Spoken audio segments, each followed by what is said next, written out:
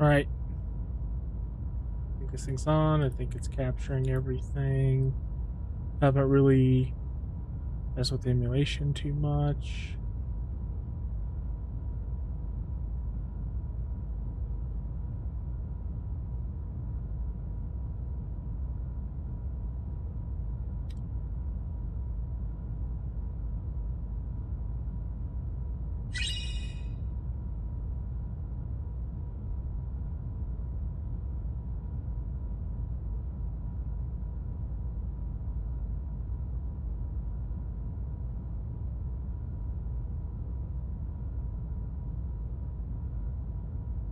Okay, good. I can see. Alright. Okay, that's good at least. I thought my chat wasn't working. Seems like something's always breaking when I stream.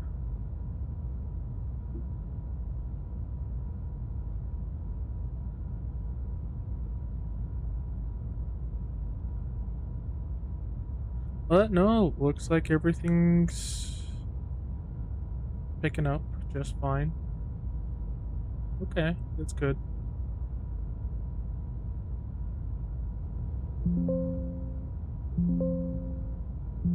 Those blings are me, not you. I'm sorry.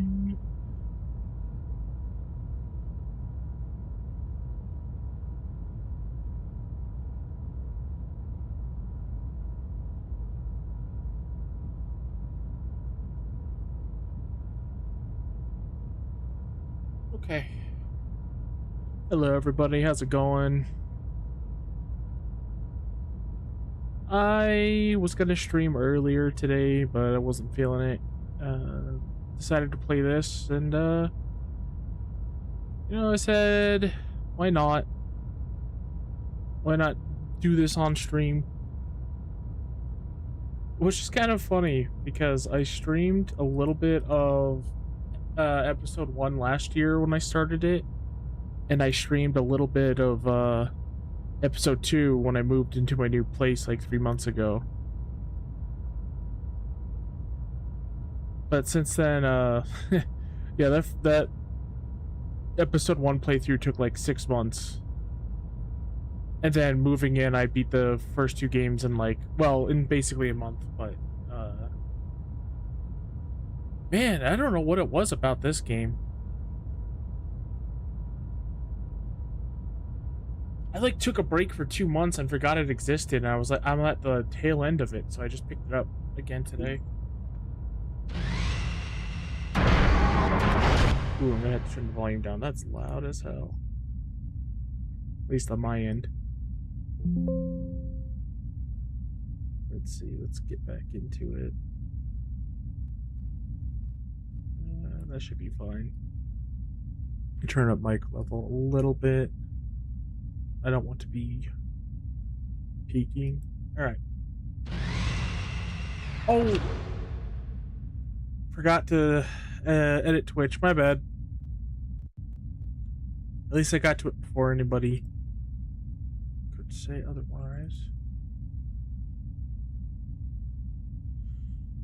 What's up, Crisps? It's complicated. Because Xenogears was made by Squaresoft, Xenosaga was published by Namco, and Xenoblade Chronicles is published and now owned by Nintendo. In the DLC for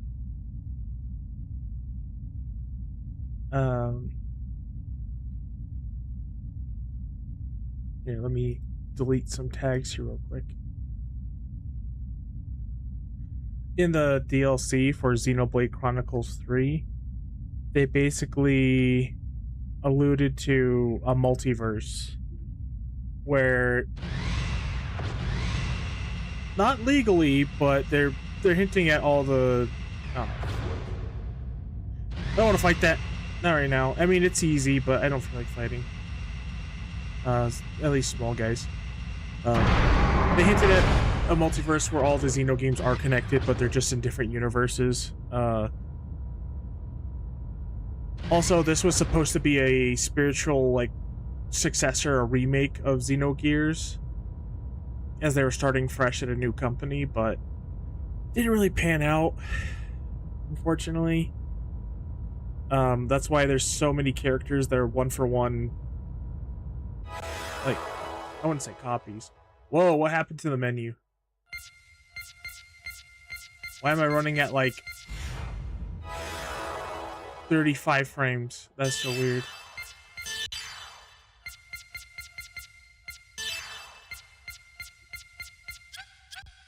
That's weird. It's when I'm on the picture menu, it runs at like 30 frames, but when I'm in here, it's at 60. Alright, that's weird, but alright.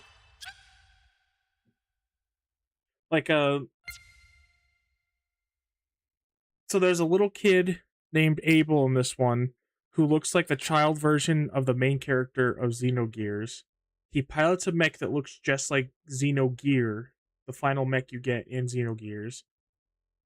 The final form of his mech in this version, its arms turned into little cables that had legally distinct versions of the main character and his love interest from Xenogears mechs. And then Shion, this character right here, she is the same, basically the same person as a character named Ellie from uh from Gears. Jin is basically Satan or Hyuga. Um, I guess you could say Cosmos is like I forgot what the Nano Machine Girl's name is, but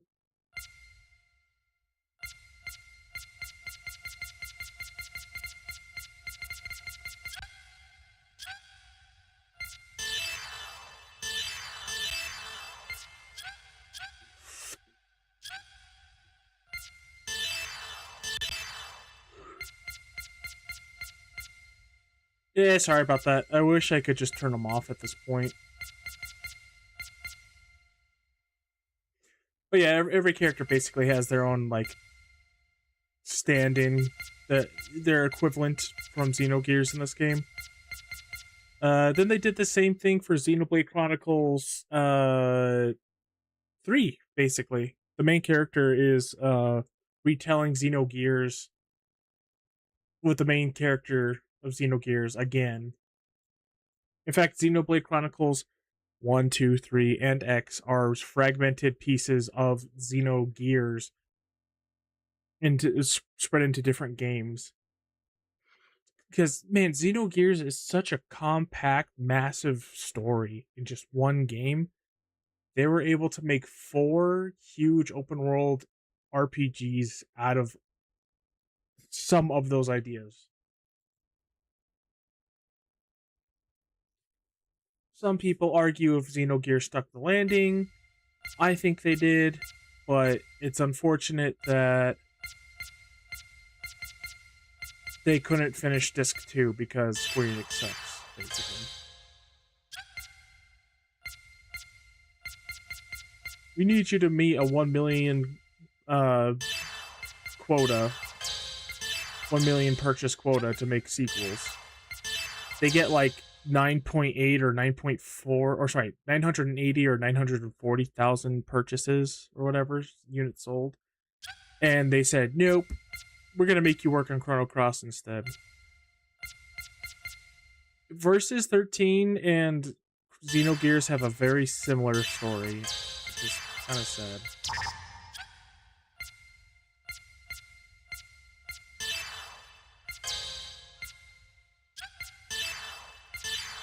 Back choke?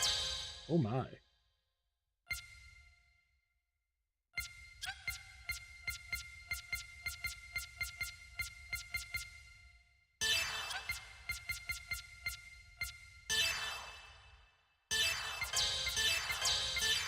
What's sad is that Xenogears has better gameplay, like combat, than Xenoblade, or sorry, not Xenoblade. Ooh, people roast me for that one. Xenogears has better combat than all the Saga games, and they had 3 games to try to work it out. I think Xenoblade Chronicles has the best combat in the series, but I guess you could say all the Xeno games are connected because they all share the same kind of like thorough line, like the same ethos, the same kind of stories. A lot of reincarnation, a lot of mysticism. Uh, Mechs usually work their way into it, except Xenoblade Chronicles 1 had the weakest, and Xenoblade Chronicles 2 had one mech in it, and Xenoblade Chronicles 3 switched to Evangelions. That was weird.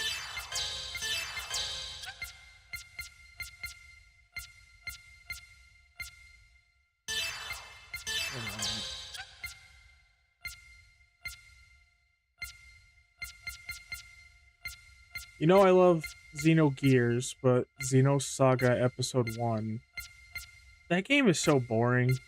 Like, it's got fantastic characters and story, but the gameplay is so slow and awkward. I can't recommend it.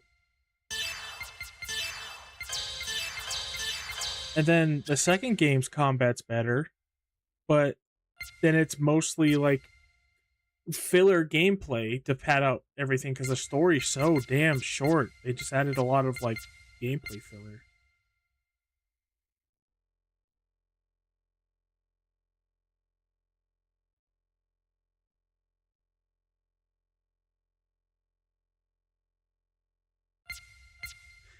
Yeah, I mean that's pretty close.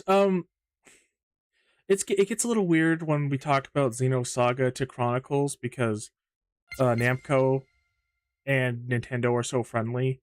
In fact, the guy who was making Tekken, who's the main Tekken guy, who just left the company. Um, he was the one who pushed for Smash Brothers to continue and to get some of those characters into it and help them make the game to what it is. Um, and so they've had a strong relationship, business relationship with each other.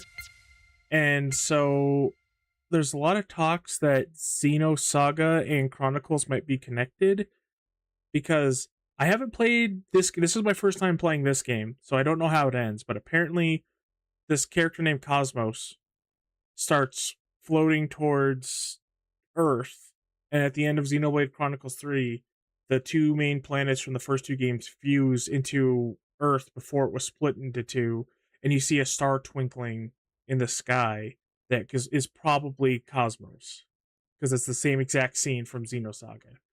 So Xenosaga and Chronicles might be connected like directly, but Gears is locked behind Square Enix, and they're holding that shit with an iron grip. They don't have a great relationship with Nintendo, and they don't have a great relationship with Namco, especially after they canceled the project they were working on for 7 Remake, where they had CyberConnect 2 working on it, who were primarily Namco at the time. So, plus, they're just weird.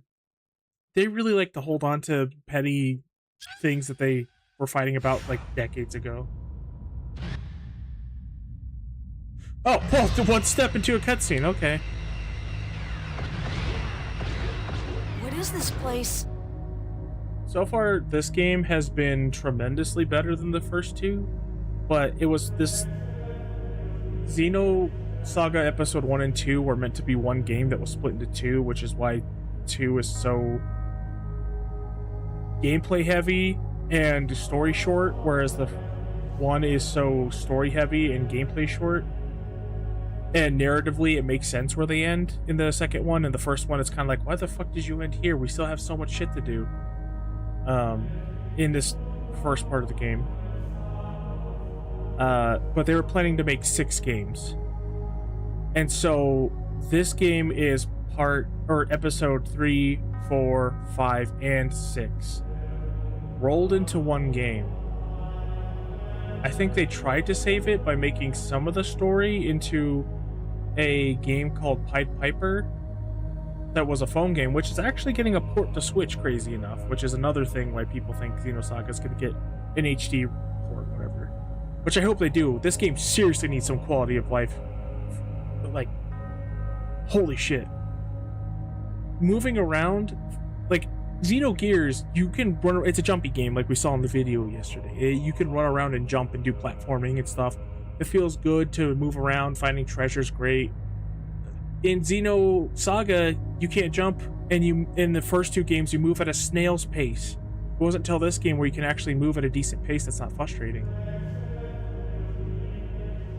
It looks like some sort of experimentation ward.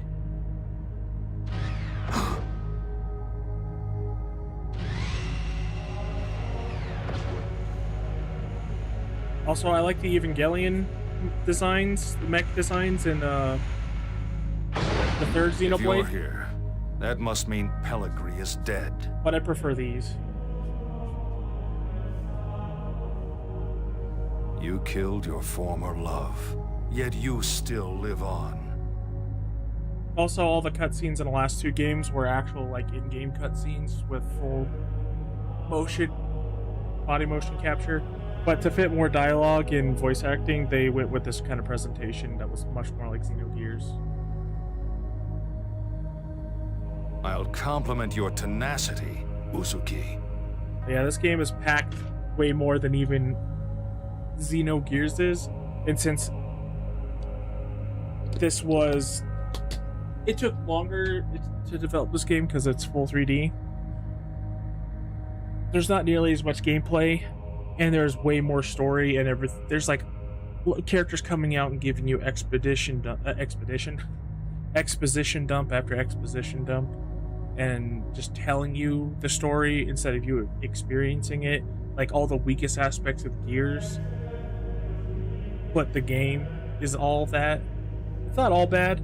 A lot of it's really good, but I feel like we're not let to breathe like we are in Xenogears, to really absorb some of the information we get and to really like think about things,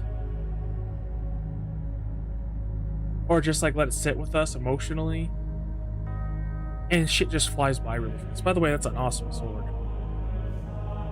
I could say the same to you, Colonel. Look at the remains of a dream. The final product of human intelligence, human technology that can surpass even God. The end result of desire for forbidden power. The very definition of a nightmare. You're the one who repeated that nightmare, Colonel. I, too, was unable to rise above my human existence. It may have been I who sealed this planet into a nightmare.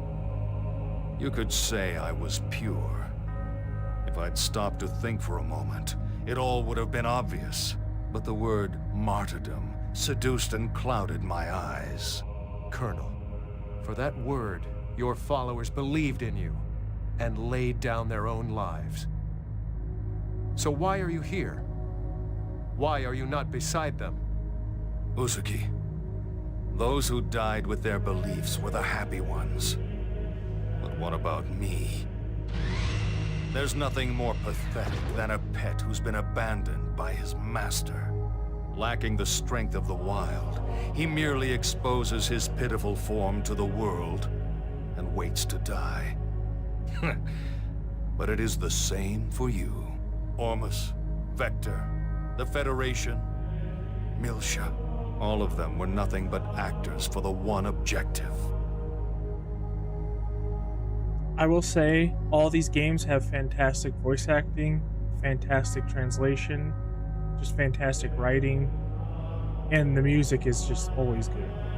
Sometimes it got a little annoying in the first two games, especially the first game, but it was like that peppy, upbeat, early 2000s vibe, so I can't really fault it. What does the term people of Zohar mean for us now? We're just fools made to dance to a tune of lies. Why do you still fight us if you know that? And that's why they made that game Pied Piper. Even a fool has his pride. But after being betrayed and rejected by all I've believed in, there is still one thing left for me. You, Uzuki. My showdown with you is the only thing that will not betray me. Yeah, we just found out that this guy, his holy pilgrimage he's been living his whole life, what he's based everything on, what he sacrificed so much for, was all fabricated. So he's kind of down in the dumps right now, and he's got a rivalry with Jin that it has actually been built up very well, even though it's cut short in this game, since the second game, because Jin was supposed to appear in the first game as episode 1 and 2 were supposed to be the same, but anyway, I don't want to go into too much You spoilers. didn't think that I would run? There's no chance of that. In the end, you and I are both beings who can only express ourselves through strength. I feel that. Not the strength part. You were able to kill Pellegrini, and I'm sure that you'll be able to satisfy me as well. Jin Uzuki. As a warrior, and as a man, I will leave my mark upon the world.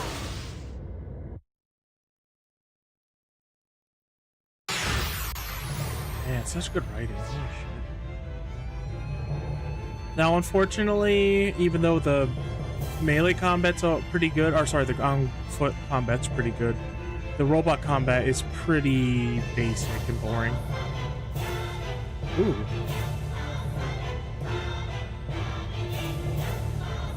Ooh.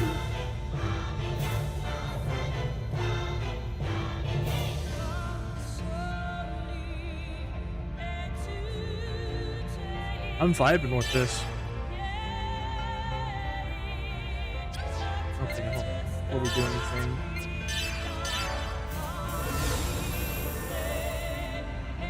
Yes, this game is very Final Fantasy. Made by ex-Final Fantasy developers. He's got the second highest HP I've ever seen.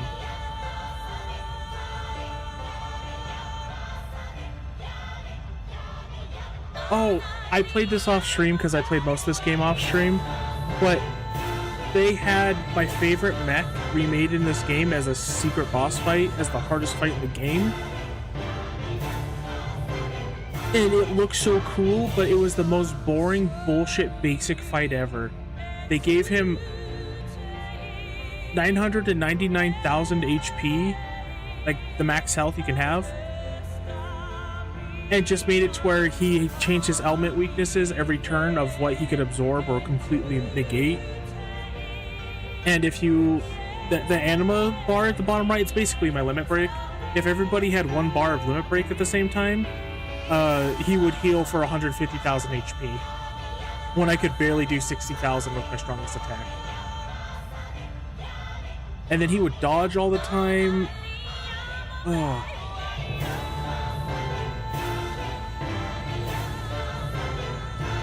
Yeah, this sounds familiar to me because of, it sounds a lot like Xenogears music to me. Like, it sounds like the final Xenogears boss battle song. Because I'm gonna be honest, I haven't played a lot of RPGs outside of the Final Fantasy wheelhouse. Because growing up, I was mainly Final Fantasy 1 through 12 until I was like 16. Those are like the only games I played. I played a few other games and RPGs, but not a lot. Okay, so he's not weak or strong to anything. A lot of HP. It's not a lot of EXP, honestly, for how strong he is. Oh, shit! Oh, he does a decent amount of damage, you know?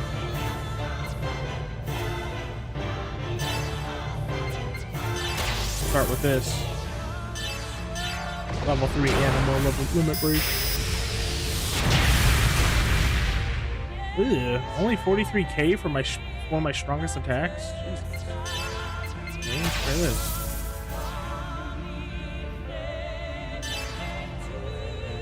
You know what?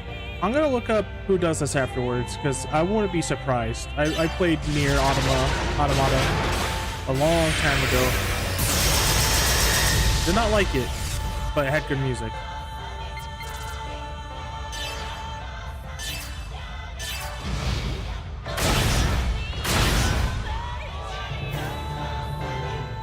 Unfortunately, like, the combat feels the best and is the fastest out of the 3 Xenosaga games, but the mech combat is so basic. You basically, like, you can't level your mechs at all. You buy equipment for them, which is how I prefer it, but all it is you buy an engine, which is their MP basically, and it regens after every turn. Or it's not even regenning, it's just like it's a max capacity for how many attacks you can select. So like I can hit this for 337 fuel, another one, and then I have just enough for 1 laser. And this is basically what mech combat amounts to. You can't use magic or anything, you can only use items.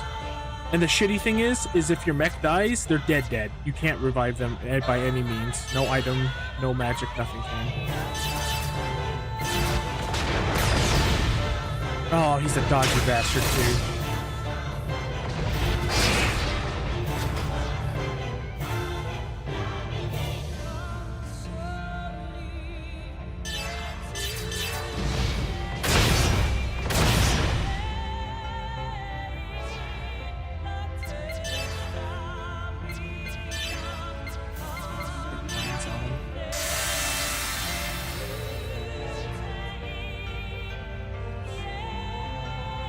Oh jeez, I didn't even know they really connected. I mean, I kind of assumed that they did, but I didn't really know how, and then after we talked about it, when we showed me the music, oh, okay.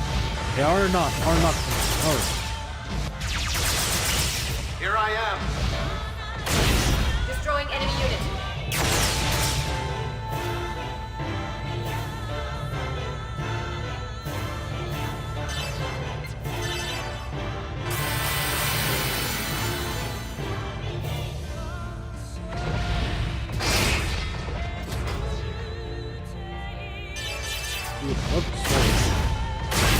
Please hit.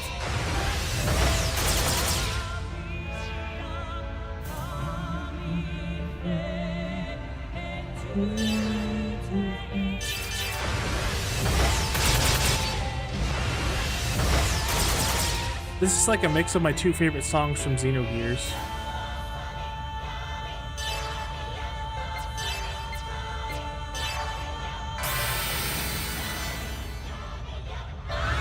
What Vara armor? What that? The fuck?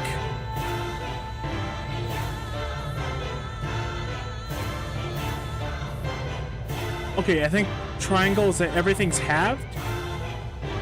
Oh, that's great. So he's got the 2nd highest HP in the game, and he also halves all damage.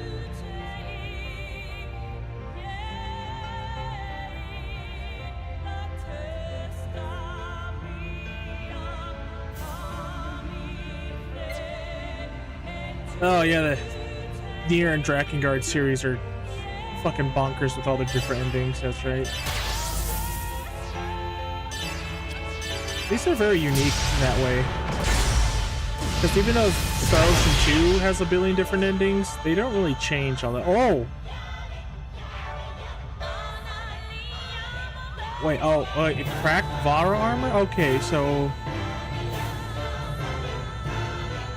is it one special attack will break it? Because it made him weak to it instead of being neutral. Oh, that's actually kind of cool. Hold on. Ooh, oh, that's a lot of damage.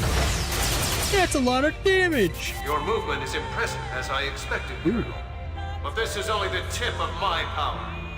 You always have something to say. Let's see how much you can talk once you've tasted my blade. Uh-oh.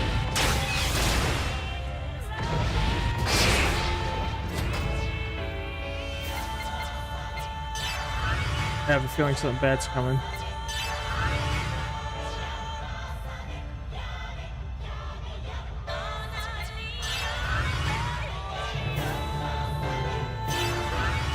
We're just gonna charge up and defend, see what he does.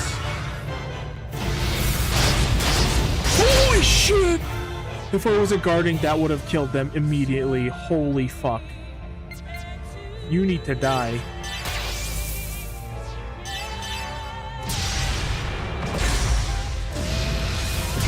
Oh, I bet they're a pain. I played Nier Replicant or whatever, but the original release on PS3.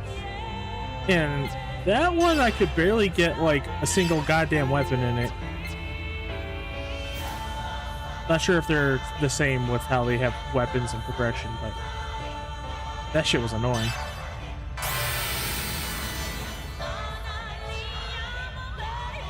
Oh, okay, it is. It is one special per turn will crack his Vara armor, make him weak to something, so eventually he'll be weak to everything. Which is fair, because he's got like the second highest HP in the freaking game. He's just a story boss.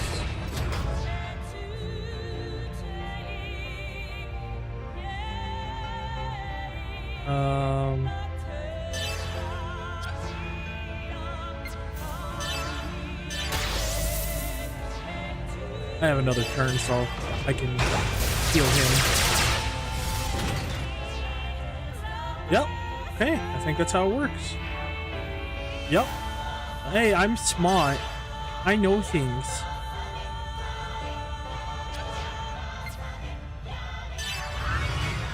Uh-oh. Okay, he's not attacking. Good.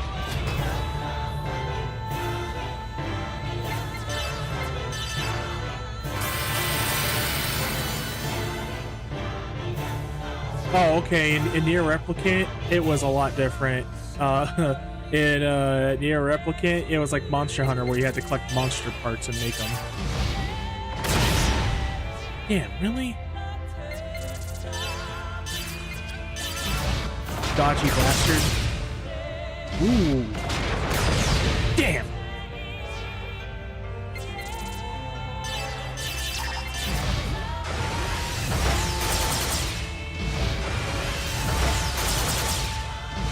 That's respectable damage. Ooh, okay.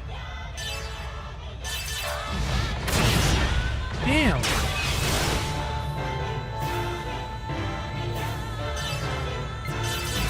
Please both hit. Damn it. I do like how the mechs freely move in battle. Dude, stop dodging.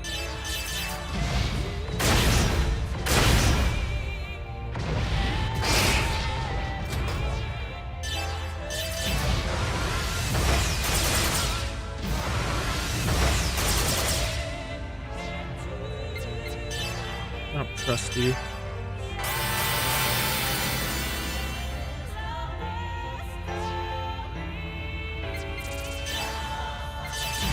Hit, hit, hit, hit. Yes. Hit, hit, hit. Yes. Damn, he's strong.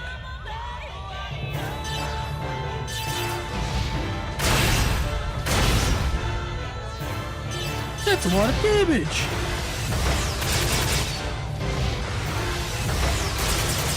Attacking!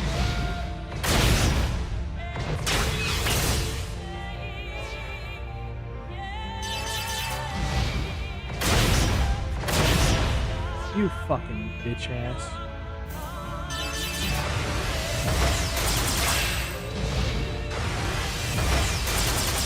Attacking!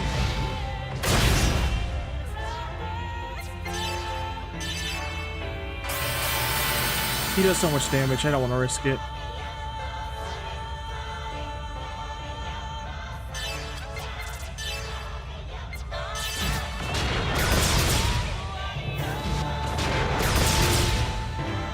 That is so much damage. What's that? Oh! Okay, that's not terrible. That's not terrible. I think his last thing is beam. Oh, it's beam?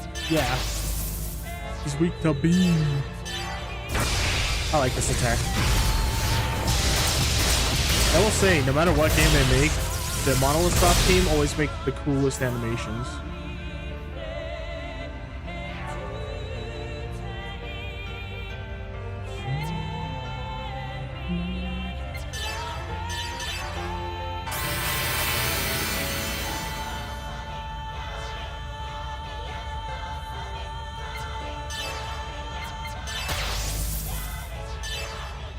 Oh wait. Okay, good, he's weak to fire. It is kind of stupid that if you do Limit Break level 1, 2, or 3, you have to do that Limit Break's level, which is pretty damn annoying.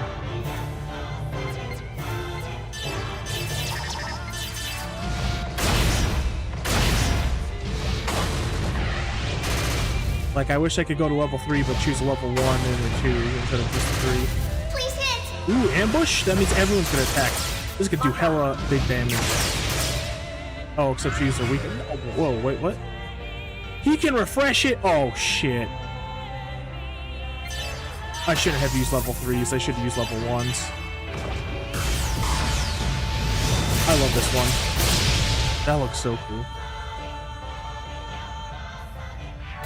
How many times have we crossed swords now, Colonel? I'll make this our last battle. I know all your pathetic techniques. Uh-oh. Oh, he's attacking twice now? Oh, he could basically kill anybody with the right shit.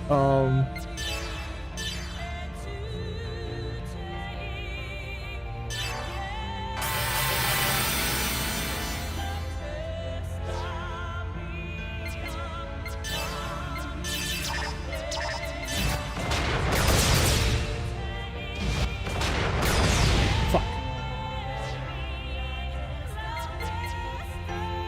I'm gonna guard. Really? I'm gonna guard again.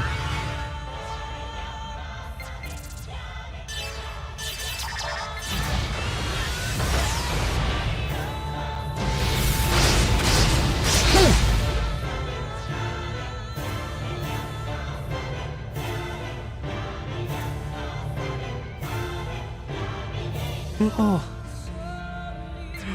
Oh my god.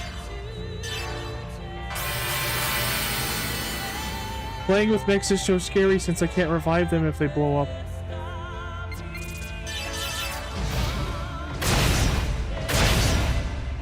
That went from... I guess that makes sense. Because if he was neutral, do 6. So when it's halved, it's 3. And then when I make him weak, it's 9,000. That makes sense.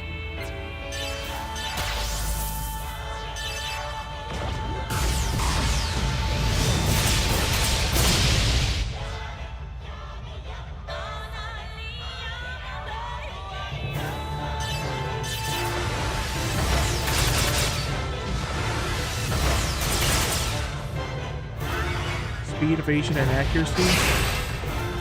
What the fuck? He just almost one-shot that bitch.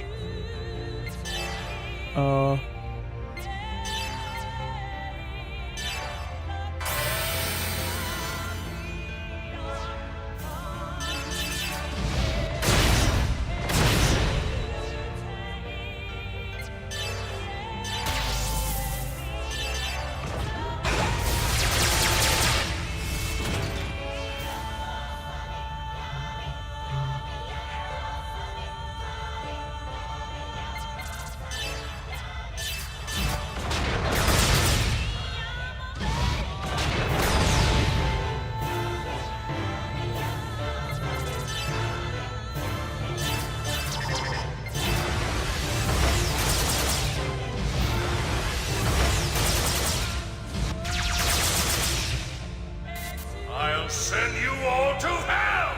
I don't like that.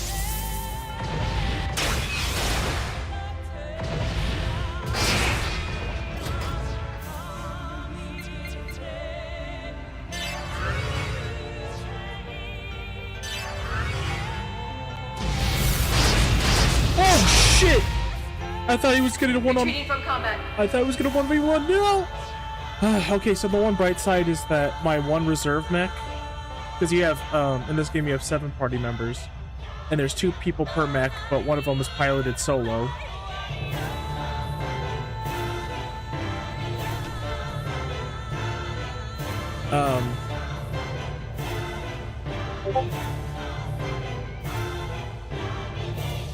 They swap in when one of them dies, but only one. So.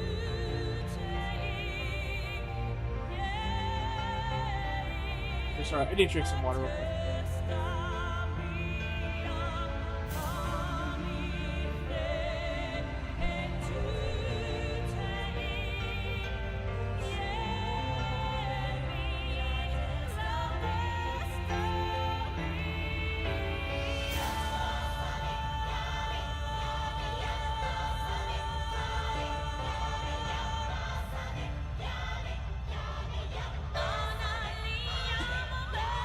Oh shit, I gotta take my meds. My bad. Like, why do I feel so fucking weird right now?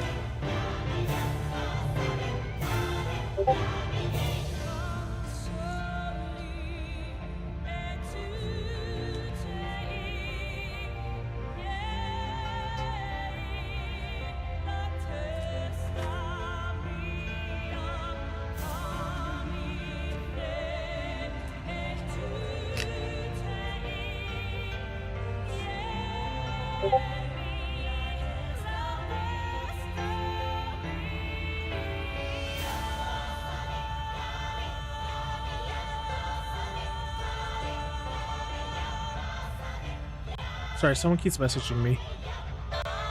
Oh my god, the emulation slows down so bad if I tab out. Holy fuck.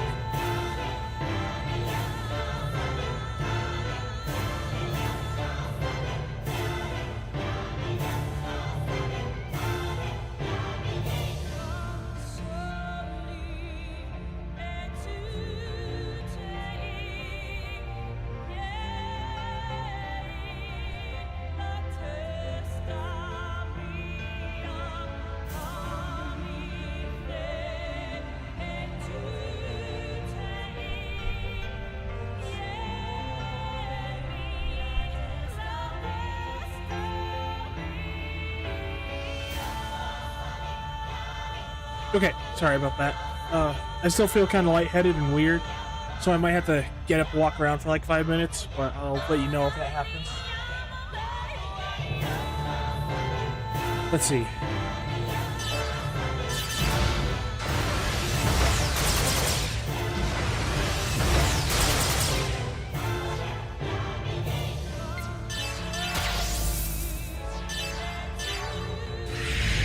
It's been a while since I used Asher, even though Asher looks awesome. He doesn't have very good weapons compared to the others, because everything is weak to beam attacks in this game, like almost everything from what I've noticed, and he kind of doesn't really have any good beam attacks. I'm so glad I put the anima acclimation accumulation bullshit on him. See, he's so weak, so weak.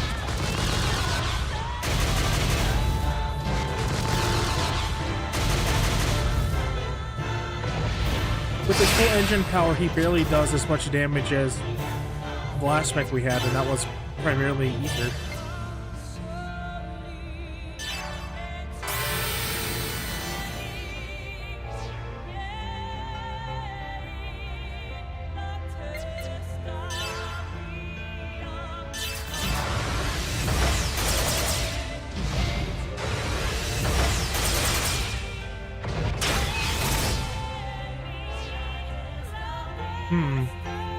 Here's the question. What HP threshold is he at? Because I could use an anima attack and get a finish strike on him, which will give me like 50% more EXP for beating him. But I want to finish him with his rival. I just don't know if I have enough damage to do that much HP, or however much that is.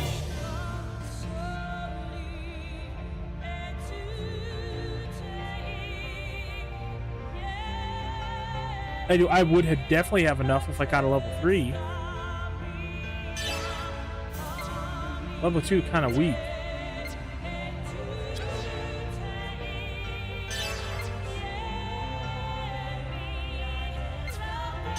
Yeah, we'll try it.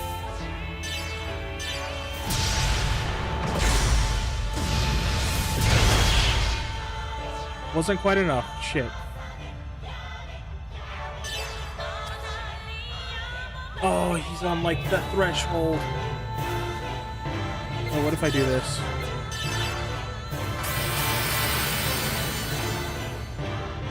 This is kind of stupid, but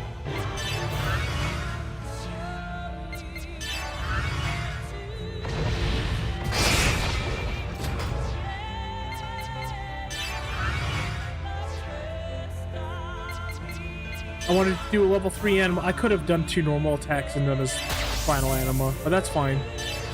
Because this one he's using a sword, and it feels more of a swordsman. Really? How much? You've got to be kidding me.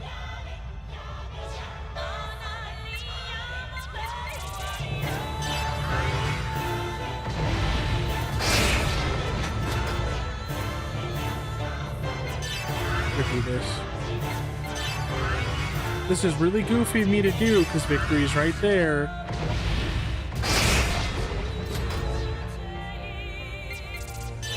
This shouldn't kill him unless I go into like a full kill-off. Ooh, okay.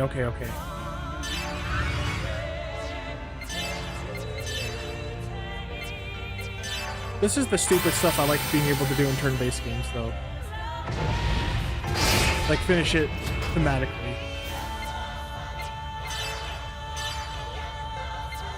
Oh, great. In the lyrics, I'm hearing, the croissant makes so yummy, yummy.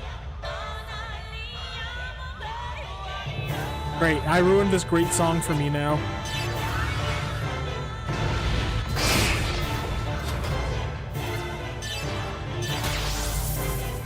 Third time's the charm.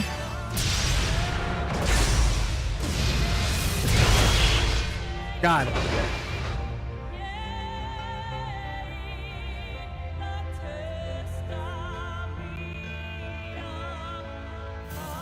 What the fuck? Whenever we get to this screen when I'm streaming, the emulation just shits the bed and goes from 60 frames to like 34. The slow-mo of this song is so bad.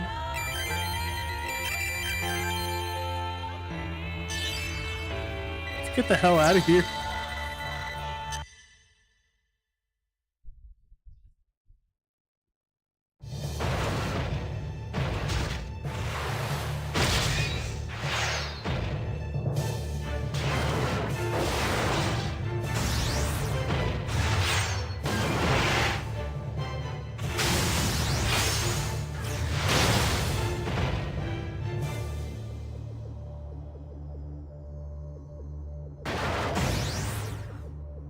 His back looks so cool. Well, well. I see that old fool at least had a good eye.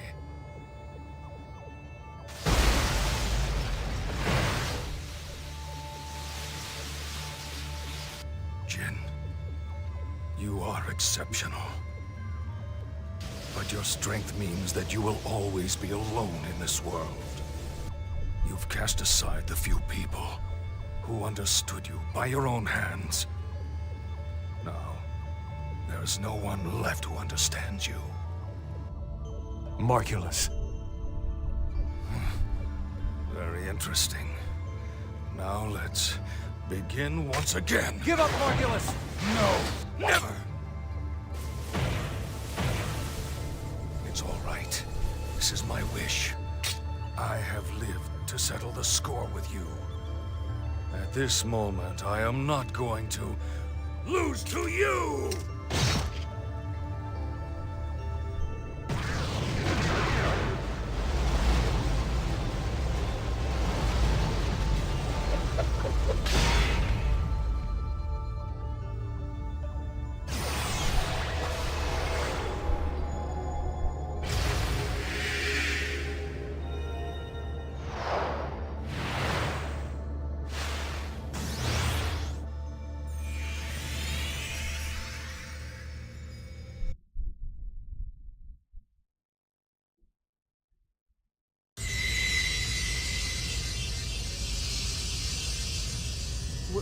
What's going on?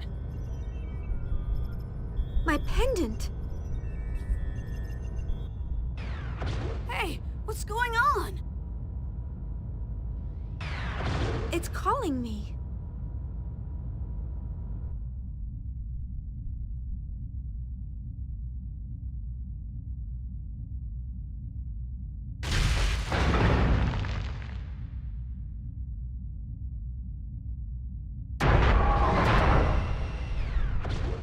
Someone ahead is calling me.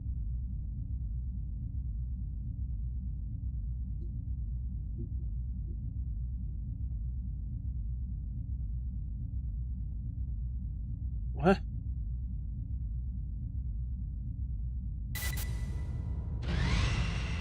Oh, I guess this is just the room where they would be holding Zohar.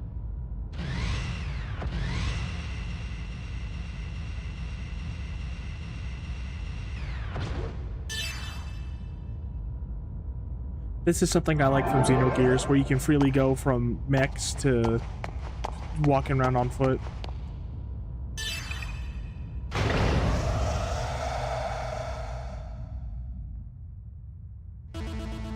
What the fuck?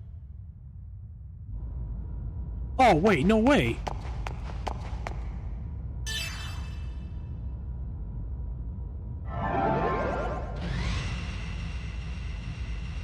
Anything else in here before I head out?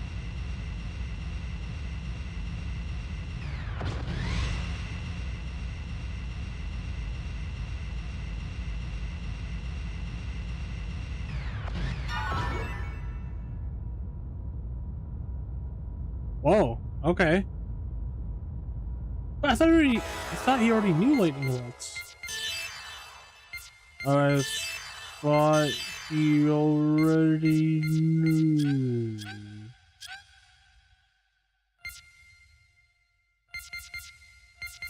How do I check their attacks? I just can see their oh, there we go.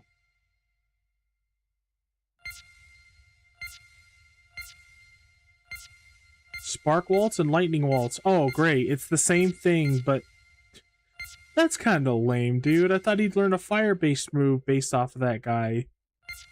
But he just learned his first special attack? Just stronger?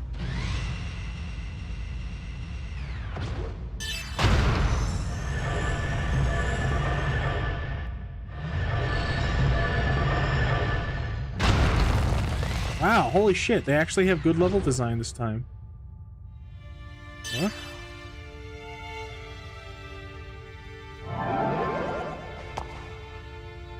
No response. In the other games, they were so mean with dungeons, making you have to fucking walk all the way back out if you needed items or something. But they do the Kingdom Hearts 2 thing where they put a shop everywhere, like by every fucking save point, which I'm not a fan of. But this one at least lets you leave the dungeon and go back to your ship, because the ship's like 3 maps away now instead of like 20. That's nice.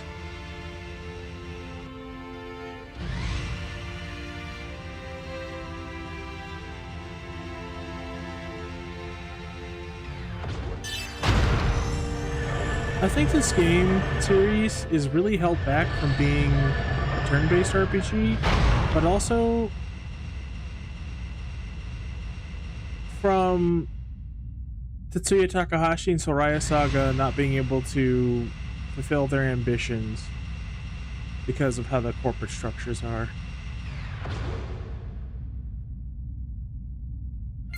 Wait, there's a save point right here. What the fuck? I just gotta save real quick. Okay. So we're gonna do some actual ground stuff. I think it's kind of lame we fought him in the final battle as his mech, but I guess it makes sense for the story. Because I thought him and Jin having a one-on-one duel would be cooler on foot. Also, best female character design, way better than Nier Automata's 2B or whatever.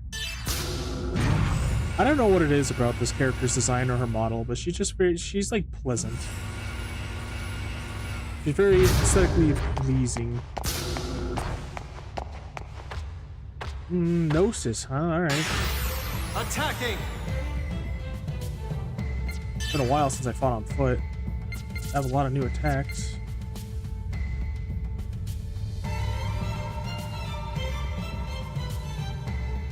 So what's this? Increase on physical power and ether attack power.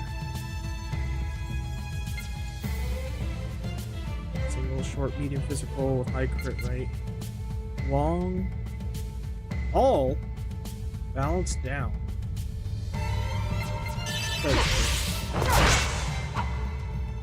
Oh yeah, shit, I can absorb damage now. That's awesome. Forgot I got that accessory.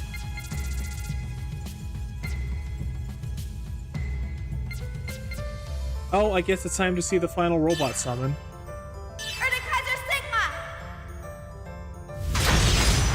So this was the real final super boss, but if you find all the other robot summons, he's a pushover, and you just get him to summon, and you get an accessory that makes all ether attacks or magic attacks 1 MP. Holy shit! Holy shit!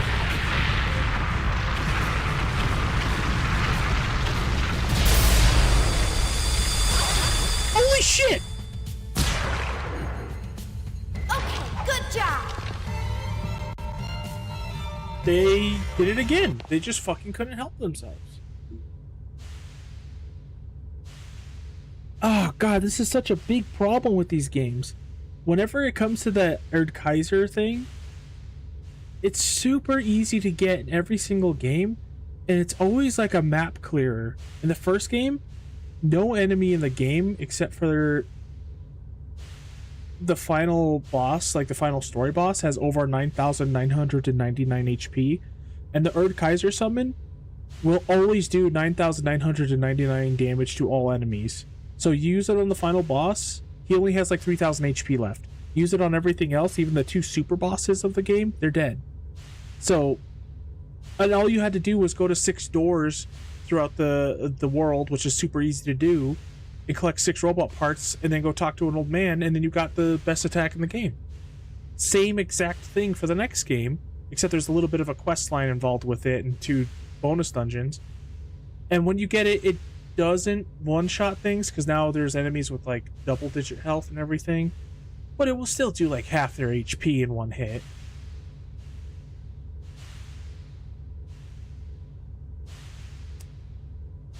Oh, yeah, yeah, I guess I did. I fucking killed. Jesus Christ. Yeah, sorry, I was venting a little bit because I really want to love these games, but every time they make a good battle system, they undermine it by having something that just one-shots or just destroys everything. Like, at the beginning of the game, let's see, where is it? You just get Erdkaiser, which it costs 40 EP. Erdkaiser! And it's their Erdkaiser from the first game that one-shot everything.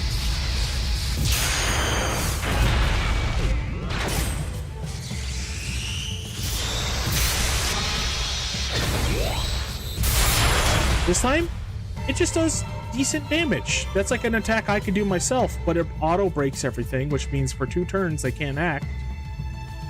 And some of them take extra damage.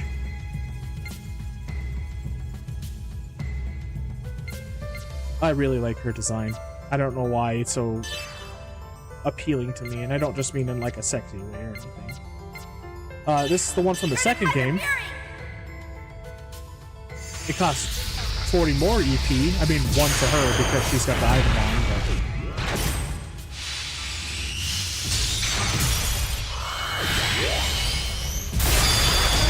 it does a lot more damage, but it still does the break. They're all element based though, so you know, some of them absorb it. Here's this, the evil one from the second game, which was part of the storyline with it. Now this one is almost broken. It does the most break damage out of all of them, and the most damage. It costs the most as well. Also, it looks like a Gundam because, you know, Namco games. Namco Bandai. All system. So you just use those against that boss, and you break his shields. He summons shields that are broken by specific Erdkaisers. And then he's weak to everything, and you could just destroy him super easy. And so I did, and now I have... That was my first time summoning Sigma, and Sigma just kills everything. Also, this game at the beginning has huge human parts fights. Let's see, how much does it cost usually? It costs 99. That's fair. 99 for the super powerful robot when I could... And I think it's limited to 1 per fight? No, I don't think so. Not this game. I want to see his other attacks anyway. I didn't level these guys up just to have a robot do all my work for me. That is so lazy. That's just his other animation. Oh my god, this game is... So, like Xenogears, where you had to put the button inputs to do different combos, to do different attacks. They did something similar to Xenosaga Episode 1, where you could press square for short range and triangle for long range, and then O would be special equipped weapons or whatever, or you could use them in a combo to do a finisher, like the killing blows in Xenogears. And it was a mixed bag because they added a cost to it, so you couldn't just spam it, but eventually you could. It's complicated, I won't get into it. But then the second game, they kept a similar system, but you can only press square, square, square, square, square, square, triangle, triangle, triangle, triangle, square, square, or triangle, triangle, triangle, triangle. After those two inputs, because a square, square would be one physical attack, and a triangle, triangle would be one ranged attack, or aether attack, depending on the character. Very weird system. You could hit O to do finishers, and depending on the character, they would do a Xenoblade Chronicles thing where they would knock them on the floor or knock them in the air, which they did days for Xenoblade Chronicles 1, where it's kind of a knockdown. Xenoblade Chronicles 2, they re-added the knock them in the air, but they made it silly by making them spin in the air like a goof, like a Looney Tunes cartoon. But then Xenoblade Chronicles 3, they fully added that same combat. Like, you can either knock them down or knock them in the air, and you'll do extra damage, or they'll drop extra items, or whatever. So it's really weird how this game kind of came full circle. I'm not just talking with the screen sitting there for any reason, I promise.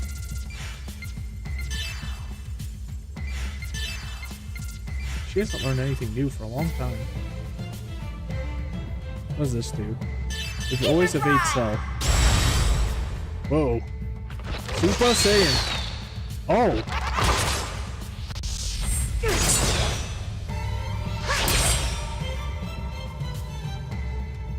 Does she even... Oh, she does. She has a lot of new attacks.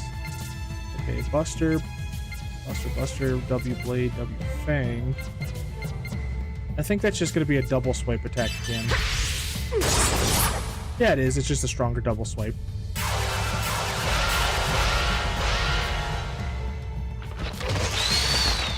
Okay, so just as long as she's glowing, she's going to be dodging. That's kind of cool. So this Dark Knight skill is just this Raging Sea skill, but better.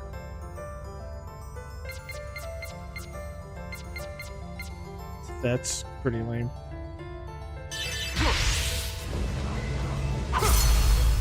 Oh, that's a little unique looking.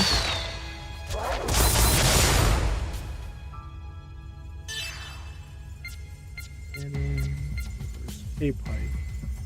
So the new attacks are B-Bind, K-Pike, Valkyrie, and B-Spike. That's just her axe kick. Come on. Oh, better use the crystal on her. Anti-crystal. Because it's like Petrify in Final Fantasy, except it removes you from battle permanently.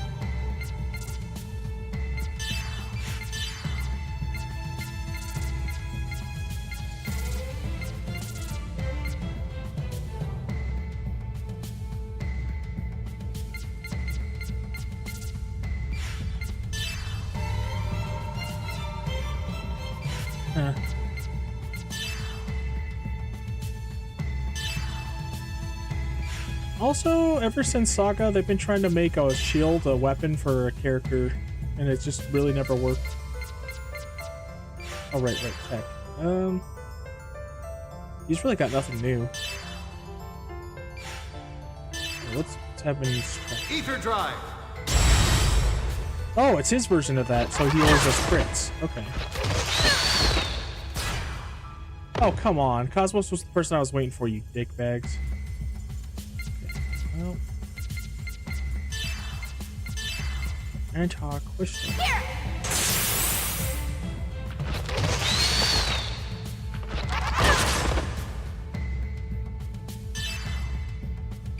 Stolen ether.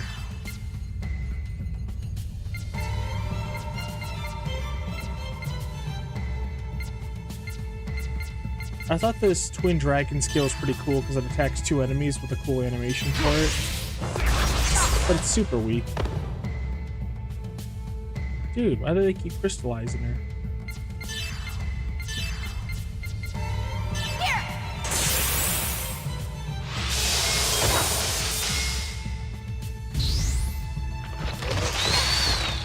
Oh shit. So, even though this game they don't have the combo system back, they made it more of a traditional turn-based game. They did add a lot of cool things like, well, the boost has always been there. A boost, you can pop a boost to skip in your turn in front of another person's turn or an enemy's turn. Or you can use a special attack with it. It takes 4? I can't even use 4 right now. I have to equip an item for that. But they added like counters, like revenge stuff, like a lot of cool things. So it's not just the plain Jane turn-based system, which I appreciate.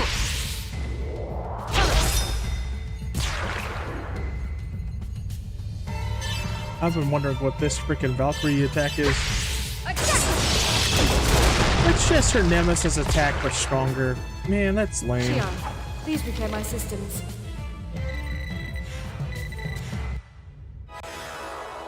Oh, she's at 1 HP.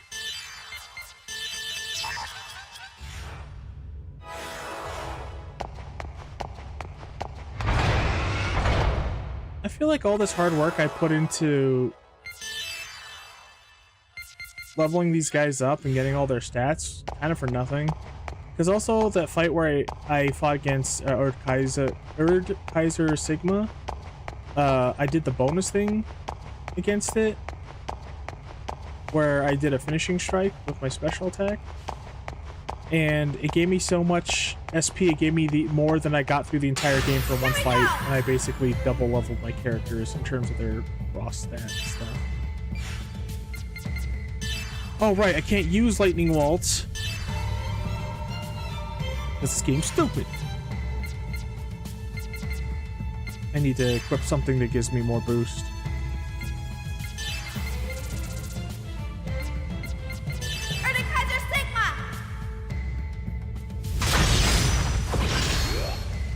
It's a cool animation even though it's long, and I appreciate that.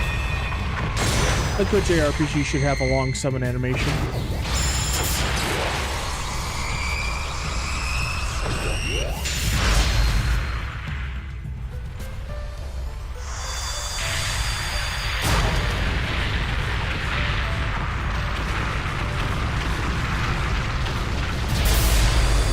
Goodbye, Neo Tokyo. And it looks like it does neutral damage too, because all of them had different elemental weaknesses and it just went right through it.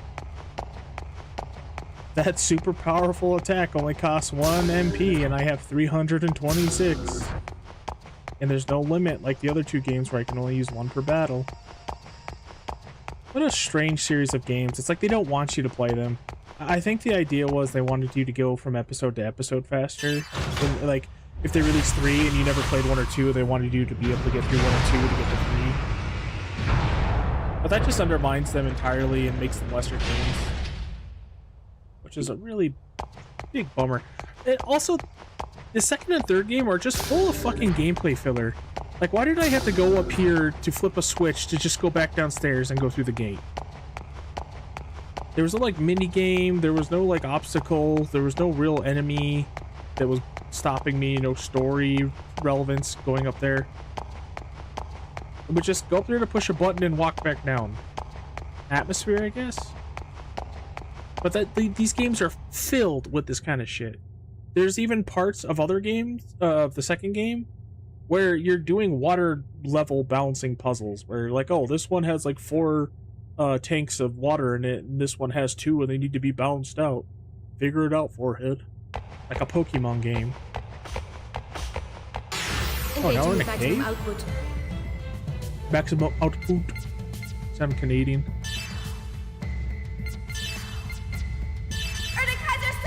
Like, I really want to just love these games, but they just keep fighting me the entire time.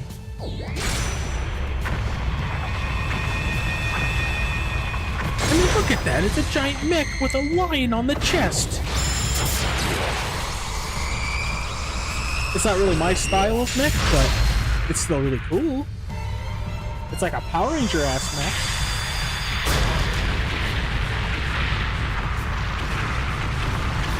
It's so low!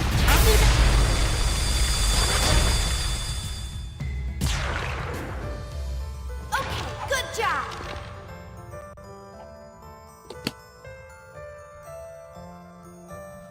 Oh, look at that. 666 EXP.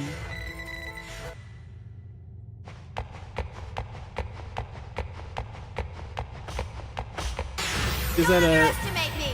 Shin Megami thingy again? Or am I just being stupid and not remembering something?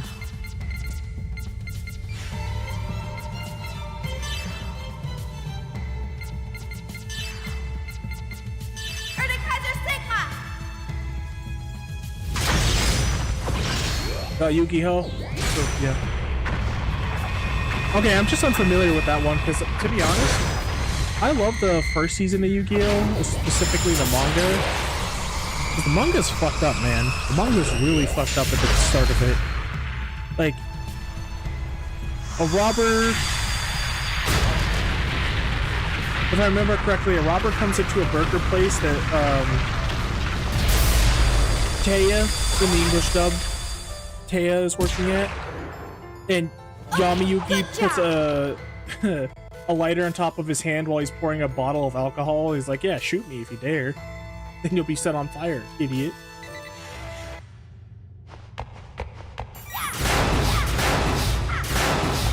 It had nothing to do with cards for the longest time, and then there was like Seto Kaiba popped up for one card game, and then the whole manga became card games. Oh yeah, didn't the creator of the manga pass away a couple years ago? He was just scuba diving and then, like, he died.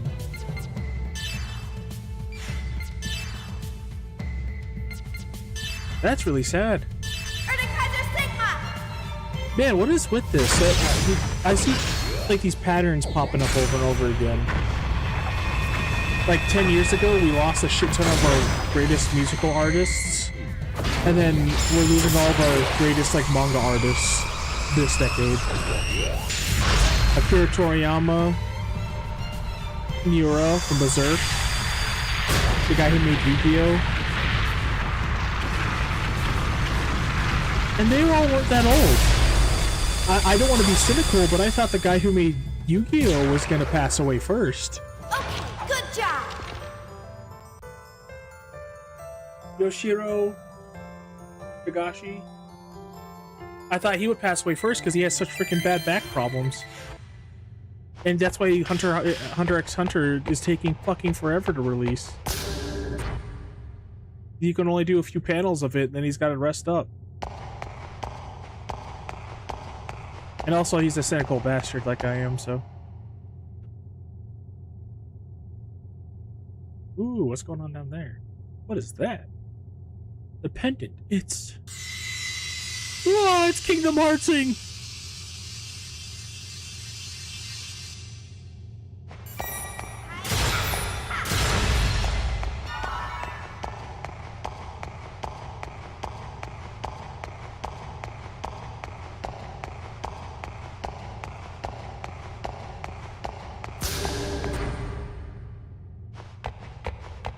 Oh, I feel so bad.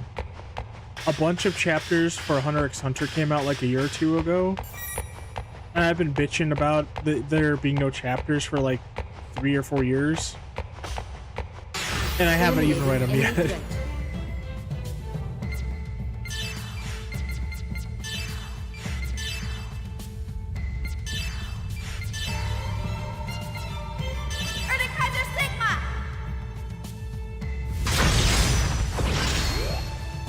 Yeah, when did you get into Yu-Gi-Oh? Because I started with vanilla Yu-Gi-Oh! And then when my little brother got into it, that's when the XYZ summons popped up. And I liked the XYZ summons, I thought they were interesting. But then I tried playing it again like 3 or 4 years ago with that mobile game that came out. Not the mobile, it is a mobile game too, the Duel Masters one, the second mobile game that came out. And it was all basically having a named deck that summoned itself and did 20 things in one turn. With like white commander cards or what, something like that, and I just was not a fan. Like, I don't like what Yu-Gi-Oh! Has become. Oh, I think that's how you're supposed to play it. Hey, Sanic, you're getting banned. Get the fuck out of here.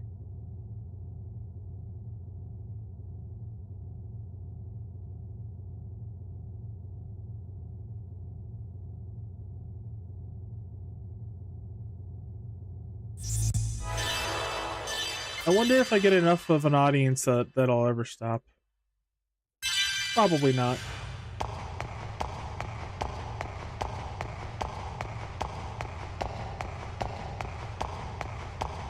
I think that's how you should play the Yu-Gi-Oh! Game. It's just play it with the anime rules and have fun. Yeah, power creep for sure. It's like way too freaking optimized, and the whole game is about, like, how my little brother explained it to me is that you have a named deck that you have a few cards that might not be named, but you play like one card that'll play like 15 other cards, and it's all about canceling your opponent, like having a cancel card to stop them from doing that. And as soon as you do that, it's whoever can get their setup first who wins. So Yu-Gi-Oh! Went from being a game that took like hours to complete one game to taking 2 turns. They just can't figure it out. But I like the more anime rules, or the original rules of the game, where it's like it didn't matter about having named or themed decks. You just wanted to get certain cards that were really good and see what synergized and made strategies based off of that. And it was all about seeing what you could get from your deck and trying to... It's kind of the same mentality as Balatro, just trying to like get the best average you possibly can, not trying to optimize.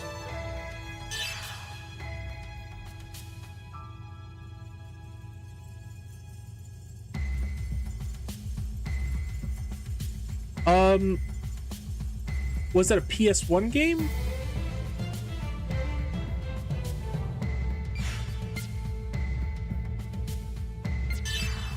Or was it like a Game Boy Advance game?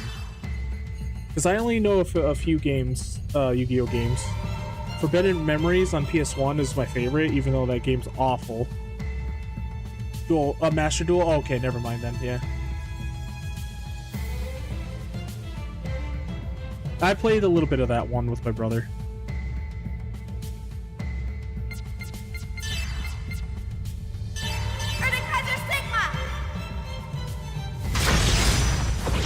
I bounced off of it pretty quick. Yeah, I would assume Yugi's deck isn't very good.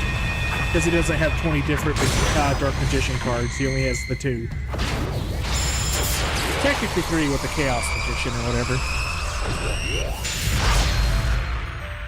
Like, I thought the Chaos summons, or the Ritual summons, were pretty cool. The Fusion monsters were cool.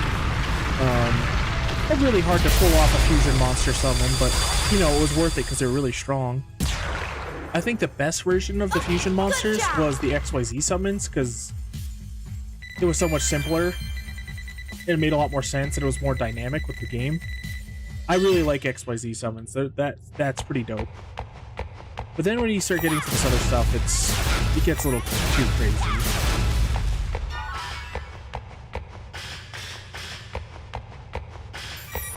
Like, yeah, seriously, like getting full named themed decks, it's just pretty lame, honestly. It's like buying pre-packs or whatever. Synchro summons, isn't that from GX? I forgot, what were synchro summons again? I'm trying to remember.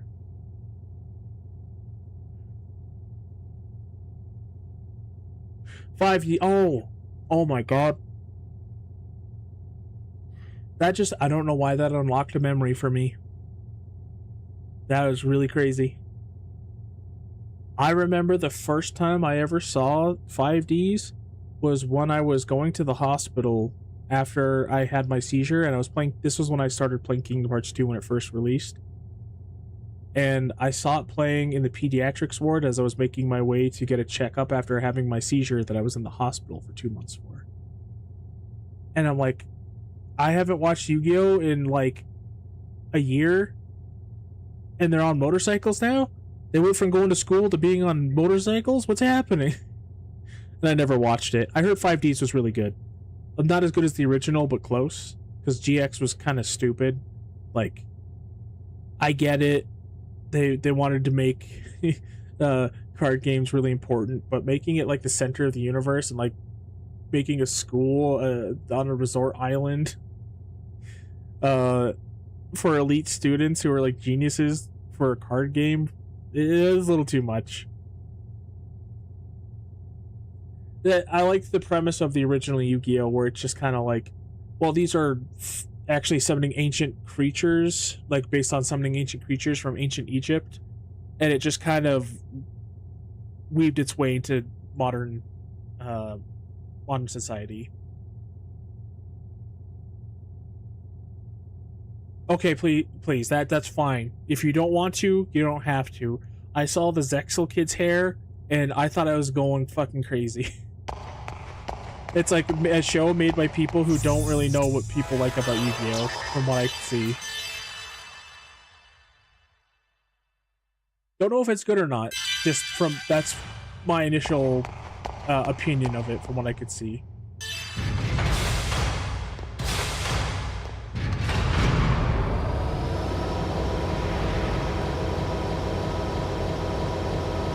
Like, oh yeah, people love the crazy hair from Yu-Gi-Oh, right? They gotta have crazy hair with like 5 different colors in it, right? They're spiked in 6 different ways.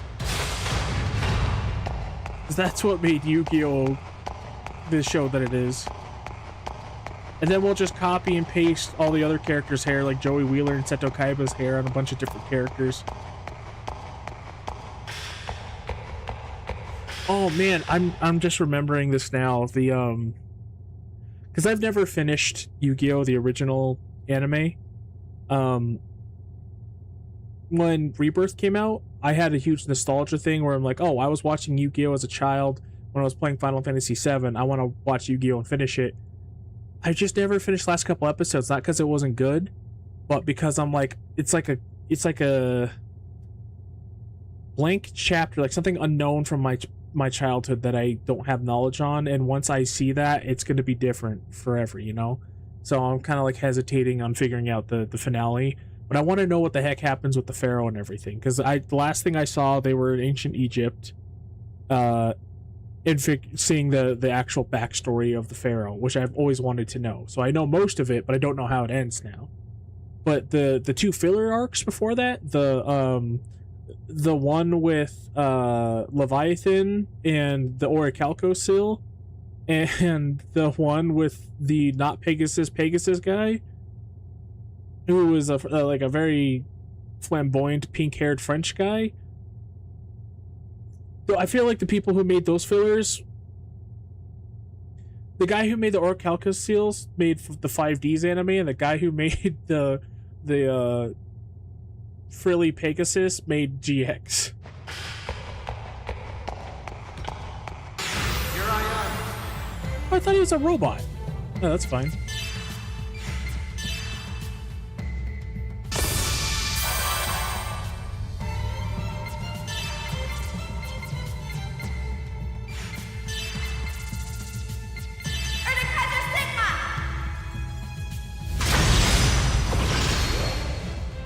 I will give this game credit though. There was a lot more gameplay to unlock this one, so I played most of the game before I could just cheese it, but I'm about to fight the final boss of the story and probably like even 3 hits.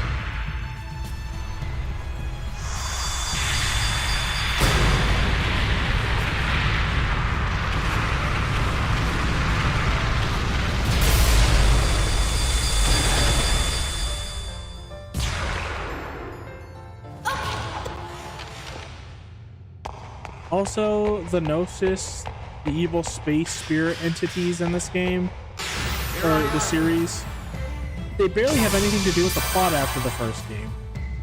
Like, they had everything to do with the first game. They were barely in the second game, and then this game they showed their origins and where they came from, but they haven't done anything in the current story besides summon a giant spaceship. Fuck, I used the wrong command.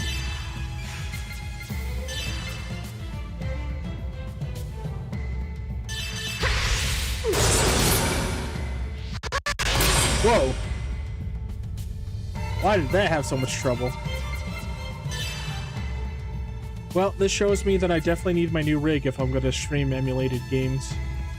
So we might not be able to do Dirge of Cerberus, but I want to do the last story and some other slightly more modern games on here.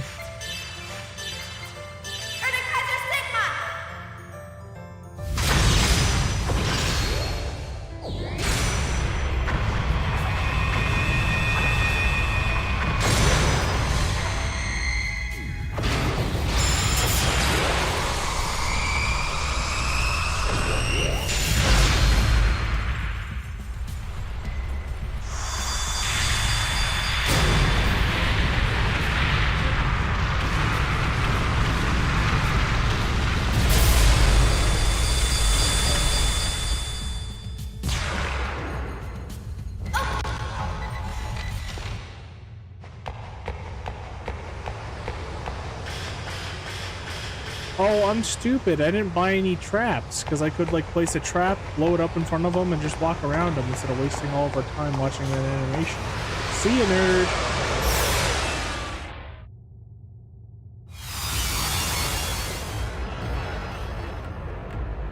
Ooh, the emulation does not like this place. Let's hurry the hell out of here.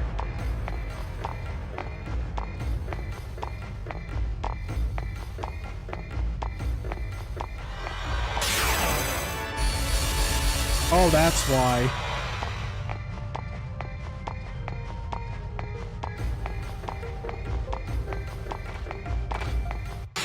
Here I am. Oh, those are the Gnosis. The one on the far left are the Gnosis from the first game that were a mini super boss in the second game. Because they were so shorthand on content. Are you tired of seeing this animation yet?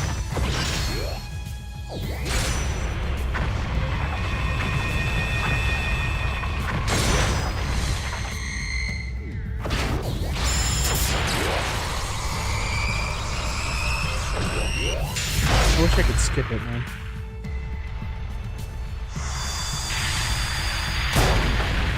I do like the cinematography of it, though, like the little shaky camera view, and then the zoom in.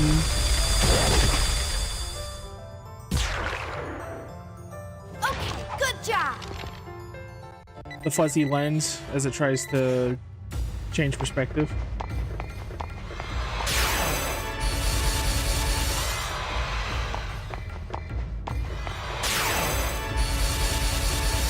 Okay.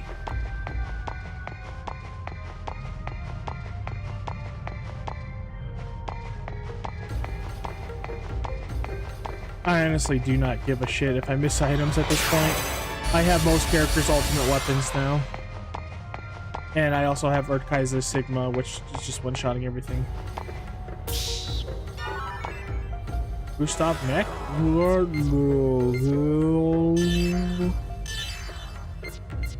Crystal Caves is my final fantasy.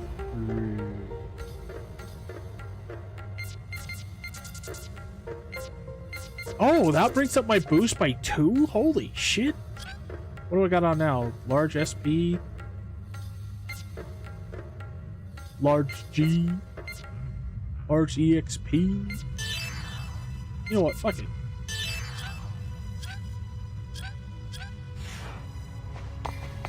Oh, something they ditched All combat system limits off. from the second game is double attacks. They did a little Chrono Trigger double attack kind of thing. It was really jank on how they did it, but they did it. And these guys are the guys who made Chrono Trigger. So.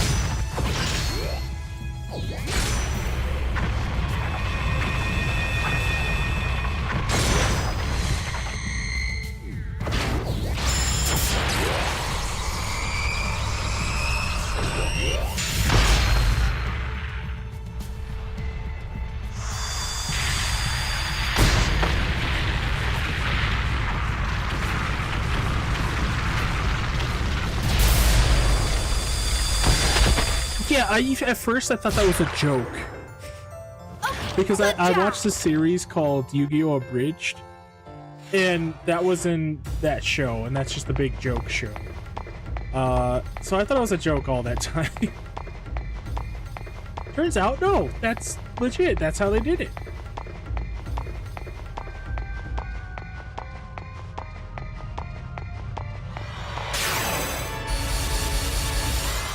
I mean, technically it's still a joke.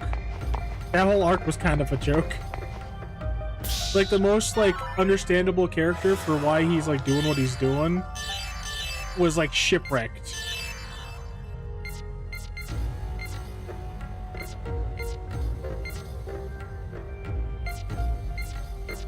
Oh, I get more attack, less defense. I'm okay with that. The guy with the blonde hair, All combat system limits off. who's all broody. I forgot exactly what his story was, too. I think it ended up being pretty dumb. Wait, is that a penis with a mouth? What the fuck am I looking at?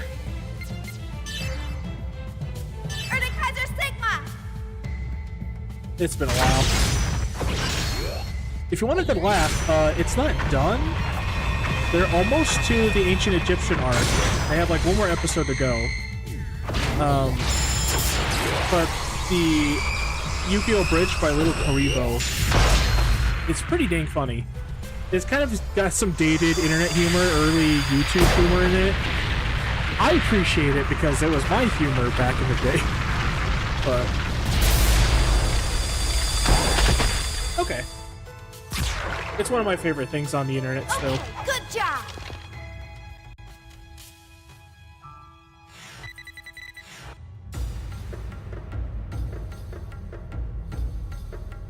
It gets both better and worse as it goes. Because some things get better, some things get worse. I think that it was a little funnier when it was just like a snappy little internet show. But it became a little bit more elaborate as time went on. But it's still kind of a goofy, dumb show. So, I don't know. It's still good. It's still a great show. It changed, and I'm not sure if I like the changes so much.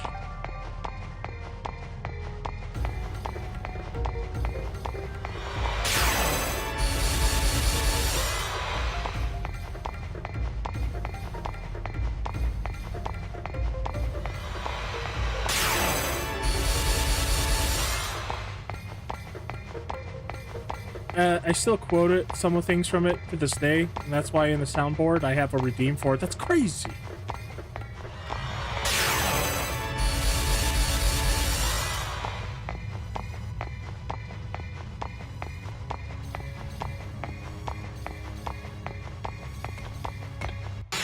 Engaging with maximum output. Maximum output. Alright, let's see what his final limit break is.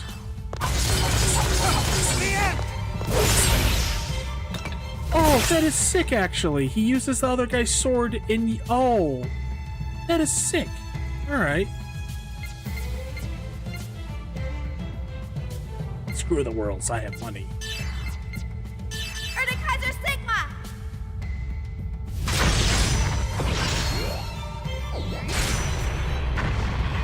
That was back in the day when anybody could just make whatever on YouTube and it would get popular.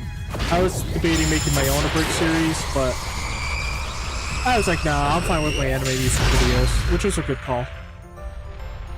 Because now they're deleted from copyright, nobody has to suffer them ever again.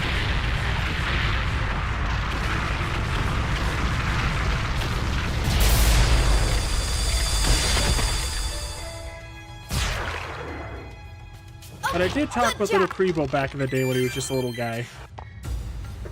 And see if I could help him with the show, and I was going to. But I forgot what happened. Something, I screwed up and did something stupid.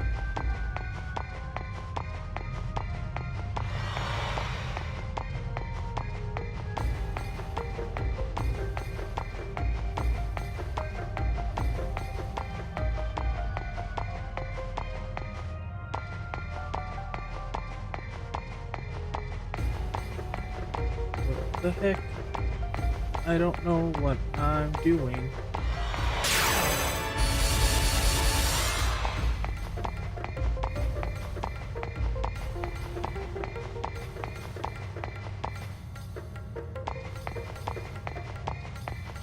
Oh, wait a second.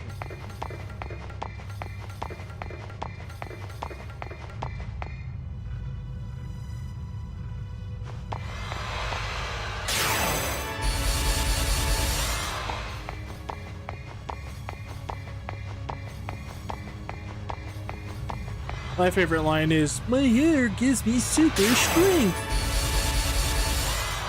Or, "In a few hours, the sun will rise." I quoted that all the time to my friends who didn't watch Yu-Gi-Oh! And they're like, what the fuck are you talking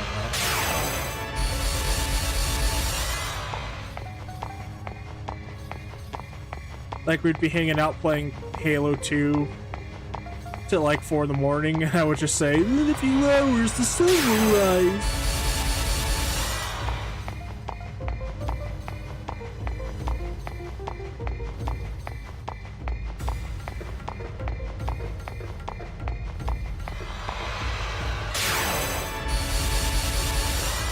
I'm not using my brain at all.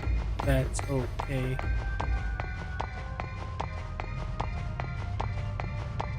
Okay, so I have to funnel myself through a path. I wish I could see the whole map. But I need to funnel myself through kind of like a zigzag.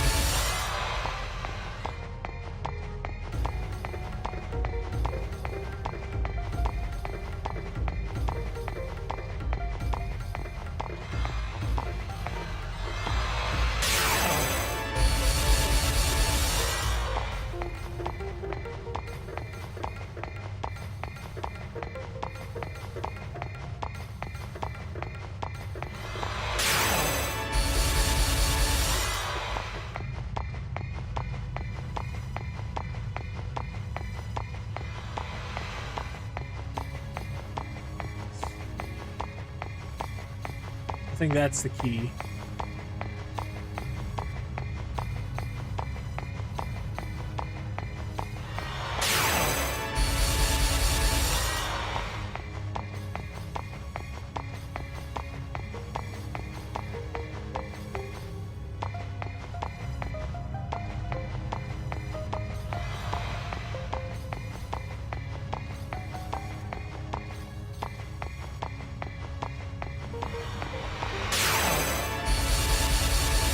So I need to figure out how to get a path through that way.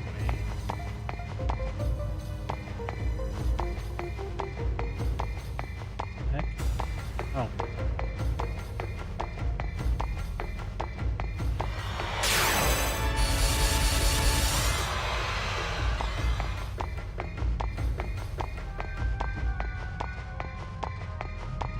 I'm just kind of winging it. I'm not really thinking about it. If I stop to think about it, it'd probably be simple. Maybe I just figured it out on accident just now. Nope.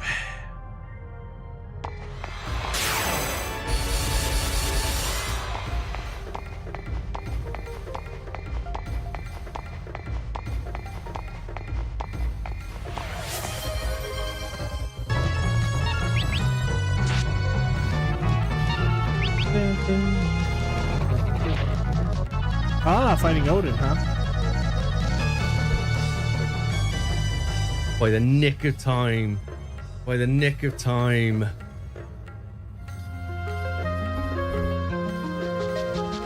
Time's up. That's so shit. Oh my god. The game's cheating. He was so polite about that. He was so nice about that. What the hell? It's just like, oh, getting to the bottom of this dungeon that took me a long ass time, and the boss cheated. Boss cheated. I'd be pissed. You know me, I'd be fucking. Go fucking. I press square, motherfucker. Goddamn piece of shit game.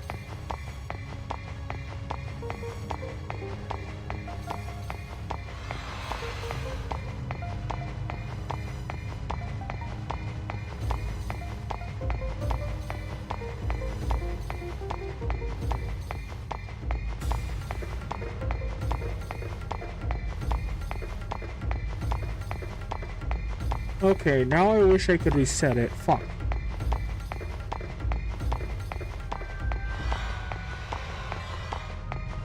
That is so mean, though. It's like really hard to get to that. Actually, I think it's at the bottom of one of the castles in the second. Well, I won't say because of spoilers, but it's like at the bottom of a castle, and it's not too hard to get to. I think there's a lot of imps that can fuck you up.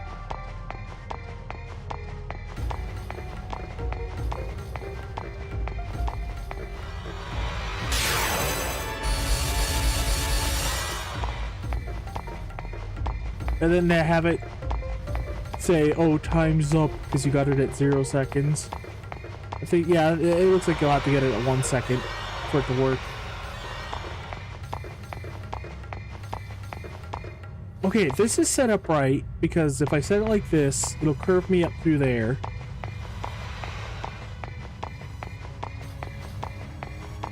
Yeah, the summons are a little weird in that game.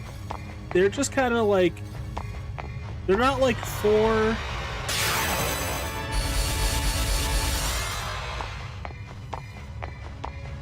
You know, actually, I think 5 is really close to 3. It's like very similar to 3 in a lot of ways.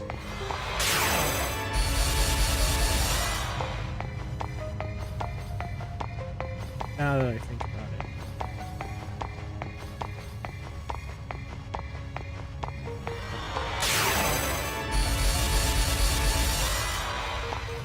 Yeah, you fight him, get the summon. Because, I mean, they both have the same class system, and you fight summons to get the summons. It's not like 7, where you just kind of find them on the floor. You never actually fight any summons. In 7 Remake, you do.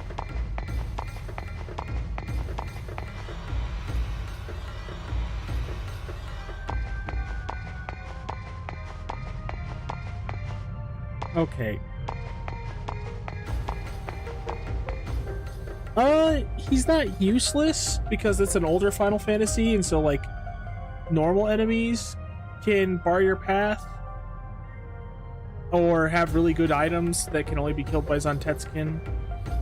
I don't think it's till Final Fantasy VII where if you summon him during a boss, he'll do a really powerful attack with his spear, Gognir, instead of using Zantetsuken. That won't work.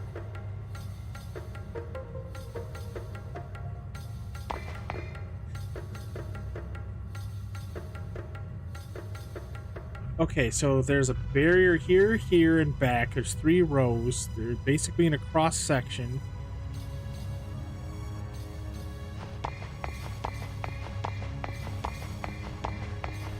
If I put this down on like paper or something, I could figure it out really fast, but man, I'm lazy.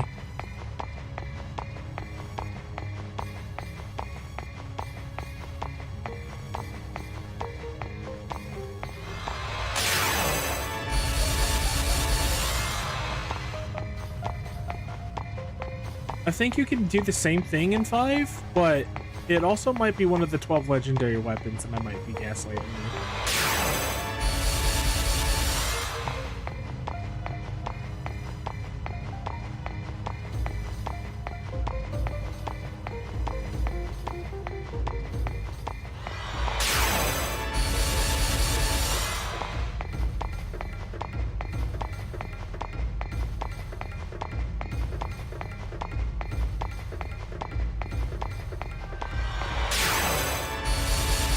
Okay, that pathway is set up.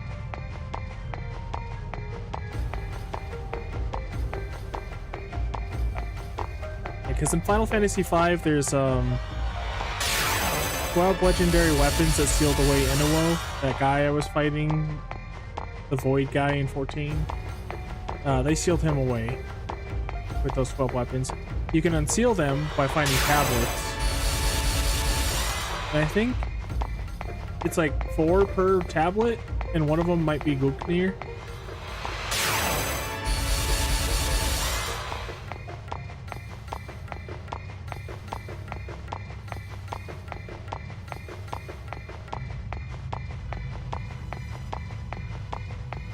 You'll learn the truth of this world. You never meet that guy in Original 5, which is fucking funny. He's already dead by the time you play the game. He's a super boss in the GBA versions, and although I don't care, I never played that version. Well, I am now. Oh, hey, I figured it out. Yay, we're our Kaiser Circumspam. Get in my way and you'll pay for it. Okay, squeaky voice child, you. Kaiser Sigma. She's right though.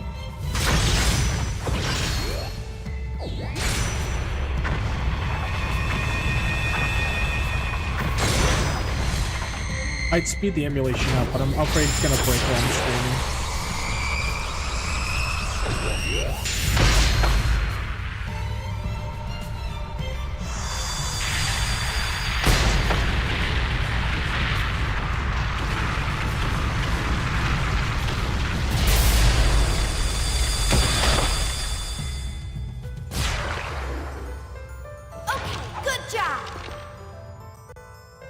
Fucked up. She's the only one who gets a unique looking ultimate weapon in this game. Everybody else kind of gets garbage. Oh, a save point here. This is one of those magical save points that give you healing, infinite healing, which in Kingdom Hearts makes sense, but in turn-based RPGs, what the fuck?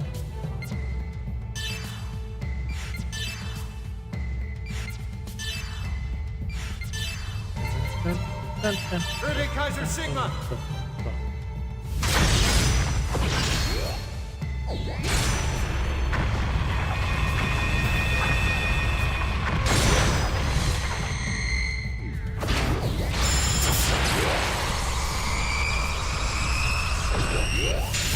I don't like how a lot of modern RPGs forget about the dungeon crawling aspects that they kind of came from. Not that every RPG has to be like that, but it's so frequent that it's just kind of lame. Like Final Fantasy... Oh, Final Fantasy 13 is the worst. It's just a scratch.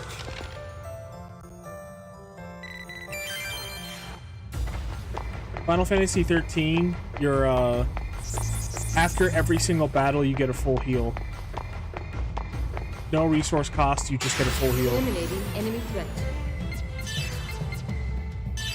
Kaiser Sigma. There's nothing to do in between combat. It's just go from battle to battle to battle to battle. Sometimes there's like a little mini game thing.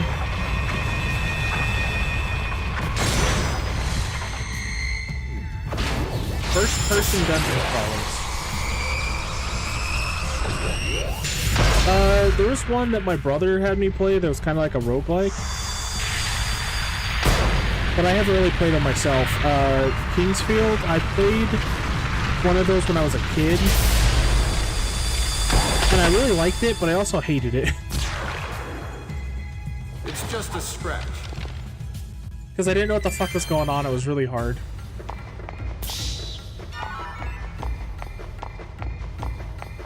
Oh, that's armor. I already have that.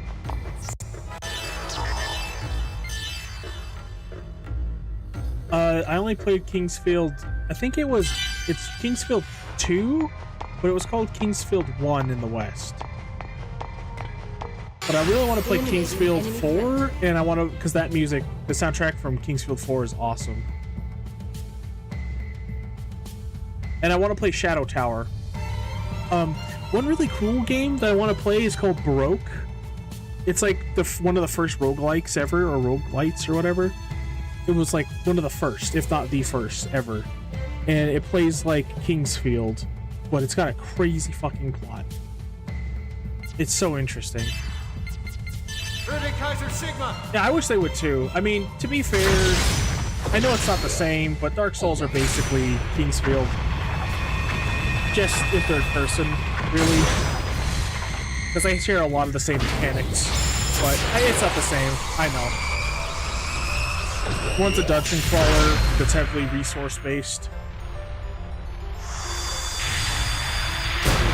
It's first person. Combat's completely different in first person. So far, if you ask me, I've never played a game that has melee combat that's first person that was good. It's just a scratch. Not saying it can't be done, but I just haven't played one yet.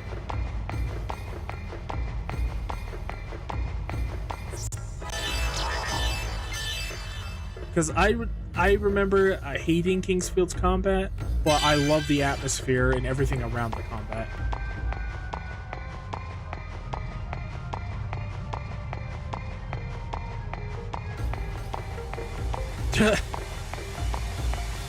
Well, that makes sense because I've never even heard of Ninja Blade. I'm sorry. I've only ever heard of Ninja Gaiden. And that's because of Dead or Alive. What is this Final Fantasy 13 ass looking area? What the hell?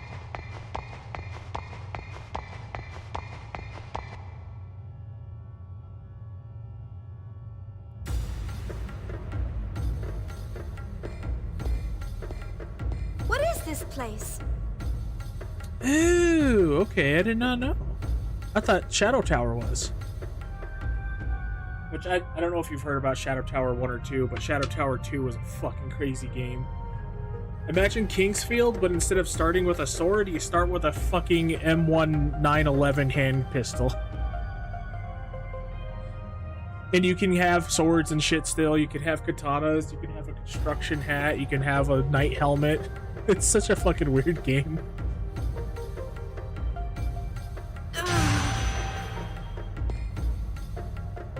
Okay, Chief? Maybe you should rest a little. I'm okay. It's already passed. Man, I just love her design. What is this? A dead... Junior, look at this. These lead. No, I'm not meaning to skip. Yeah, they're the same as the ones we saw in that floating landmass. Momo, can you read it? And the angel answered and said unto the women,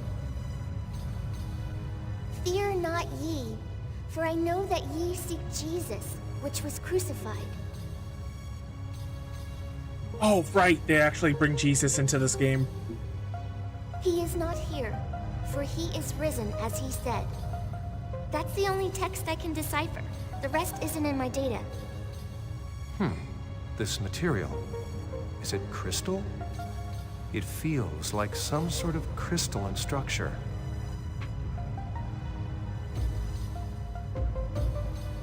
This structure has the same composition as Shion's pendant. I detect this compound throughout the planet. It's the same as this pendant? In other words, it's definitely not a normal room. But this little room is what Ormus wanted to protect? This is not a dead end. I detect a large energy source from beyond this room. But there's nothing resembling a passage. That's a weird line read. What is this?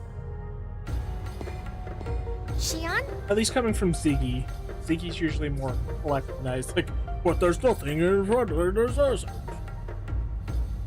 Someone's calling me. Hey, Shion, are you okay?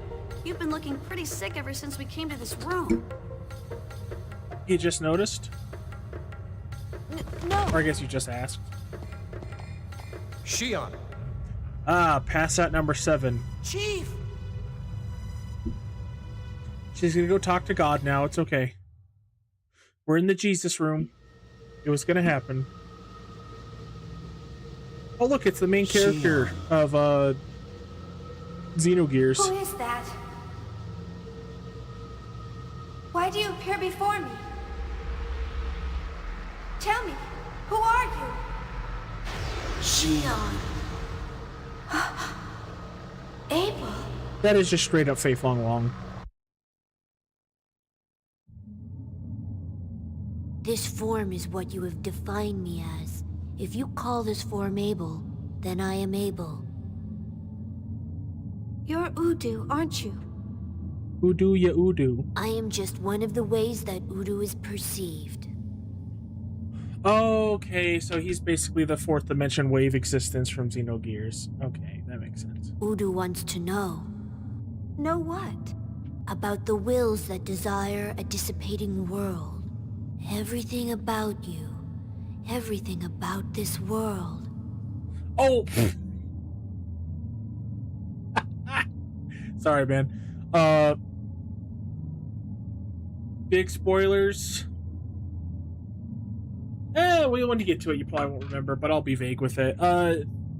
There's God in Xenogears, and in every Xeno game, and he usually shows up as a wavelength from the fourth dimension, and he shows up as what we perceive them to be. So, like, God will come to us and talk to us in the language that we understand, but not because they know English, because they sync with our wavelength and then copy. I forgot how they fucking explain it. Basically, they just kind of mimic what our brains tell us that they will understand, or sorry, what we will understand, so we can communicate. I don't know any of that. So basically, God's just a fourth dimensional being. Shion, are you feeling pain right now? Is pain a method to recognize yourself? I don't know. I don't know either. You don't know. I don't know as well. No matter how much you hurt yourselves, no matter how much you hurt others, it won't make you feel better. So why, Shion? Why do you exist in this world? What does your heart try to see in the abyss of despair? Where is the real you? The real me? I'm right here. I don't understand. Where am I? I want to know. What am I? Who will define me? That's right. I'm alone. Only that song heals me. That's right. He is the only one who heals me. What I want is...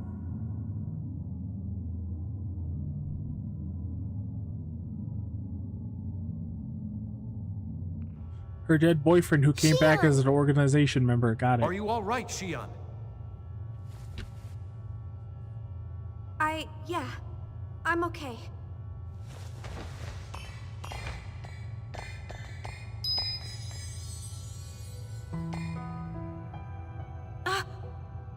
Nephilim? Shion, what you seek lies ahead. Finally, we get some answers for this shit. I've been waiting since the first game. If you wish to go forward, She's you an must open the door by your own hands. Sorry, fuck. She's an exact mimic for Ellie from the first game. Purple eyes, orange hair. Just like that Abel kid is exactly Faye. She's even wearing the same pendant from Xenogears. What? This room was sealed by the will of a woman who was able to call upon the power of God. She did this to prevent what lies ahead from falling into the hands of mankind. If her consciousness does not awaken, you cannot reach the truth that lies ahead. A woman? Someone you know well. In the distant past, she laughed and cried together with you. She is your other half. My other half? Now, in order to save this universe, she must awaken. But this will force you to make a painful choice. Her awakening will erode and chisel away your life. If you were to turn back here, no one would blame you. Everyone knows your pain. My pain? No one knows anything about me. No one knows how I feel. I was always alone. Even when I called for help, no one listened. The only one who listened was Kevin. That is fucked up to say with your brother standing literally right next to you, who was literally trying to be there for you when your parents died. That's not true, Shion. Everyone listened. Everyone wants to protect you. Just being a woman about this. You're saying the same thing everyone else is. Then why didn't they save me? They stayed away from me, like I was some kind of a disease. It would have been better to have been denounced or condemned. Shion, please don't lose sight of yourself. Don't let his words overcome you. You don't have to worry. I'll open the seal. But it's not for any of you. It's for my own sake. And to take responsibility for what's happened to the universe.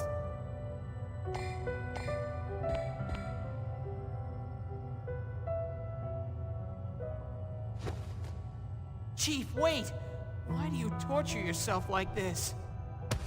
Move, Alan. This doesn't concern you. I love her design, but her character, she's such an unlikable... Yes, it does. I've always loved... I'm worried about you. Come on, Alan. You saw what happened. I summoned the Gnosis. I caused the destruction of the universe and everything. That doesn't mean you have to take on everything by yourself. I mean, we're all... If we put our heads together, we can find another way. You're so naive. The situation is already far beyond that.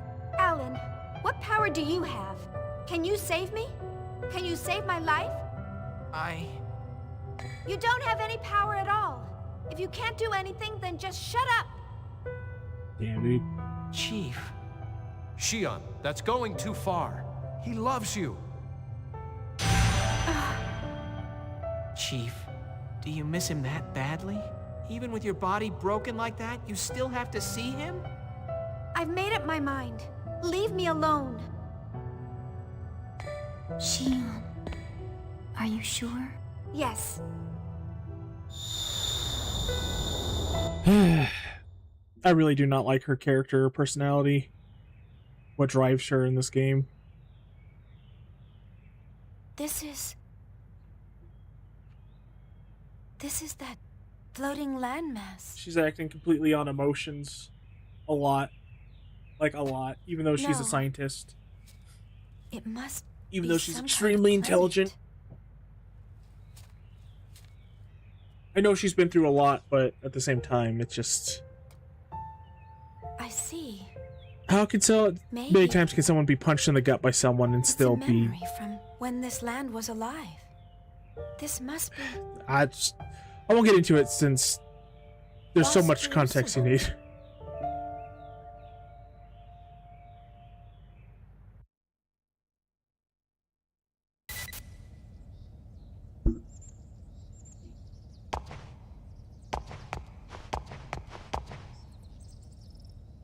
Oh, that's kind of cute. They did this in Xenoblade Chronicles 2.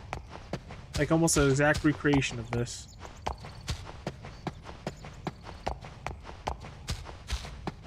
It's a little different, and it's for sealing an ancient sword instead of something biblical, but...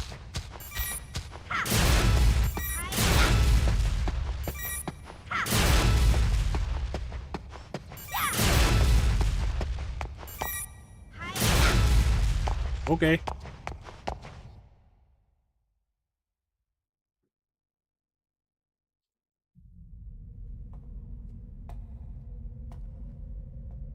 I still don't know jack shit about The stones are still new. They look like they were just Chaos. made. the character Chaos. There's a white hair character named Chaos in this. I have no fucking idea.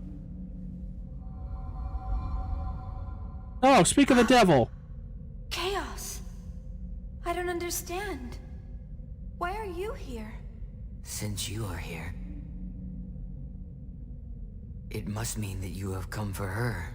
I don't know what it did to Her? my emulation, but there's something weird going on with the shading. Yes, that's right. Where is she?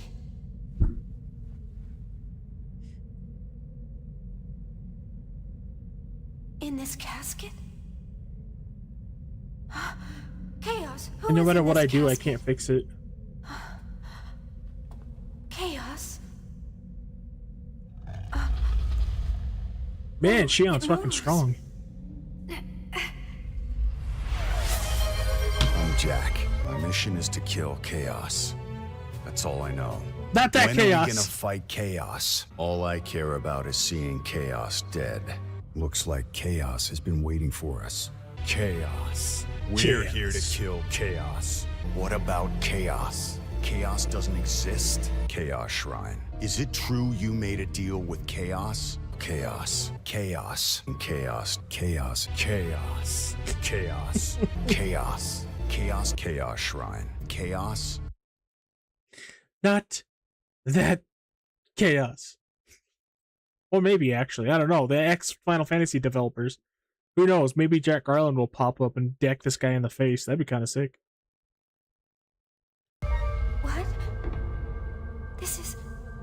It's Cosmos. No, wait. She's human. She looks just like Cosmos and Telos. Kevin must have used her as the model when he first built them. She's so beautiful. She looks like she's sleeping.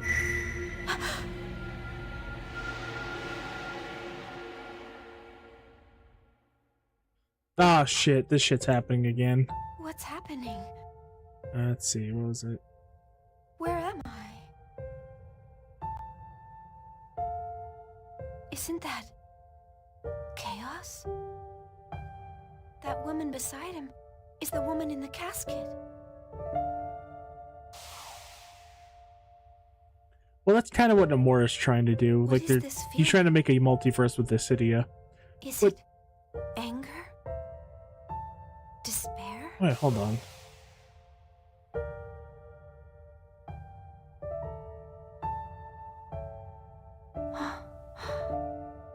No. You're sad, aren't you? Don't tell me Chaos is Jesus. Oh my fucking god. Have we been partying with Jesus this entire time? Cosmos. Are those tears? Why? Why are you crying? I see. You've lost sight of yourself, just like me. You don't know who you are anymore. You don't even know where you stand. And you feel alone. I understand. Let's find out together.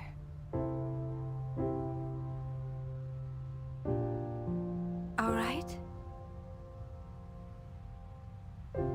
Let's try and find out who I am and why you are here. Let's look for the answers together. Cosmos. Xian.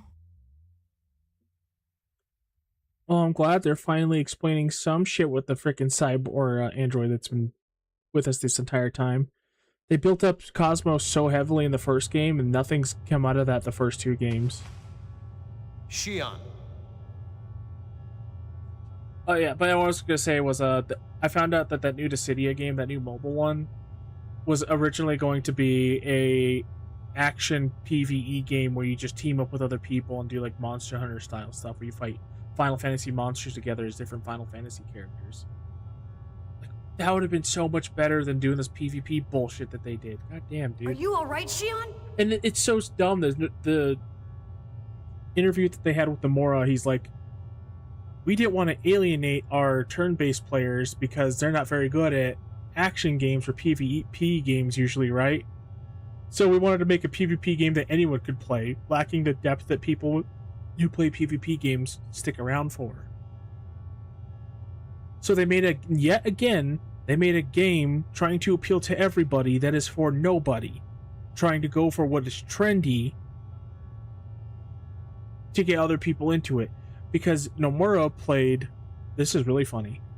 Apparently Nomura played a game that's not Final Fantasy related and asked all the younger people he was playing with, what games do you play? And nobody said Final Fantasy. And when he asked why, they're all like, Final Fantasy's too confusing. Each game has different mechanics. It's just too confusing to get into. So now he's like on this fucking crusade to get people back in the Final Fantasy to make things uniform and simple and try to chase trendy shit. I mean, not just him. The whole company seems to be doing that. But that's what Nomura said. And I think he's on that bandwagon now, too. Because younger people apparently just don't play Final Fantasy for the most part. It's so... Ugh. Anyway. Chief.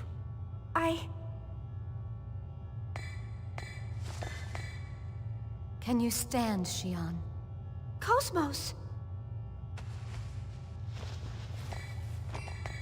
Oh, is Cosmos finally a character? And not just You've a robot? awakened, haven't you? Into your real self. You're... Mary.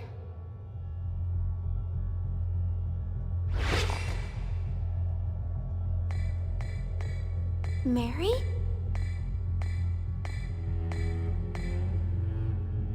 Mary Magdalene, my will. You finally awakened. What's kind of funny is that they changed Cosmos' voice actor in the second game. And they kept her voice actor the same, but then they made this copy of Cosmos that has her first game's voice actor. Telos! That is not the vessel in which you are meant to dwell. Surrender and become part of me, Cosmos.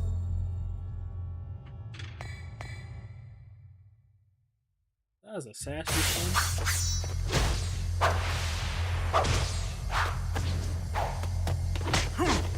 Oh, hey, it's like the end of disc 1.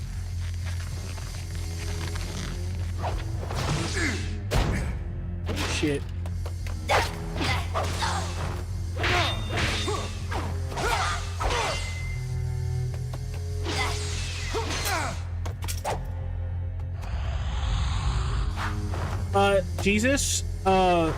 Jesus was a thing, and now the twin cyborgs are gonna fight each other because they are related to Jesus, and they're the same person but not the same person. One is evil, but one is not. Oh, that's kind of sick, actually. I want to know who you are. How are both you and Cosmos connected to that woman? She is the partner of the Messiah. My body is Mary's body. Inside of Cosmos sleeps Mary's will.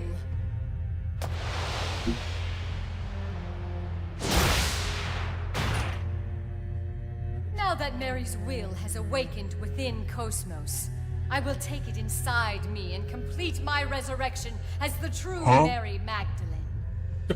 Don't worry about it. Cosmos is nothing more than a temporary vessel. Mary's... It's just Will? twin Jesus robots fighting, okay? Mary's resurrection? Wait! What will her resurrection bring about? And what is it that Kevin's trying to do?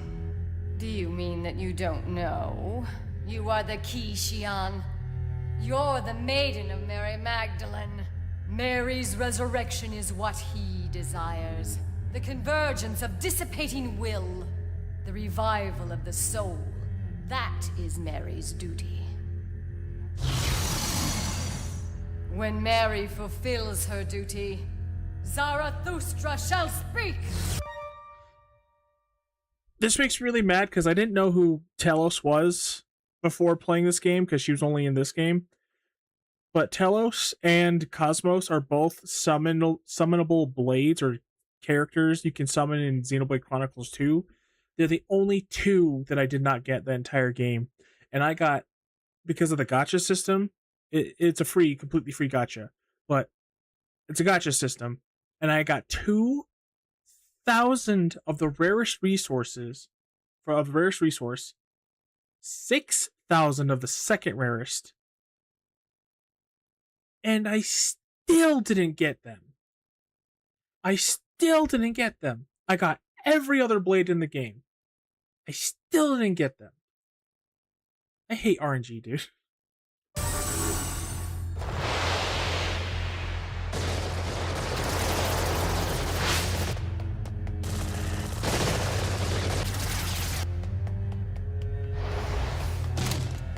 All of Tetsuya Nomura and Tetsuya Takahashi's games have the most brilliant cinematography. You may very well be the maiden. But interfere and you will regret it. Do you understand? You don't have to be afraid. It's all right. I'm not going to kill you for his sake.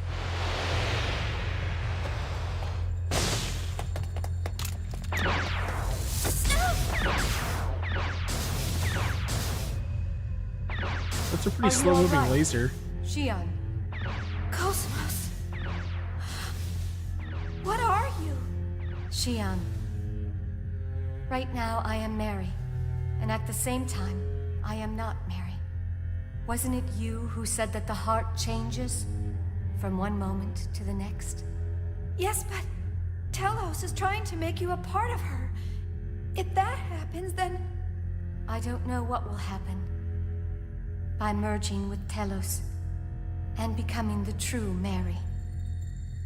I don't know what the fulfillment of that duty will bring. But...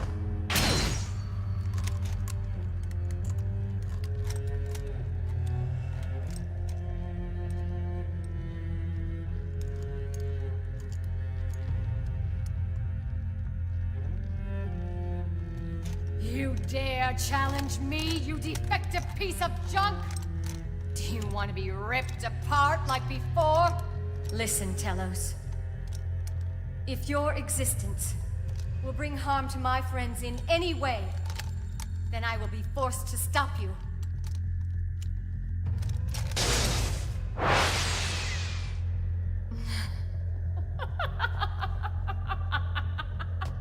How amusing. It's so weird seeing her Try emote your best to entertain now. me. She was just a robot this entire time. Oh, it's a boss battle. Okay.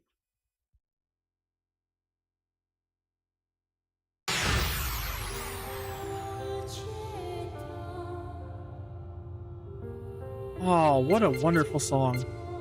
Too bad I'm gonna ruin it by summoning Kaiser Sigma like 6 times.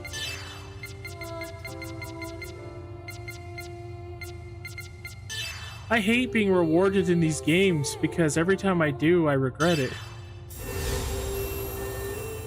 She has the most... No, second most health. Kaiser Sigma had 100,000 HP, so it's not terrible, actually.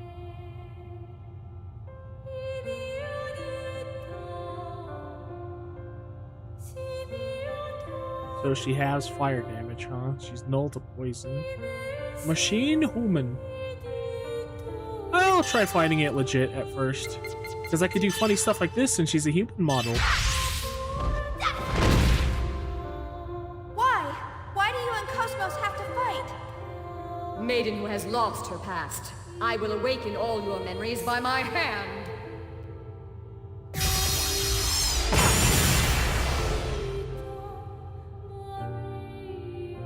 Yeah, the Xeno series is very heavily tied to Christianity kind of stuff. Not really to say Christianity good, but it uses it as like world building. Also, I didn't know that her shirt had such undercut. Interesting. I thought her design just got better, but I guess it didn't get completely better. Ether drive.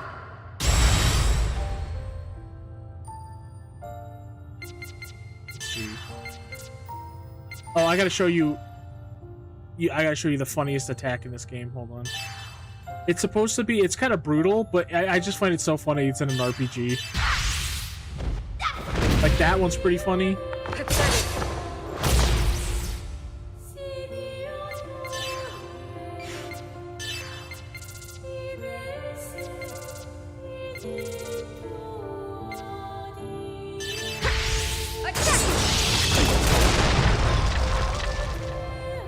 Okay, here it is.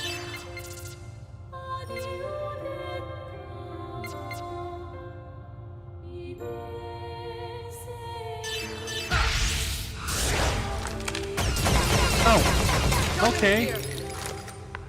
Oh, that's another thing they ditched from the second game. They no longer have a back row where you can go behind opponents and pincher them like Final Fantasy X.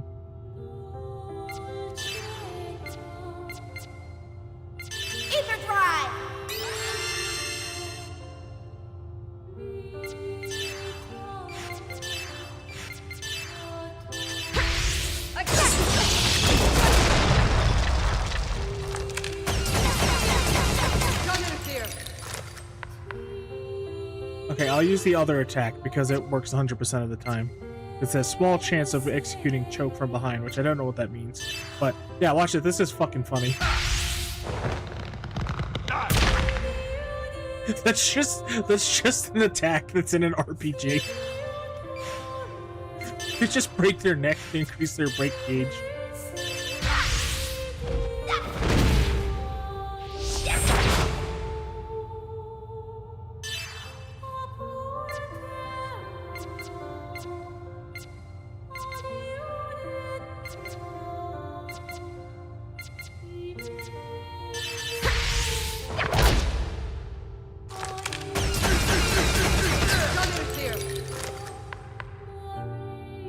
It's like, yeah, it's such a brutal attack, man. It's like, I gotta see what this is real quick, but like, you're breaking someone's neck. Oh, that's awesome, actually. They got rid of his my two favorite moves from him from the first game. One is where he does like a chain, like, machine gun kick, and the other one is where he jumps in the air and shoots like a meteor from his boot for some reason, just because he's, you know, I'm a robot, so I can shoot fire from my feet, so it's a meteor.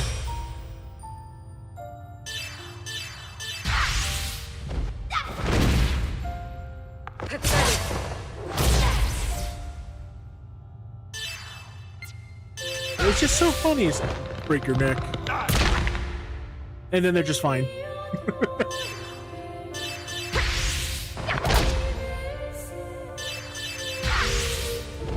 So you have HP damage, but then you have break damage. If you break them, like I said, and then they can't act for 2 turns, and then they take more damage. Some characters have like special finishers, but I don't think I've learned any of those. What's the best attack? Wait, does he know if he's special? Massive fire plus medium break attack. Medium fire. Large physical. I've never seen Intruder. Let's see what this is. Whoa! Rocket the punch! Fucking worth it. Holy shit.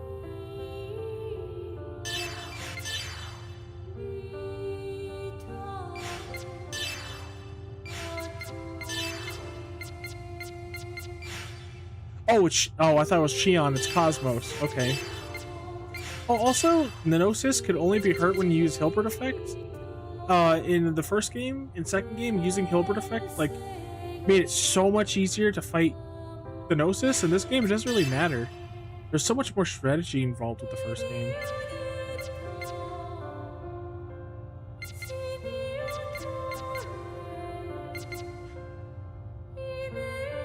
Oh, I see. Oh, this is a break attack, and this is critical to Gnosis. Okay.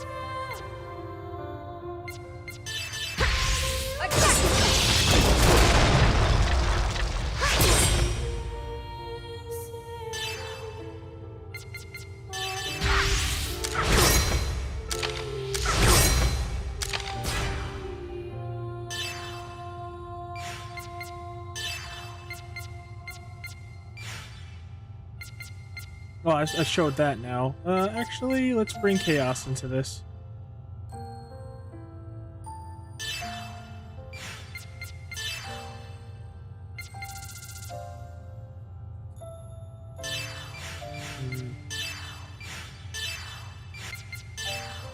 I wish there was attacks that would capitalize on someone being broken. It really isn't.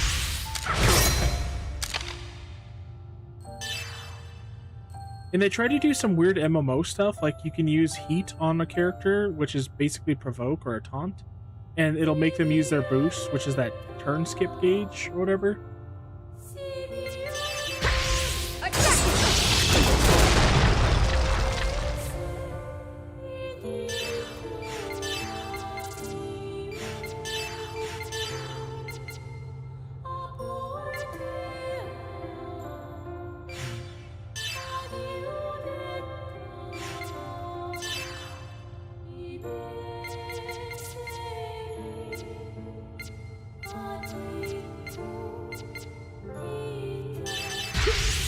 Here I go.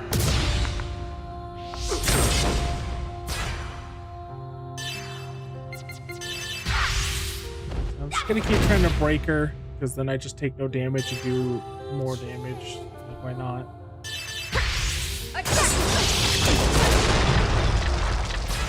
You defective piece of junk! Hand over Mary's consciousness now! I'm sorry, but I have no intention of following your orders. Uh-oh.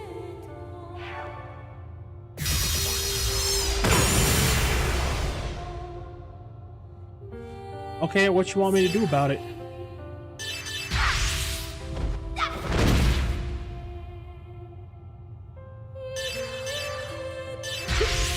Here I go.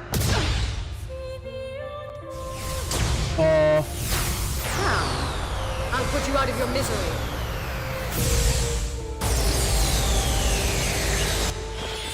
She turned me into 8-bit.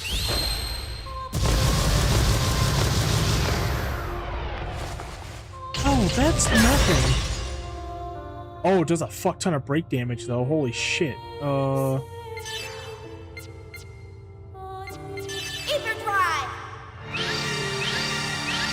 Oh, that massive heal I just did cost 1 EP because of that one accessory I had. Sure, I had to beat technically the hardest super boss in the game. It wasn't hard though.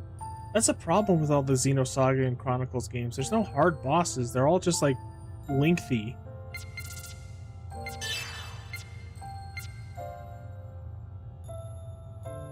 I haven't seen Junior in a while. He was my favorite character in the first 2 games, but even though he looks the best in this game, I don't know. He also has the most story. He's obviously the main character. Even though they try to make Xion the main character, he's got the most going on out of anyone.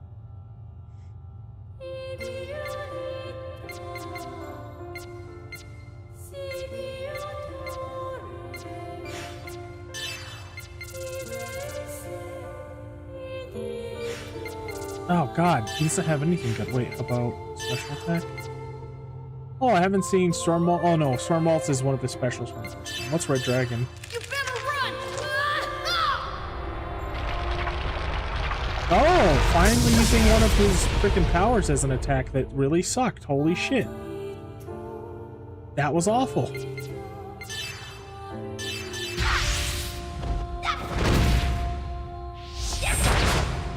I love the double attacks that you can sometimes do in this game. The double attacks and the counters and stuff, that stuff makes this game really unique as a turn-based game.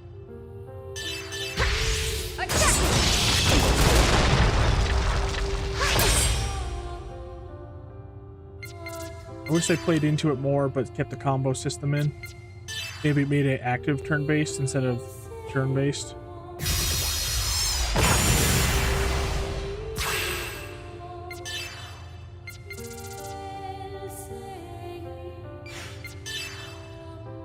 I could just be an asshole and end this with a... I'm not gonna. This game's easy enough as it is. Ether drive.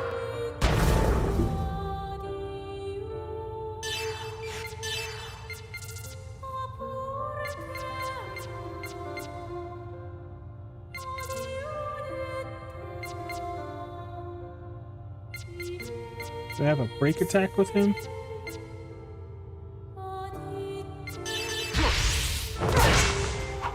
Oh, that does a lot of damage.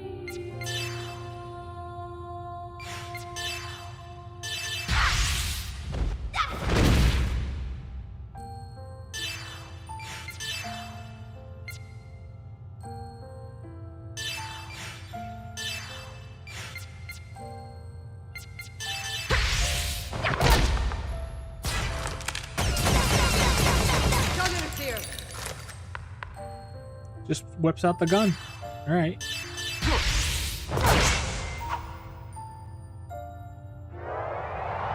Oh! Okay, that's the first time a boss has ever had that. Holy shit.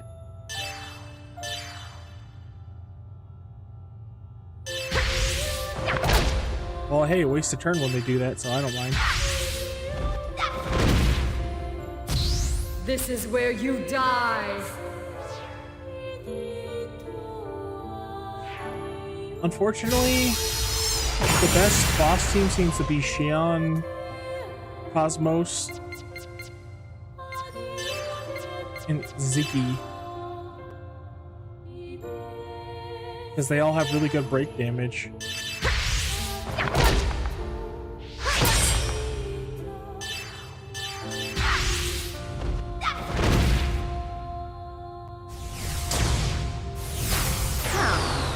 I'll put you out of your Really misery. cool attack, but it's really weak. And you attack the person with the highest HP. Okay, why is that doing double damage? Okay, now I'm a little scared.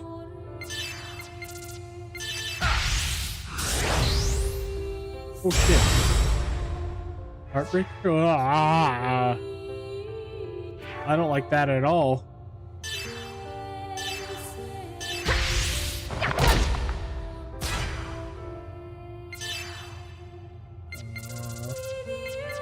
Ether drive!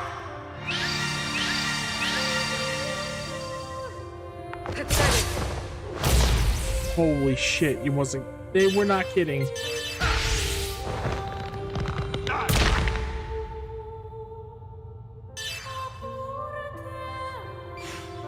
I guess I didn't do an active turn-based system because of the boost system.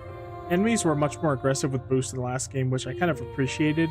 Because you always had to be doing something or else enemies would just boost in front of you all the time. But enemies almost never boost in front of you this game.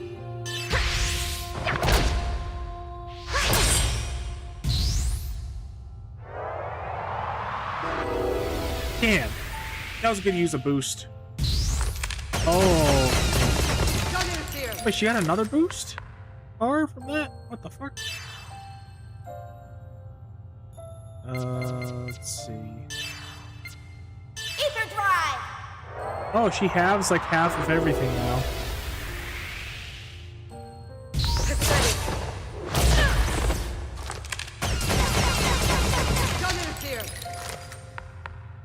Dude, put the gun down. Chill the fuck out, bro.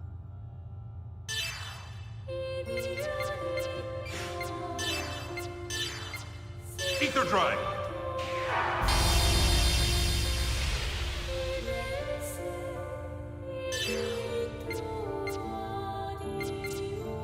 Ether drive!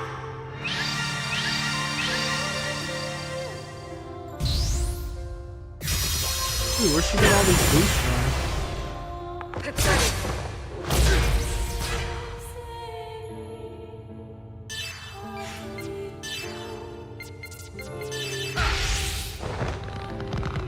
Nighty night.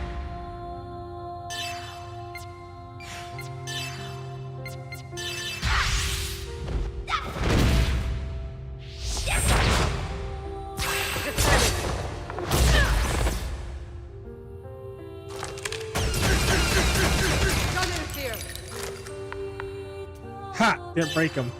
One more choke for the road.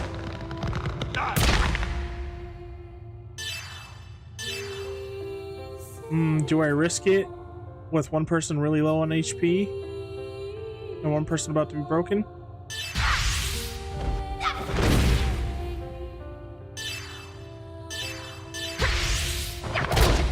Got her. Worth. So she, what does she have again? Oh, it changes? Why did all the solution for all their endgame bosses is having or is absorbing damage and changing it every round what they can do. So physical and ice attacks, huh? Fire, physical, single large.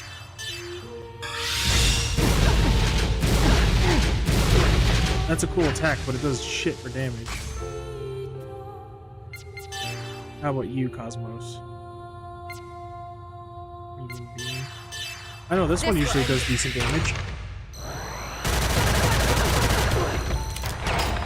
Yeah. Okay.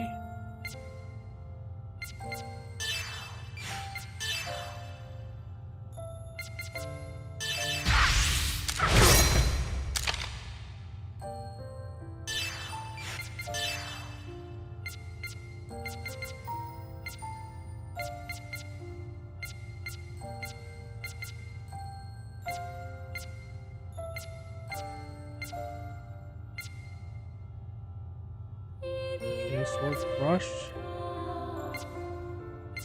Medium physical with a high critical, and then a heavy physical attack. Hit double punch. She's not quite close enough for me to want to use my specials on her like that, though. Is she same shit? Yeah, same shit. So.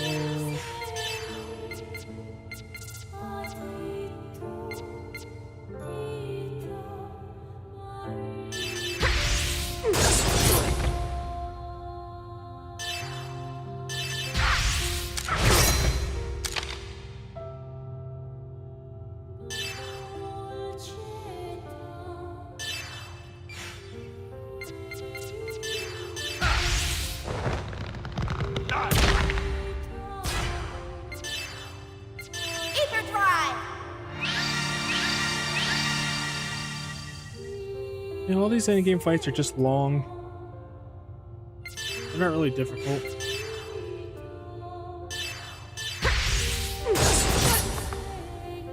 Surrender and become part of me, Cosmos. I like our little Telos, you cannot defeat me now. Leave this place. You should be able to beat him now.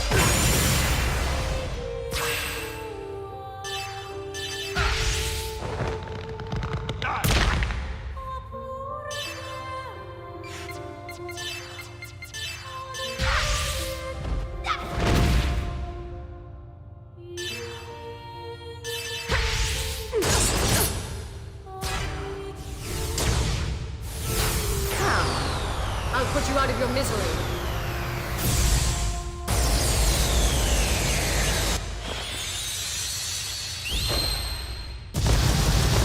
Okay, the Cosmos, it only does half damage. Oh right, Cosmos has an accessory that has elemental damage. Duh.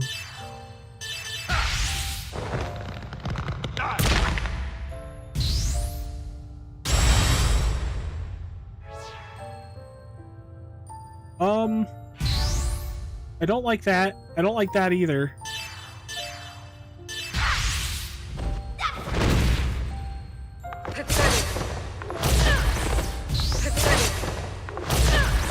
I'm sorry. Damn, chill, bitch. They also gave me these things called 7 moons that were like worth next to no money at the beginning of the game. I bought 99 of them, and they revive and recover one party member at full HP and EP. Don't try too hard. With no side effects. No chance of it happening, it just works.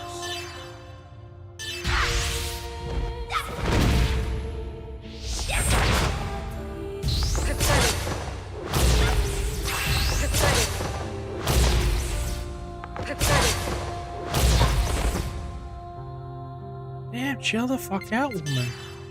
How does she get so much freaking boosters? Sure got some kind of powerful medkit in here. Oh, hey. Don't try too hard.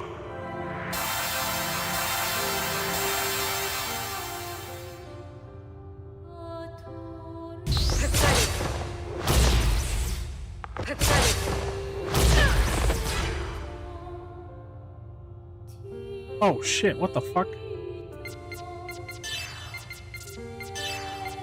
Don't try too hard. Ah, she finally got Ziggy. Ziggy Stardust.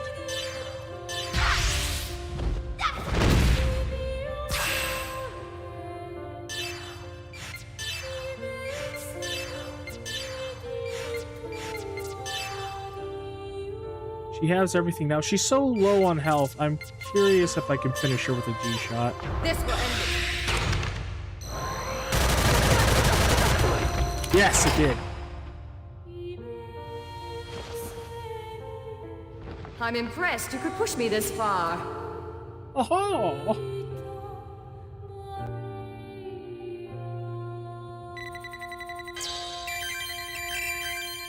I'm not gonna lie.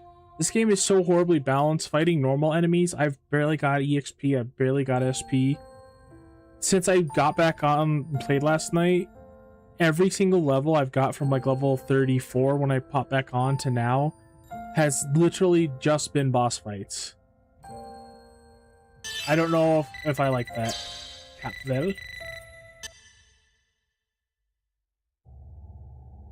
Ooh, more pre-rendered cutscene. I see.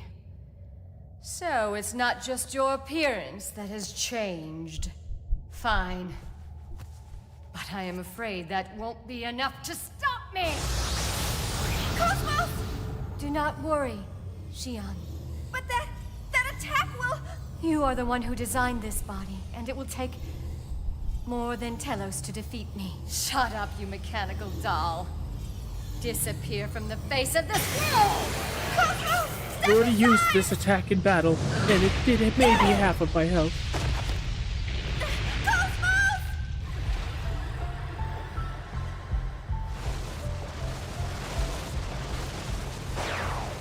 You neutralized it with one hand? You haven't got the best of me. Hardly. This is far from my true power! Xion, please stand back. Cosmos?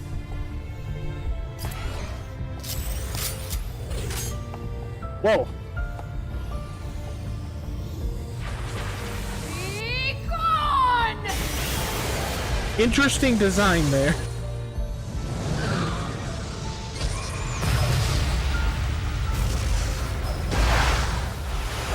Ping pong, haha, I win. What? I'm sorry, Telos. But this is goodbye.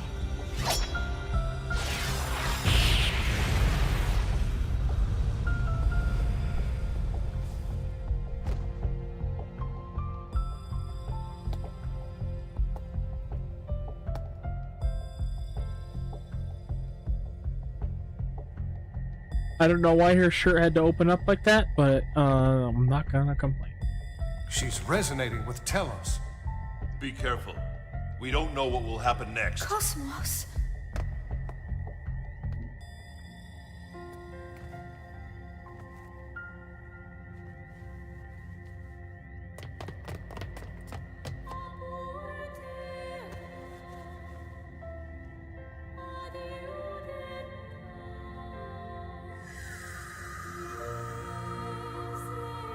I'm reforming with my nobody, Xion.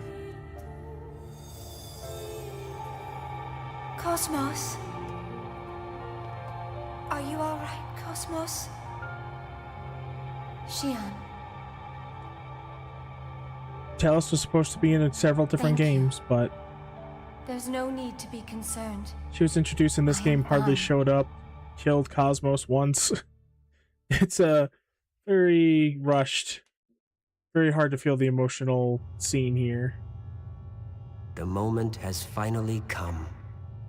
Mary Magdalene has awakened. She will lead all consciousness to Zarathustra. All that remains is for her to insert the key. Are you worried? It was not Telos who awoke, but Cosmos. That wasn't part of your script. No, there's no problem. Mary Magdalene and Xion. Everything is in our hands. All these characters that you see here with this cloak are basically Organization 13. They're people who died, got super powerful, some kind of gift, and then started wearing a uniform that matched a bunch of their peers. And, well, for the most part, they're basically organization members. It's kind of funny. Tetsuya Nomura and Tetsuya Takahashi. The Tetsuyas at work. One makes Disney games, one makes games about Jesus. What the fuck?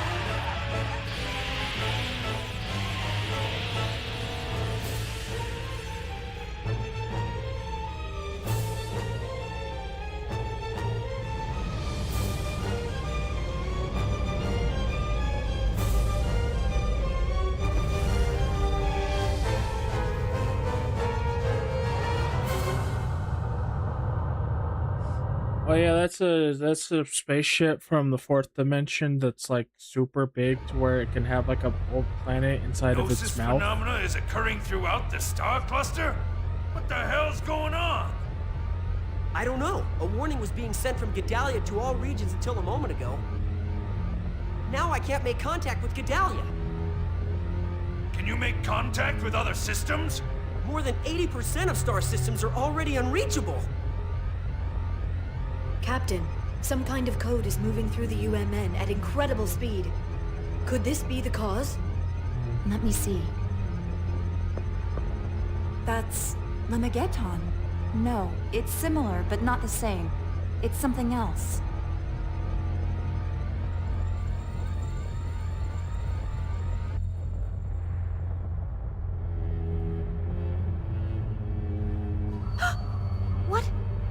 What's going on?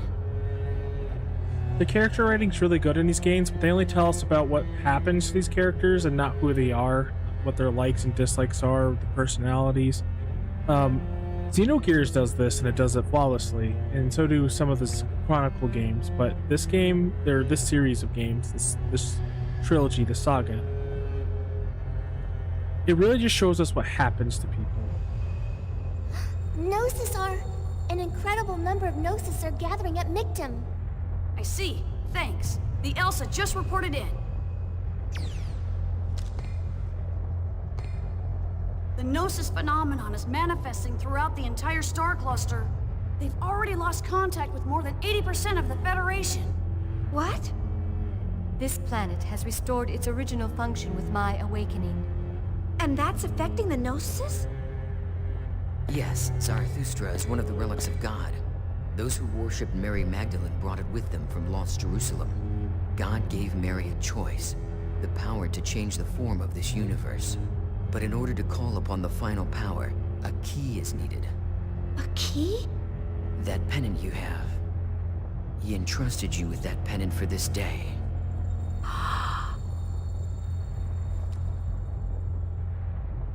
God gave it to her? Xian, he is waiting for you up ahead. But you are still uncertain. If you meet him as you are now, you may lose sight of yourself. Cosmos, I mean, Mary.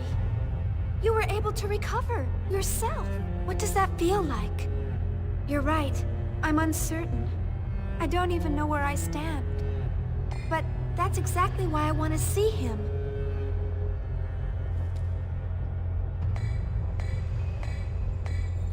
Let's go. Kevin is waiting.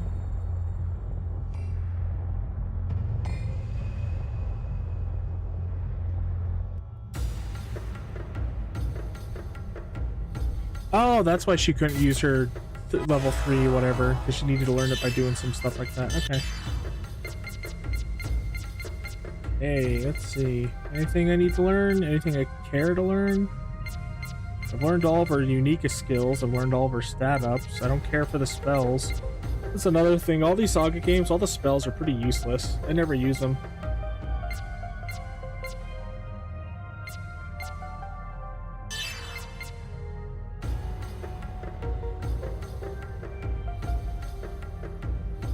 What?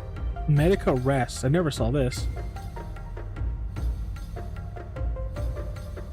Oh, but that's a spell you have to cast. If it was an ability, they let you revive once. That'd be pretty powerful, pretty broken. Yeah, I don't really care to learn anything else, honestly. The only thing I care to learn is this, but that's kind of a way away. I don't have enough points to learn that 20 EP up or whatever. I might as well work through it.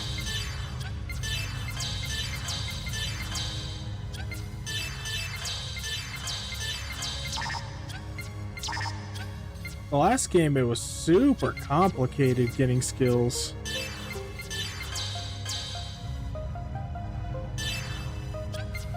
You had to get skill keys and find them all about, like all over the world, and they were so grindy just to get those.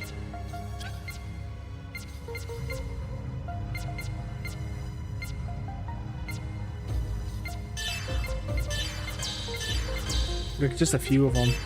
I didn't get any of them till the end of the game, but then I was like, fuck it. I'm never gonna play this game again. I played it 20 years ago, hardly remember it. I'm not gonna come back. So I used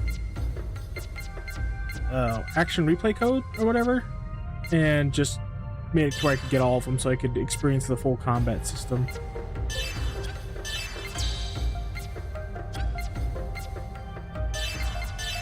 Because it was so much unnecessary fucking grinding in that game. It made me so annoyed. It annoyed me so much. English may be my first language, but sometimes I wonder.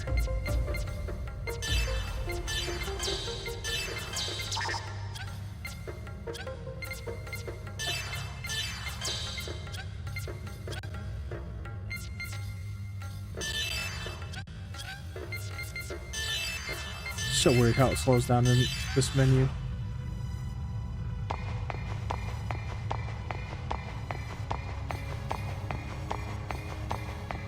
We're gonna go back and save real quick.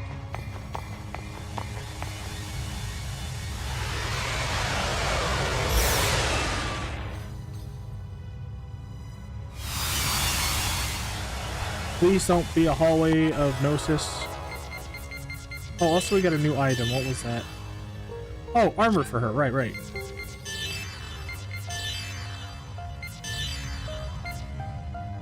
Strength go down, but all defense and agility go up. Holy shit, wait, agility go up? Oh, definitely, hell yeah.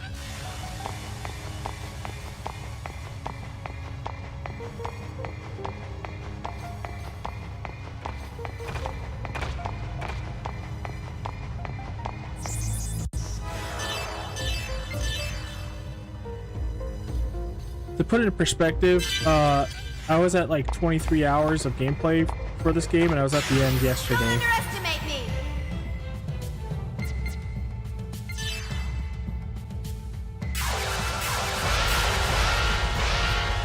I did all the endgame filler shit today, and it took like 10 hours. Good way to spend my day off.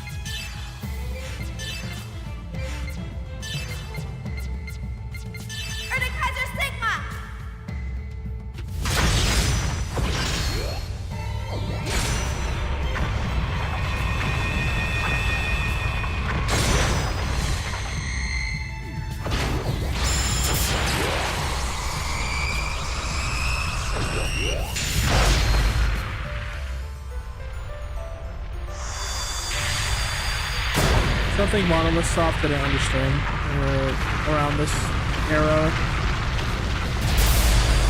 was that hard fights were not long fights. Long fights are just boring.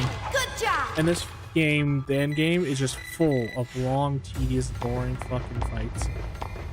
Like the secret boss with the max health took me an hour to beat him, and I know that because every fight has a timer in it, and at the end of it, told me it took an hour and like 5 minutes. Like, how was that fun?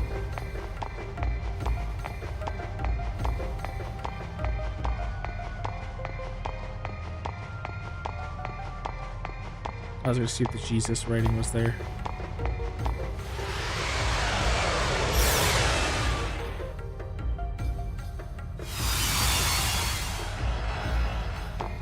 Oh, good. More random encounters. I thought we were going to get to the conclusion of this game, but fuck me, I guess. Filler! Here I am. The hell's with that one with the swords over there? I kind of remember it from one, but it's just kind of like... I almost don't want to use Kaiser Sigma, even though it just makes these fights so much faster, because it's so boring. I wish I could skip. Ooh, I almost boosted. Oh shit, I think I did boost. Oh well. Like, this combat system has so much depth to it, it's really sad that it's just undermined by doing a little bit of in-game content.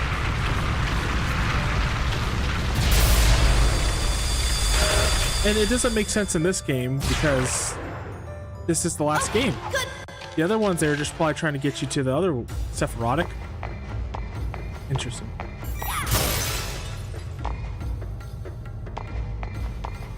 In the other episodes, they were just trying to get you to this one. But what's the excuse for undermining the whole combat system in this one?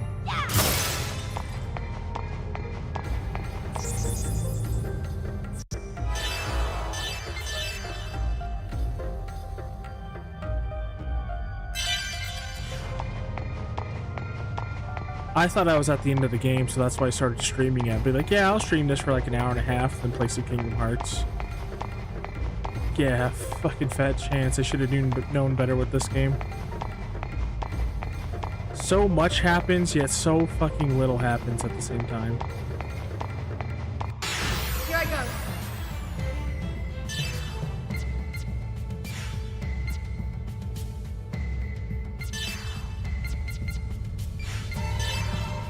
Let's just fight them normally. I want to see how long it would take to fight them normally.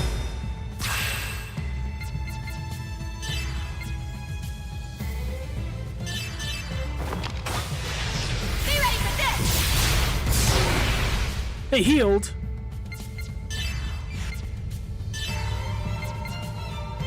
Massive fire attack. Single? Oh my god.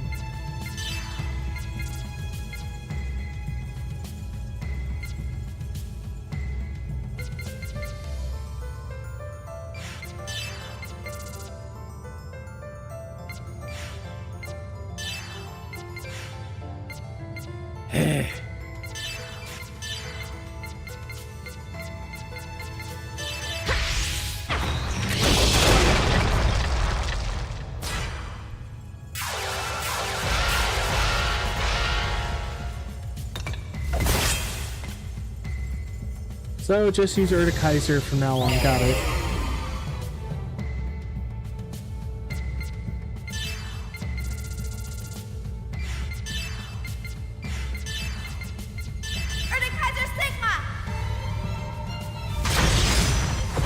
There's just so much padding and filler in between the story stuff that I want to get to. You guys understand, right?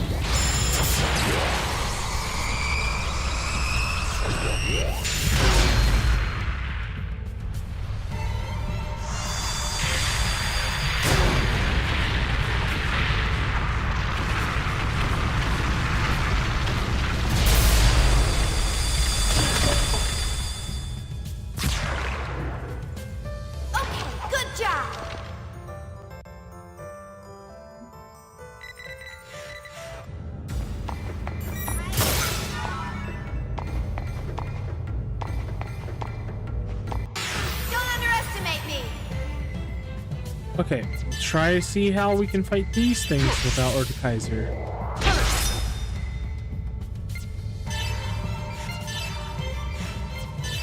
Will they absorb range?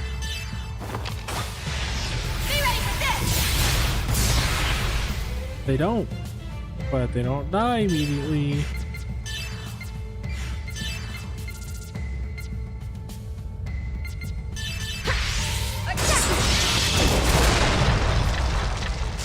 Effective against Gnosis enemies, huh?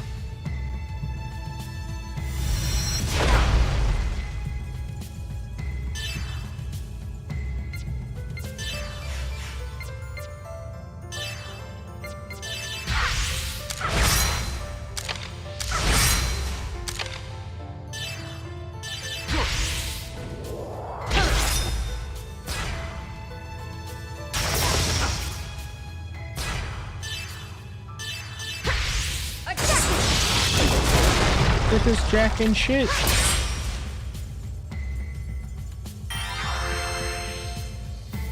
And they can heal themselves? I feel like I'm being punished not using Urtikaiser, but I feel punished for using Urtikaiser. Oh great, Curse, my favorite.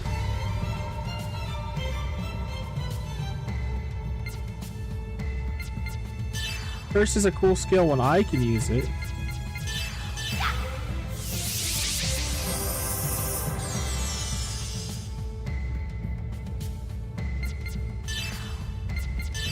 Let's see how all this does. Whoa, jiggle physics for that, really? Relinquish your pain unto me.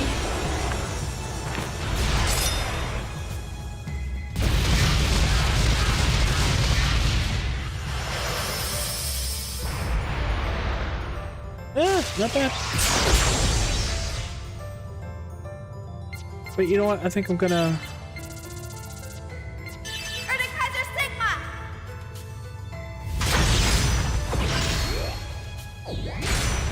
It's just so much faster, even though it's fucking long as shit.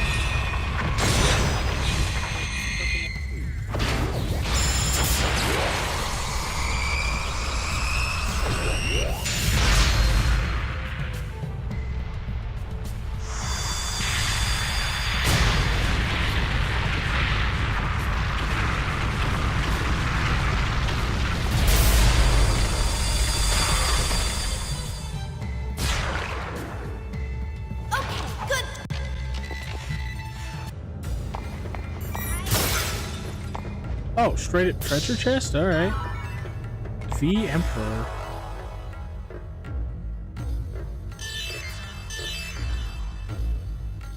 Oh, great. This is so stupid. They gave me her ultimate weapon before I even got here. I found this crystal in a crystal cave near the beginning of the freaking game. It was super easy to get, and all I had to do was, like, they stopped me as I was walking to the final area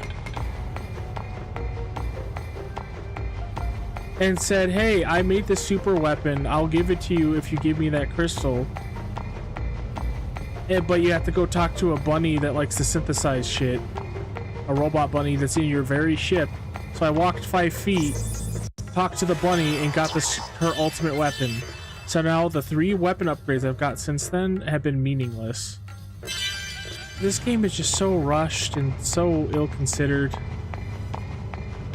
with its combat. It's just baffling. I mean, it's better than the second game. The second game didn't have shops, it didn't have towns, it didn't have items. I mean, it had towns, but it didn't have shops or items. Or sorry, not items. Actually, did the... No, it just didn't have shops or weapons. That's right. It didn't have shops or weapons. It had spells, and that's your primary way to heal.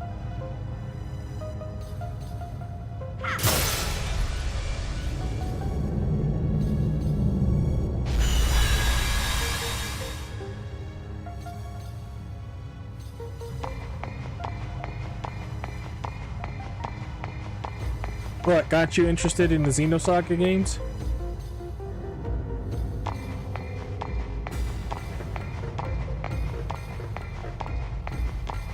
Oh god, this place really hates emulating while I'm streaming. Let's get the fuck out of here.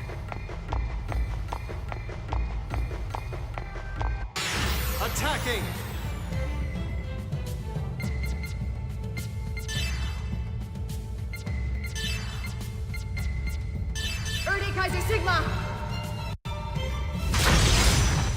Hey, I'll say that the stories, the characters, the music, the art style, the level design, all fantastic. You'll get varying mileage on the combat. I hate the combat because it just gets so undermined so easily. I don't like how it has these really complex, cool systems that if you do the endgame systems and get this Kaiser stuff, you just one-shot everything at that point. It was the worst in the first game, but the second game is the most interesting with combat, if you ask me. I think it's the best combat out of all of it, but it gets so repetitive because it becomes about boosting. How do I explain boosting without giving full context of what the hell that game's combat system is?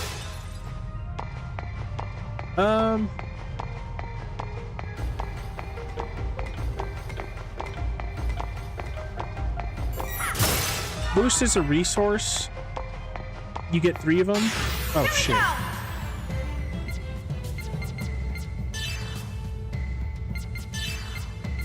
But the only way you can get them is by guarding.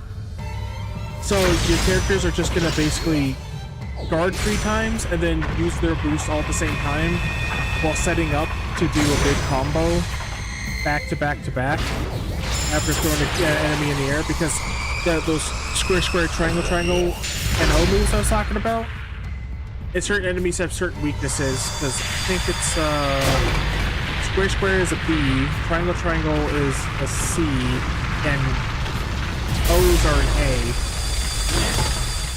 Some characters' O's are B's or C's, depending on how they attack, but some characters' weakness will be like B, B, C, A, so you'll have to hit them with a square combo, switch to another character by boosting,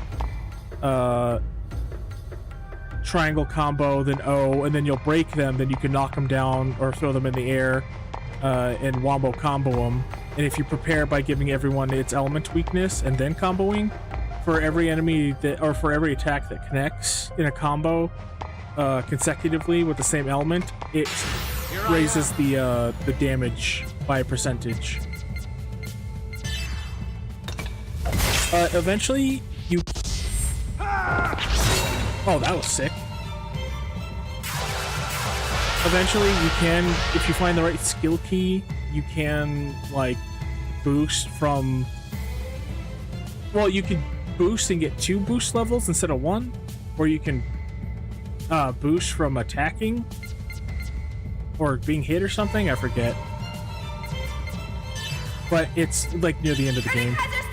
And the second game is so much filler. It's more gameplay than anything, but they are fun games for the most part. I just get upset when I get to the end of them myself.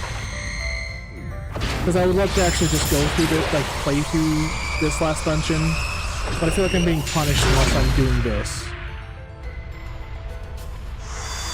Or else it's going to take like 6 or 7 times as long to beat this dungeon. I could choose to limit myself. Okay, good job. I don't know. But yeah, they are still good games, just very heavily flawed. Which, you know, some of the best games are 5 stones. Oh! They're like the 9 stones that Jin got, because he absorbs physical attacks. This just straight up does half the physical. That's not bad.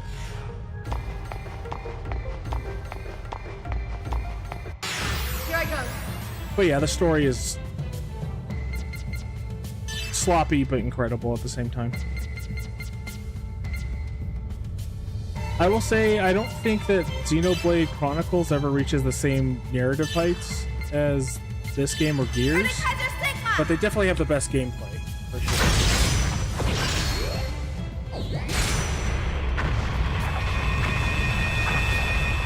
At least that's my opinion of it, anyway. Because last year, I went on I don't know, I went on like a binge, I would say. The re-release of Xenoblade Chronicles X was coming out, and that's the only Chronicles game that I played. And I loved it because it was very, very close to Gears, just without the, again, the narrative depth. Okay, good job. But the gameplay was fantastic, and it had one of the best open worlds ever, and you could go in and out of mechs. It's a fantastic game for gameplay alone. My way, you'll pay for it.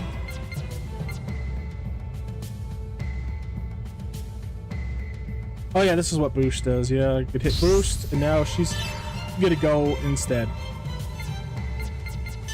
But it costs 1 boost point. Oh no.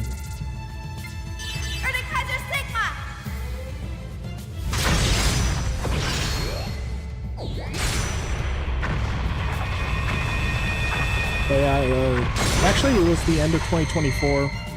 My little brother told me, hey, my friend let me borrow his, or have his Switch account on my Switch. And I have all the Xenoblade games, so I'm like, hey, can I borrow it and play it? He's like, sure. So I played all the Xenoblades. It took me from December to June. Because they're really freaking long games, man.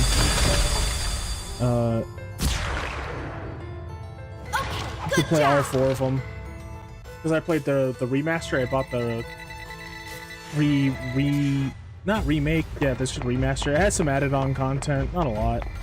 Pretty disappointing with the added on content, but it was still good.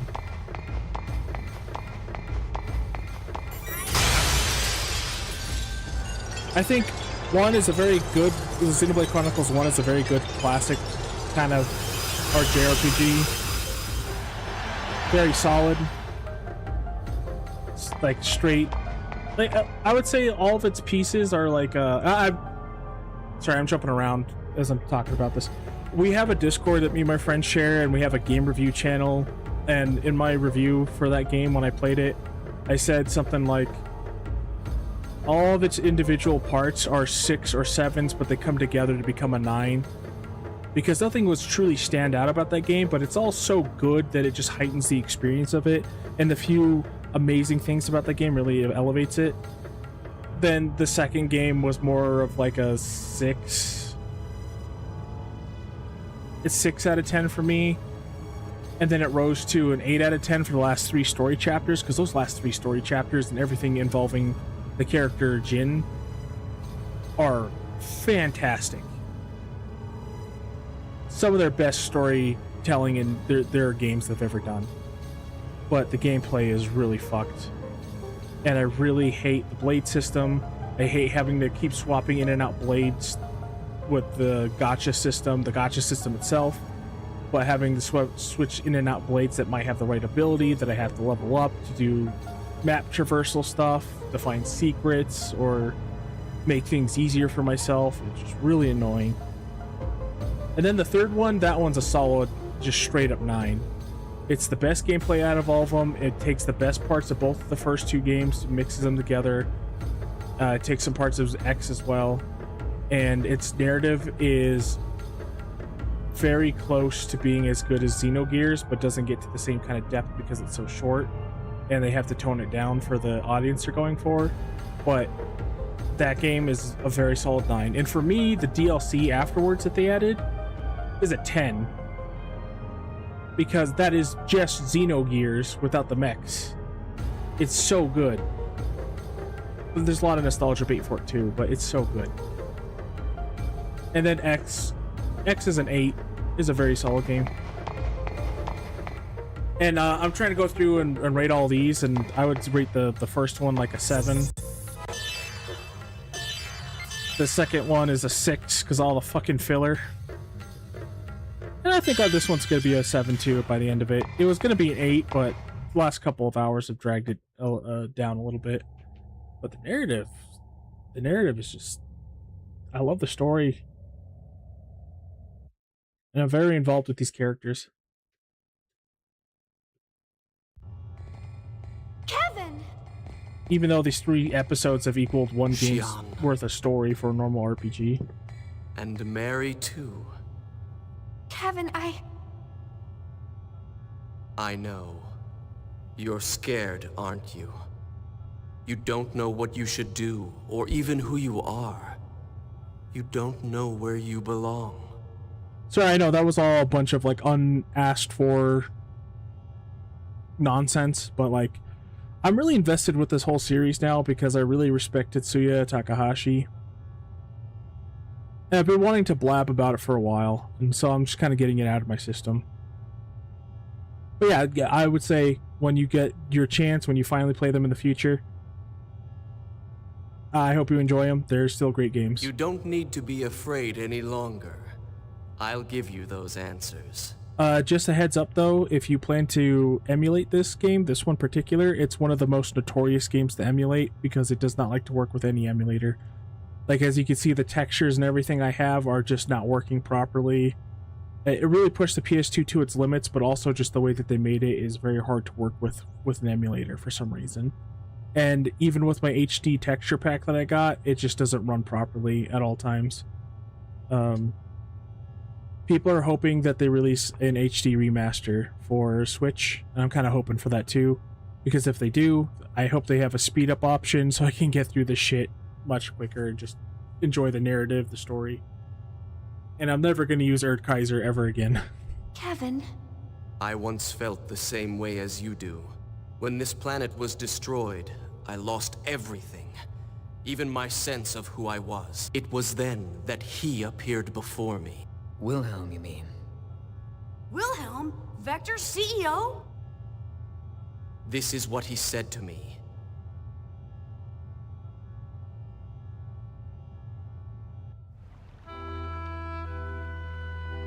Because of a certain phenomenon, our world is on the path to destruction. The universe is slowly but surely being destroyed.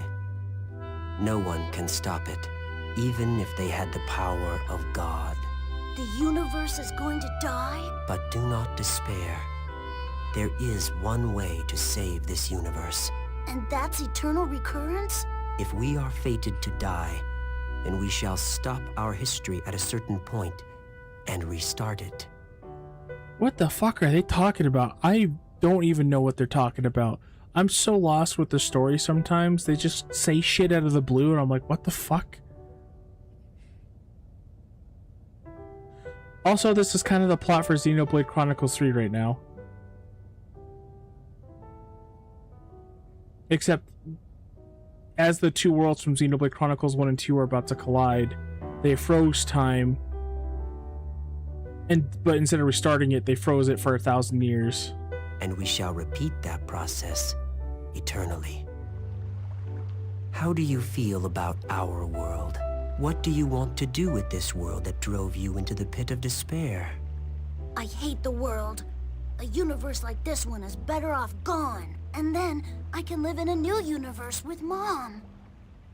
That's a good answer. You should accomplish that dream. I'd be happy to aid you, Kevin Winnicott. Yeah, see, also with the simulation, one of the issues I have, and I see consistent with a lot of people, with these older cutscenes, or not the older cutscenes, but the flashback cutscenes that are in this different tone, they are technically pre-rendered, apparently, or something.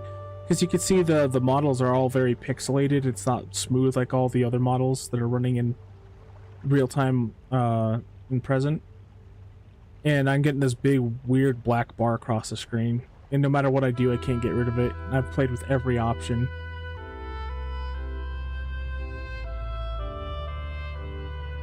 He'd been preparing for this since before the loss of Lost Jerusalem. Ormus, Vector, even the Federation all existed under his will. After that meeting, I joined the Zohar research team as Joachim Mizrahi's assistant to prepare for the day that would come. To awaken Mary Magdalene, I created Cosmos as her vessel. In it, I placed her consciousness. Can you please switch to another scene, because this one's making me go down to 22 frames. Trusted her to you. So, everything went according to plan? I feel sick just hearing it. You heard him, Shion. He planned everything from the beginning. He was just using you as well. Kevin, when you died, was that all just an act? There we go, that's a better angle, thank you. No, it was real. I died on that day. In order to obtain power, it was necessary to cast aside my physical body. I needed to deepen your bond with Cosmos for Mary's awakening by removing myself from your life. I can't believe it. You've got to be kidding me. Everything you've done has been a lie. And Shion's still gonna fall head over heels for this guy, sounds like. You're the biggest con I've ever met. Shion, I'm sorry about what I've done to you, but I want you to understand, to save you and the world, I had no choice. With this power, I can free you from the terror of death. I can spend eternity with you. I want to save you, Shion. Kevin. Please, Alan, this is your moment, man. We've been building up to this for 3 fucking games. How can you say that? Alan! You try to make it sound good, but in the end, all you were doing was using her. It's to protect her life. You think you're allowed to do anything you want if you think it'll protect someone's life? That it's all right to ignore the Chief's feelings? I refuse to accept that way of doing things. You refuse to accept it. Do I need to request your approval? The fact is, she will die. Are you saying that you will accept Shion's death? That you will abandon Shion to her suffering? No, that's... but... Pathetic. If the world could be saved through passion, all of this would have been unnecessary. Now, come, Shion. Oh yeah, I forgot. Look, Yuri Lowenthal voices this guy. You've done more than enough. You don't need to sacrifice yourself anymore. It's all right to think about your own happiness. You know, don't you, that there's no place for you there. Oh. Chief, don't go! Listen, you bastard! Leave Shion alone! Holy shit. Stop! Don't hurt him! That was kind of crazy, Junior. You just shot a... I mean, I know you're a straight ace, but, she's right there, bro.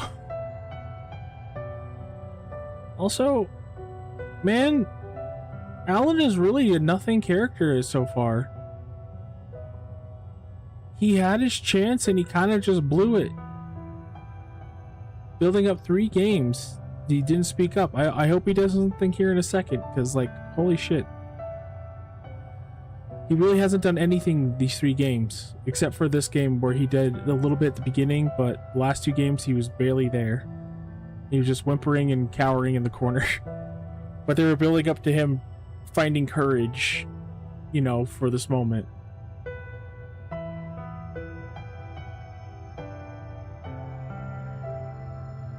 I hope it doesn't come down to he's gonna sacrifice himself for Shion in the end. That'd be really...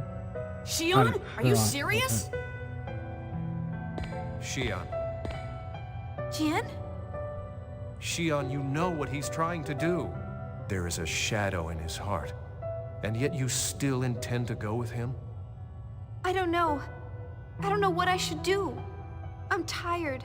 I don't want to hurt anymore. None of you saved me. Only Kevin has made a place for me. Shion, none of us want you to suffer. Don't you understand that? I do understand, but that's why I hate it. I've had my fill of pity. And isn't it already too late? It's not like you understand other people's feelings. This is why I don't like your character, because she goes on and preaches to other people how they need to just kind of like suck it up and handle their own shit, and then when it comes to her sucking up and handling her own shit, she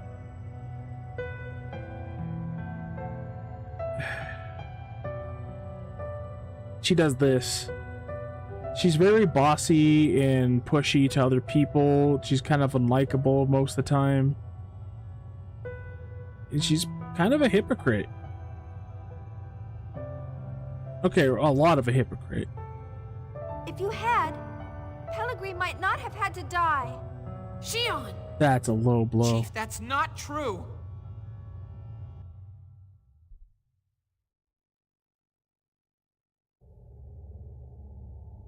So then you're serious about this? Yes, that's right. I've decided that I'm gonna go with him. Don't interfere anymore. I understand. Jin, stop!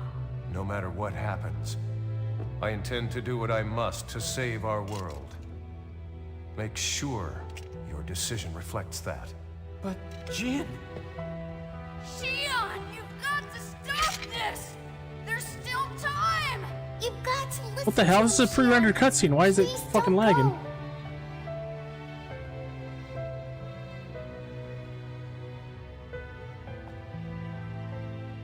I'm sorry.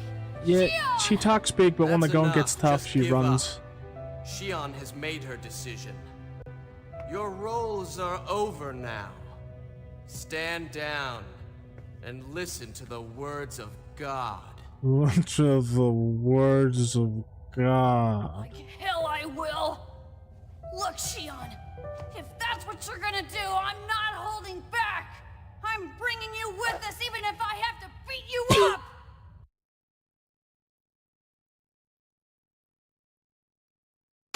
What?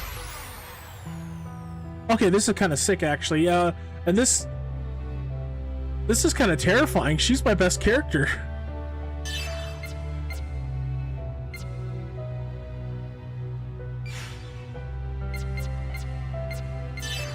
Oh wait, can I still? Oh my god, I could just summon it and do it right now. How anticlimactic would that be?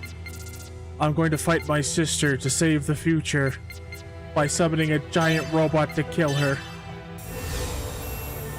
9,000! Research uniform? What the fuck?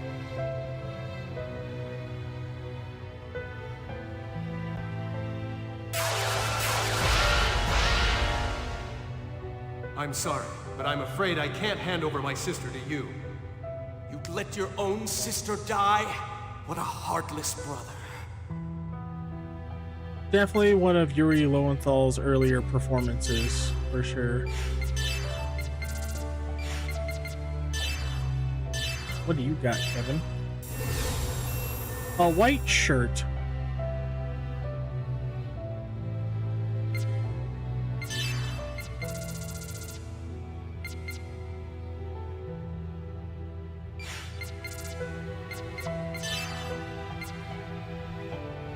Cosmos feels really absent in all these games. I thought he'd be a bigger character, and he seems to be big in the the story, but really hasn't done anything. Junior has been here the entire time and has the biggest connection with Xion, I feel. So...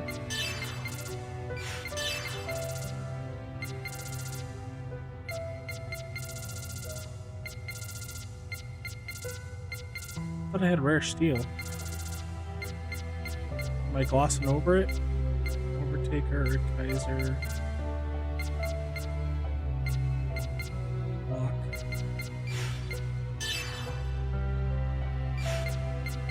Does the character who was the only one who was able to steal in the first game not have the ability to steal? What the hell is going on?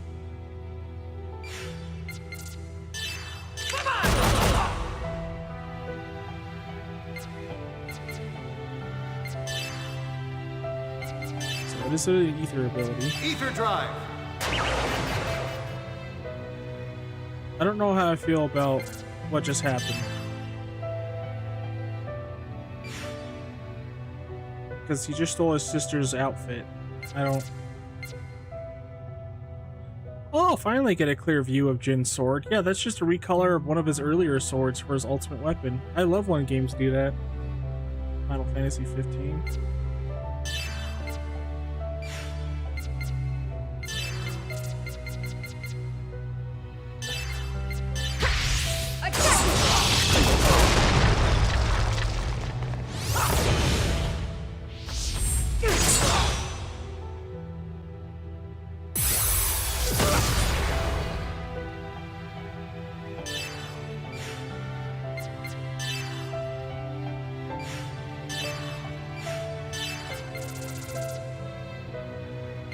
Crazy, he doesn't have rare steel. And they're both humans. I'll choose Ziggy.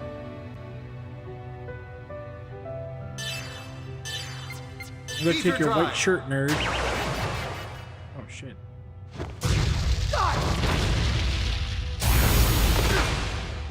That's a neat attack.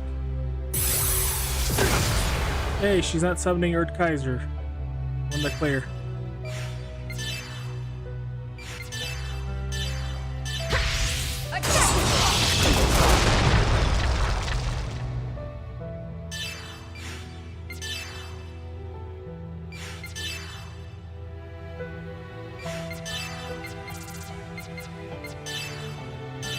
Oh, no, no, no, not the shield. No, don't do it. That was an instant break. What the fuck? Ether drive. Dude.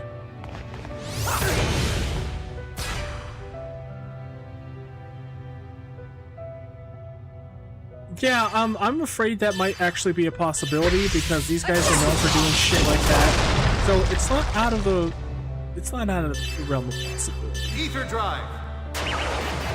Give me your shirt, bro. What's it? The hell? Oh, does he not count? He doesn't count as a humanoid? Oh, maybe because he's wearing a cape? I just... Sorry, Jin, I choked your sister out for nothing. I don't even think she was into it. Ether drive.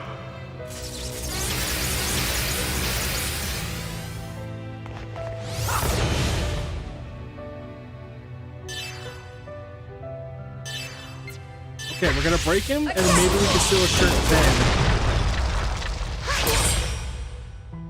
I want this to end! Leave us alone! That's an interesting camera angle.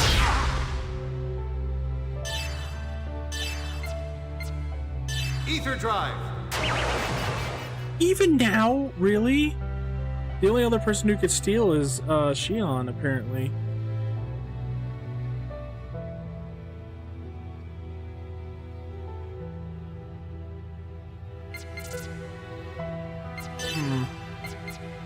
Maybe Momo?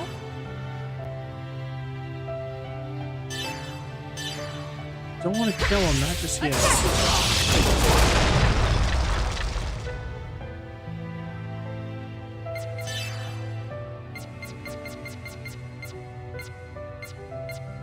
She has like every ether ability but... Oh, wait. Ether drive!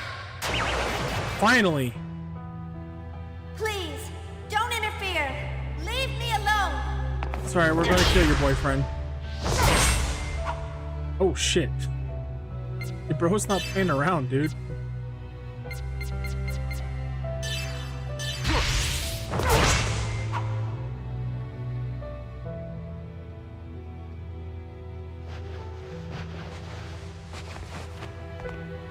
Wow, that's really good Kate physics. What the hell? Stop! Don't hurt Kevin!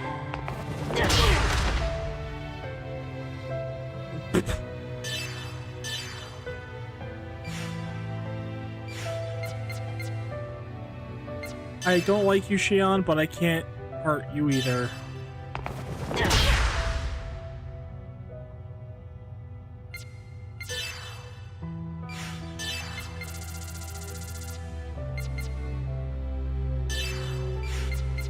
Oh, she knows Medic Arrest? Ether drive! Holy.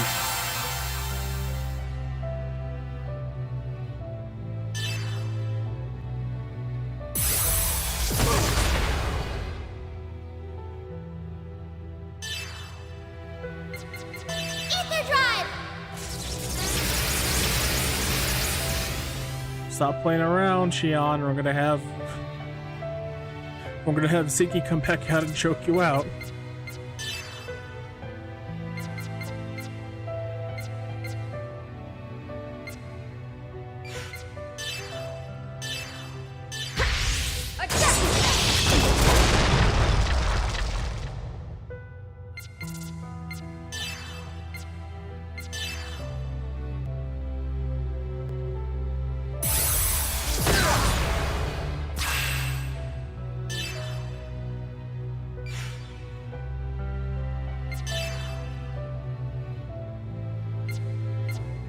How fucked up would that be if I just summoned Erd Kaiser to kill her right now?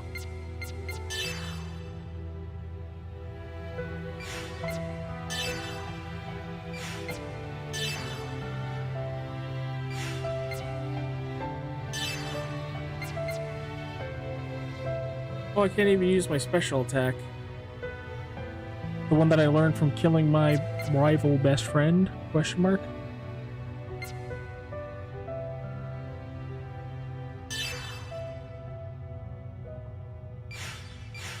Yeah, we'll save that. Ether drive.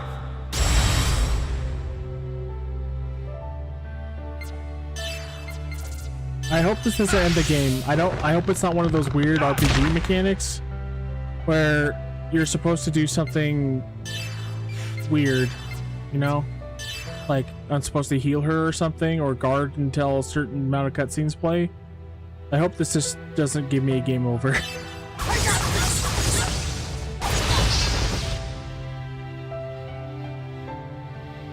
A lot of weird angles with this fight. I want this to end. Please understand.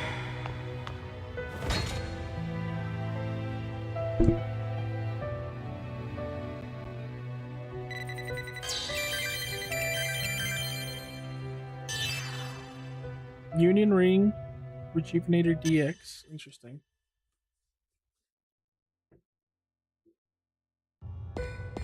Stop! Please stop this! Get out of the way, Alan! Yes, I'm afraid I'll have to ask you not to interfere. No, I won't move. Chief, guys, everyone get a hold of yourselves. What are you all trying to prove by fighting like this? I've had enough. I didn't come here to do something meaningless like this. We're all fighting to protect the universe so we could all survive, right? You still don't understand? The cries of the powerless is what's meaningless. Your pathetic voice will reach no one. Your pathetic voice. Yeah, definitely one of his early performances. When he was still doing Sasuke and Naruto early. That's enough, Kevin. Are you saying you're the only ones who can save the world? Are you saying that it's impossible for us? Exactly. You cannot save the universe or Xion. That's not true. Everyone here is resolved to face this fight. No one can laugh at that resolve. Resolve? Do you think we Testaments lack resolve? Yes. You lost confidence in your ability to live as human beings and just ran away. Because they were scared of death. Because they couldn't stand being weak. Virgil, Voyager, Yuriev, and even Ormus. They were all just trying to run away from the harshness of reality. The power of the Testaments? All you're doing is using that tremendous power to run away. Then are you saying you have that resolve? You have no power.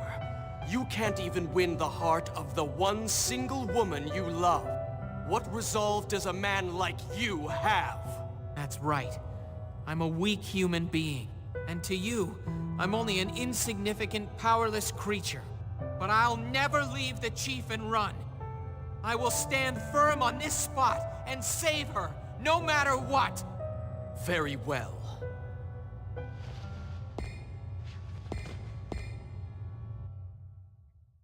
Oh shit.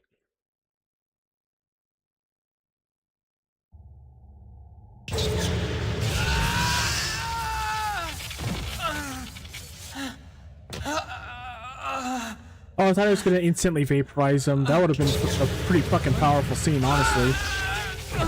Instead, he's gonna get shocked a couple times. She's gonna be like, "No, don't do it," and then he's gonna be fine. Weren't you going to stand firm?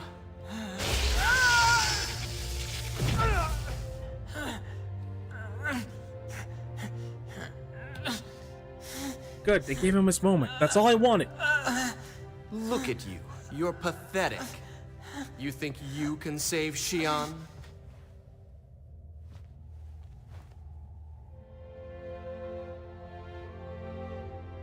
Stop it. Xion. Just leave him alone. Please. He can't even stand up on his own. He can't do anything else now. You really are pathetic, Alan. How does it feel to be pitied by the one you love? Do you really want Xion's sympathy that much? Sympathy? You don't understand Chief's suffering like I do. I understand her feelings. Her pain and her sadness. And despite that, she struggled alone to do everything that she possibly could. You don't have any idea how much she's been hurt. Or how she's suffered. How could anyone like you understand? You have no idea how much she's cried. Alan, please, that's enough! It's all right. You've done enough. Why do you have to suffer like that? You see, I wanted to cry in her place. And I wanted to be the one to feel her pain. Because I wanted to spend my life together with her. I know that I may not be able to do much in this world, but I would do absolutely anything for her. So then do you think you can take her away from me? Xion may find your feelings to be too much of a burden for her.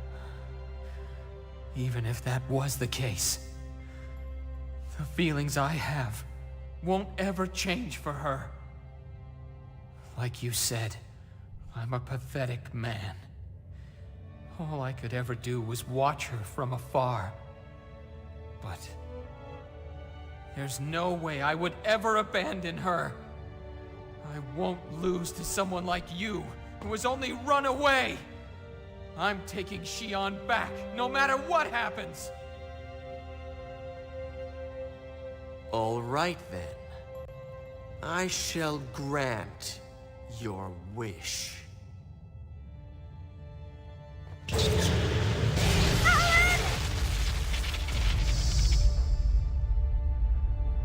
Huh? Okay, I thought some like ninjutsu Mary. shit just happened and Naruto popped in here. It's like, Sasuke, I'm taking you back with me. You're almost there, Alan. Cosmos. It's all right, Alan. I too understand your feelings. I can feel your pain. And I can also feel Xion's pain. Cosmos. But Let's go now, Alan. Let's go to Xion. Stop! Why are you doing something like this too? What are you doing, Mary? Is this your will? You know that will be defying Wilhelm. I must protect Xion, no matter what. His will is irrelevant to me. I see. Then you truly are a failure. Mary's consciousness changed inside you, and awoke as something different. You're not the will of Mary as it should be. Xion, please tell me. Is this what you really want? Do you really want to betray everyone? Stop looking at the Doesn't floor. this make you sad?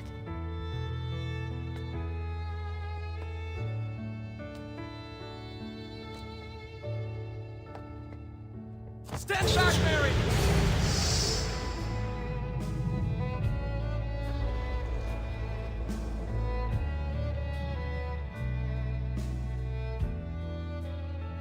Kevin, all I ever wanted was to be with you, even if that meant that I was being used, even if I was being deceived. As long as I could be by your side, I thought it didn't matter. But now I know that's not true. It's wrong for me to sacrifice others for it. If I do that, if I run away into the past, all I'm doing is repeating the misery inside me. But Xion, what are you saying? I do love you. Dearly. I'm sure we would be happy together. There's nothing that I would want more. But I can't stand the idea of being the only one who finds happiness. If I can't share it with everyone, then there's no meaning to happiness. And I don't want to be alone anymore. Xion, no! Are you leaving me? Hey, you already left her. If you force me to choose, I won't hesitate.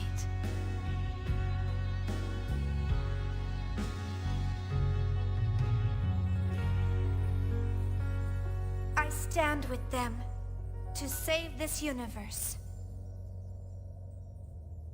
Xion, listen to me. Accept my words, Xion.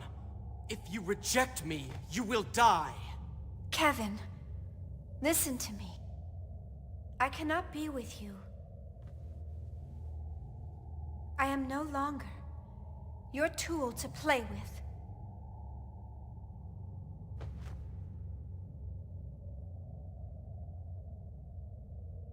I see. But I will not hand you over voluntarily. Instead, I will eliminate those who confuse you. What the hell? That's the first time any of these guys this entire game have like had a mode change or whatever. That's kind of sick.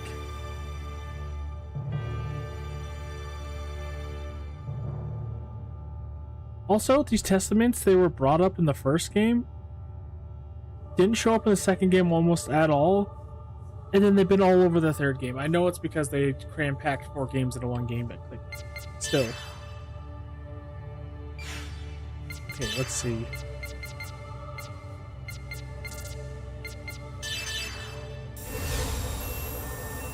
Okay, he's got a decent amount of health. Velvet Paneer. He looks like... He kind of looks like...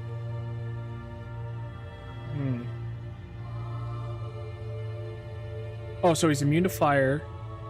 He has ice and thunder, so beam and normal attacks are the only thing that are going to be effective.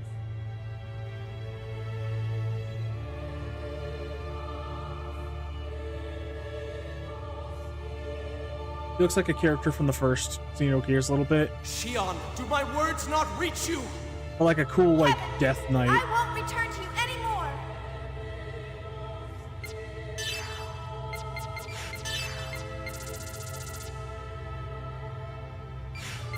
Okay, this is a very emotional kind of battle. I'm not gonna ruin it by summoning Erdgeiser like 50 times.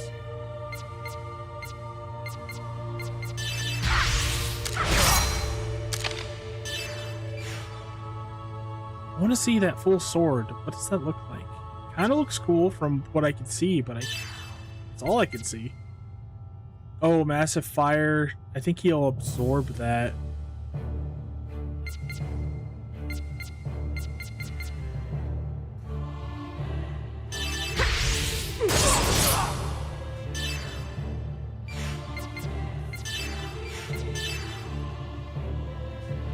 Ether Drive!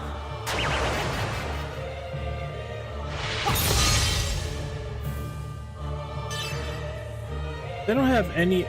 That's a problem with Xenoblade Chronicles after the first one. Almost every design, besides the DLC for the third game, for the second game and the third game, they got some like Nintendo artists that has like super clean, safe art that I just do not care for personally.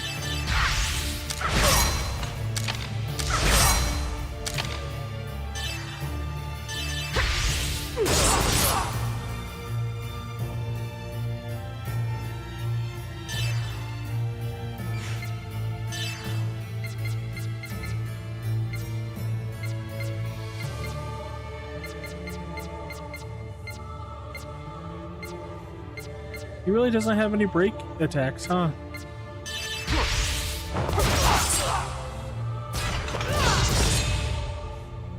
Okay, his sword's awesome. This guy looks freaking cool.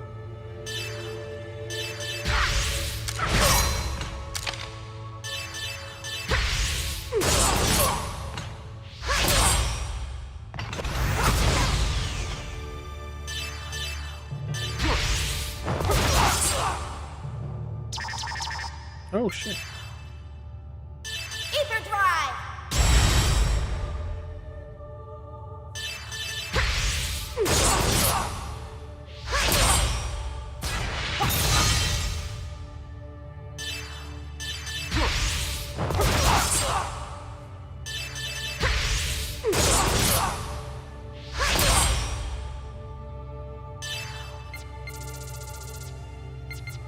Ether Drive!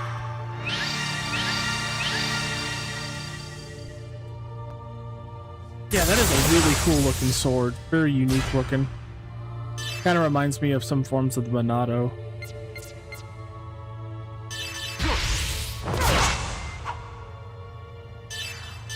Oh, whoops. Oh well, hey, we're fully healed up, so whatever.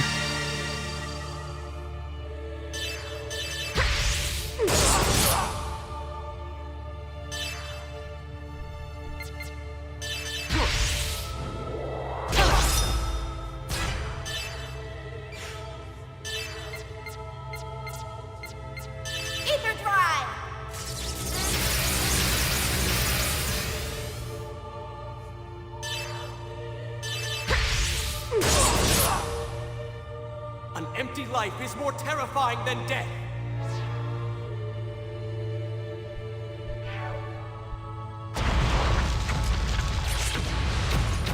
Yeah, just try calling her to Kaiser. Yeah, curse is a thing where, like, if I attack at all the damage I do is reflected back at me. So that would be good. Here.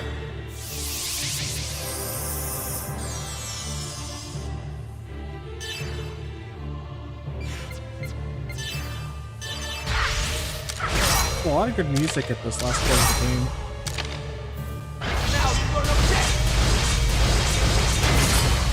That was fucking sick. sorry. What the hell? Oh, he killed her! Here. That was so cool looking, though. I love Dark Knight aesthetics like that.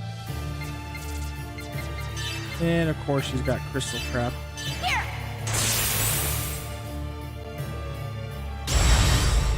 I wish Dark Knights was worth half that cool in Final Fantasy XIV.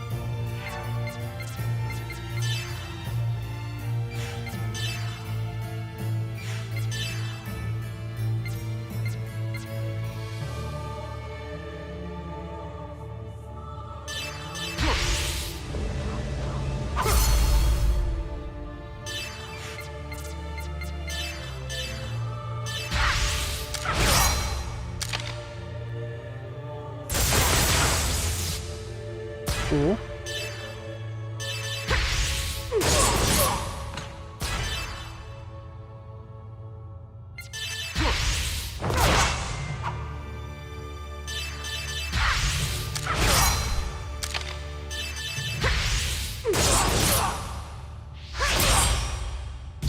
Damn, still don't break him, huh? Uh-oh.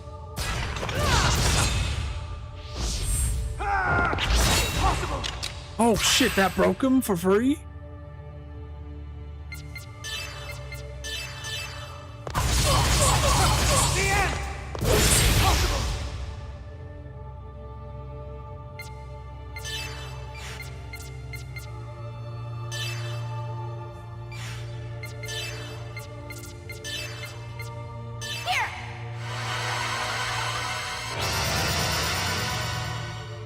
Sick.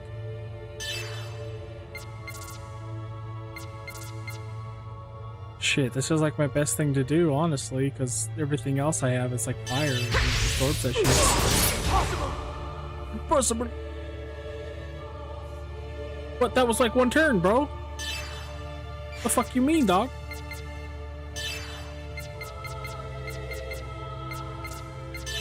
Ether Drive!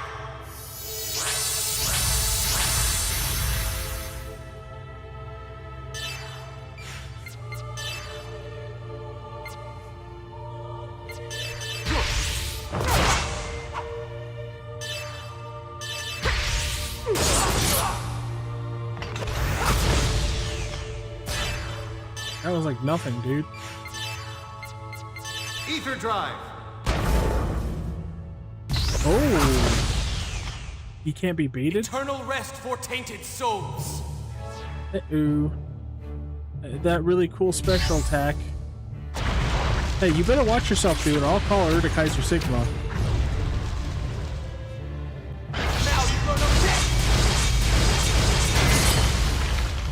What did I say?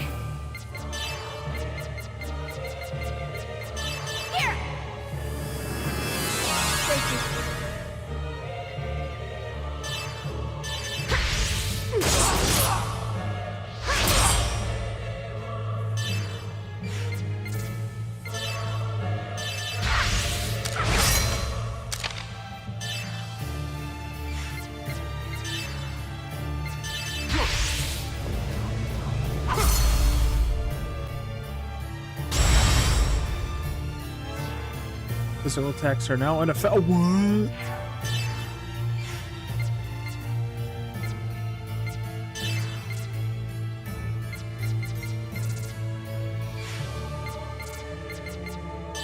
Fuck, what am I supposed to do?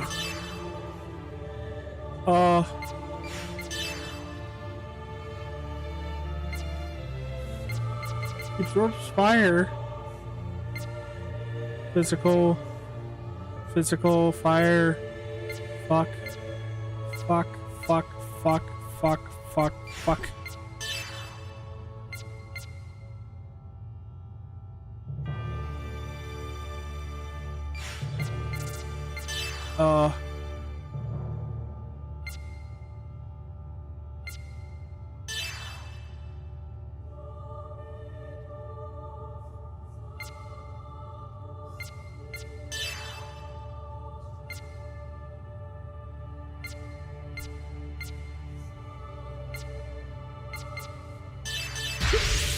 Here I go.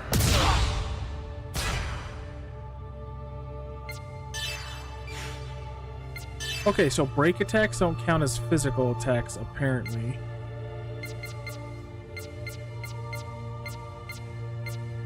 Bro, I thought you had... Bruh.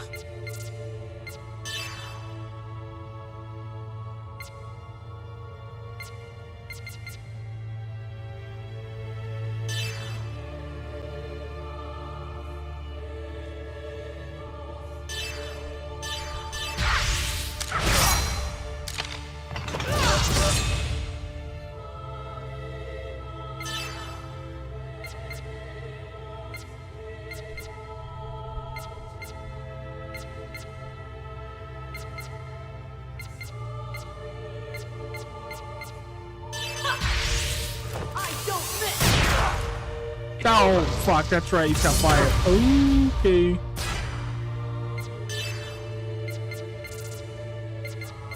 Ether drive!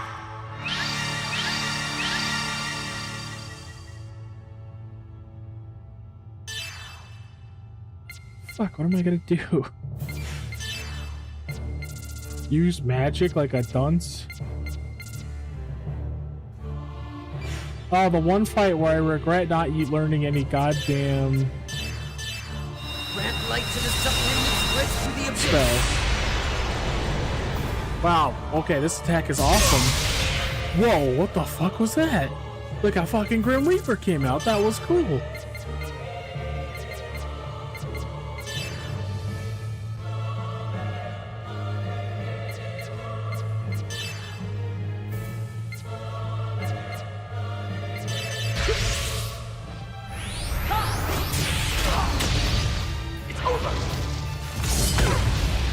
Holy shit, that almost one-shot Momo.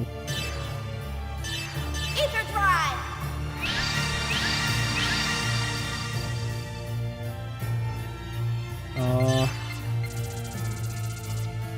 Okay, she has better skills.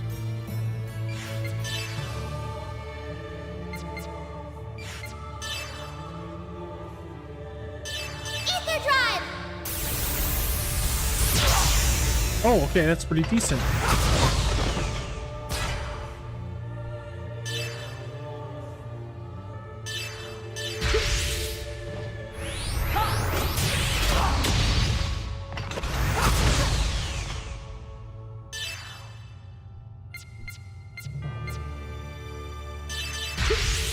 Here I go.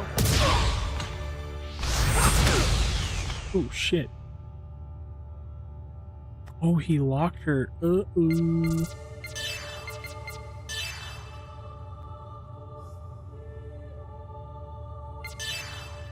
Wait, is he vulnerable now?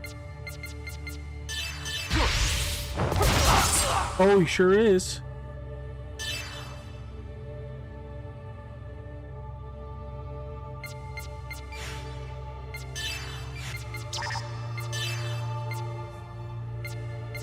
Ether drive!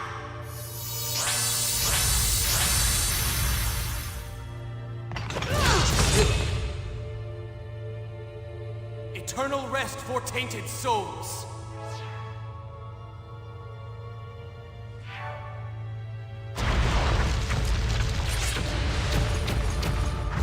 Stop cursing Xion. Stop it.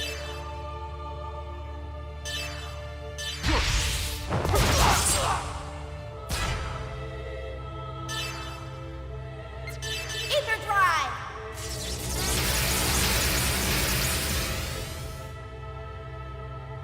Okay, good. Alright, changed. Back to Cosmos.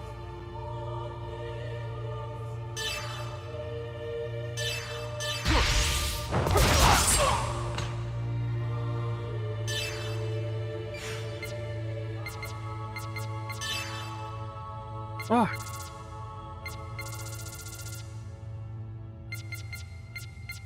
Ether Drive! 2000 HP left.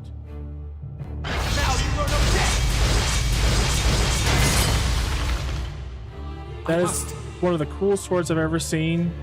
That is one of the coolest attacks I've ever seen in this game. Here. Man, why she got some random jiggle physics, man? Just comes out of nowhere.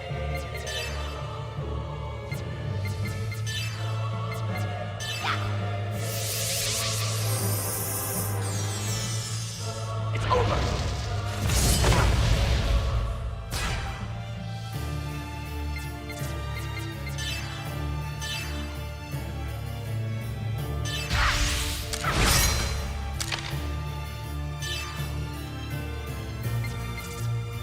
I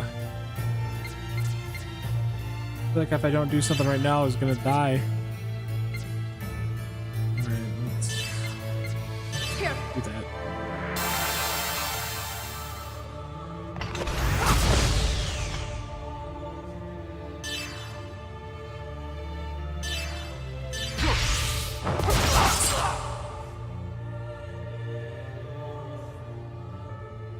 Well, this sucks. I'm not gonna be able to use a boost with him.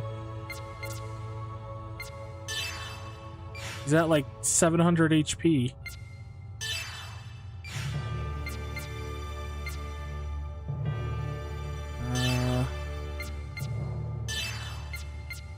There was a system in the first game that allowed you to use 3 items in one turn if you stocked right. Here.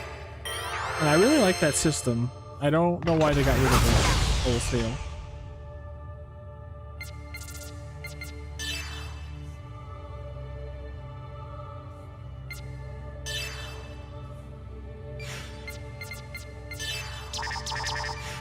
Damn. I really planned poorly.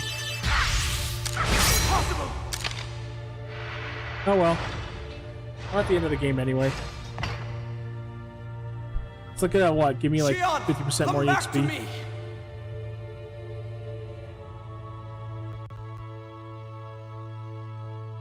That would have been nice-ish. It would have given me like a full level for some characters like Xion. But it's not a big deal. Khajiit has wares.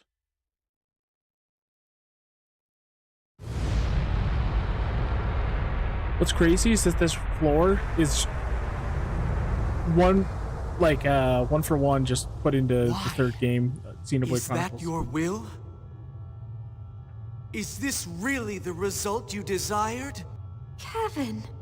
Xion, you're confused. You're unable to make calm decisions about where you stand.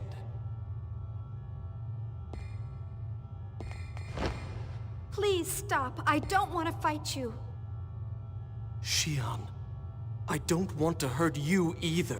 Why can't you understand my feelings? Stand down, Kevin Winnicott. Time's up. Wilhelm! It seems I expected too much from you, Kevin.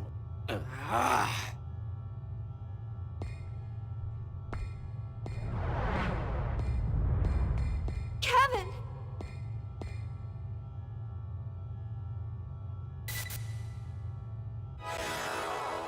Alright, interesting. That was a lot of fucking cutscenes. Velvet. Okay, that might be an outfit. White shirt. Special armor that changes the character mode. What? What? AP plus 300? What the fuck? I mean, that would have been really great, except for the one I have on right now makes it to where everything costs 1. Man, if I could equip both of them, because they're both a ring.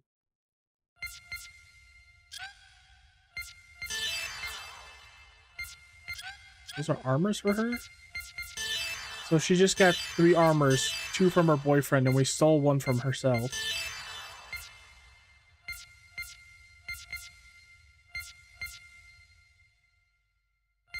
Vector uniform is how she looked in the first game. Swimsuit is what she was wearing at the beginning of the game. Wait. Velvet... That's what she's already wearing? We stole a shop item from a super boss? Or not super boss, but a story significant boss? Okay, whatever. Guess we'll try a white shirt? Oh, what the hell? What? Are you fucking kidding me?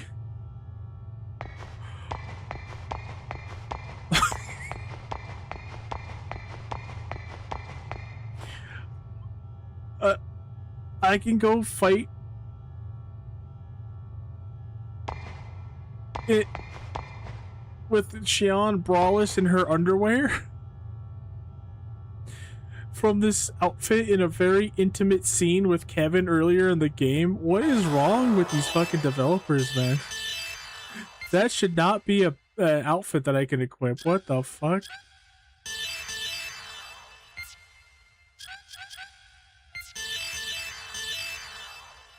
That is very strange. Okay, let's see. Research uniform. Oh, okay. That's when we were at the beginning of the game. I mean, that's kind of weird that we stole it from her. It's a very video game thing to do.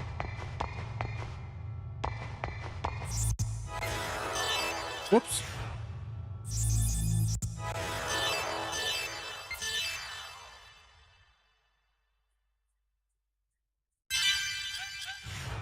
How stupid would it be for me to go into the final boss? Oh yeah, sorry, the research uniform is when we were doing some stealth missions at the beginning of the game going undercover.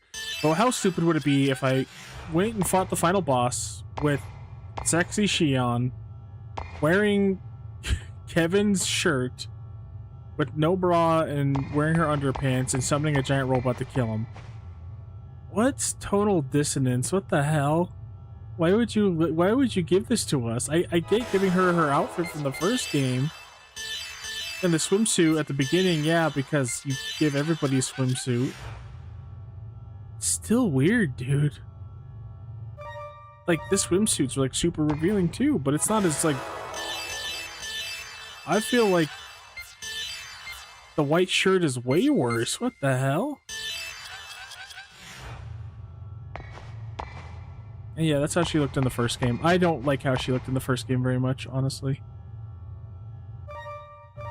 The first game was very cartoony with its design. Alright. But yeah, I'm not gonna go fight the final boss, potentially Jesus or God or whatever, without a bra. Oh my god.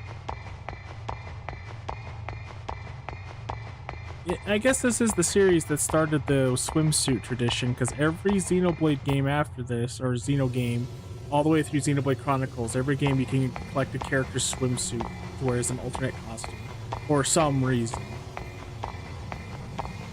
And Xenoblade Chronicles and Xenoblade Chronicles X are the only 2 games where you can like mix match outfits for them, which is kind of weird.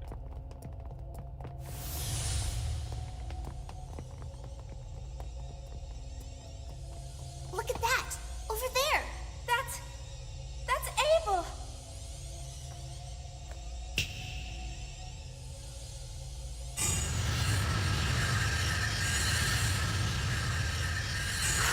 Our ESs! Impossible. How'd he transfer them? I had a feeling it wouldn't be a good idea to leave them in your hands any longer. They all appear to have awakened. So I'll go ahead and retrieve them from you. You don't mind, do you, Yeshua?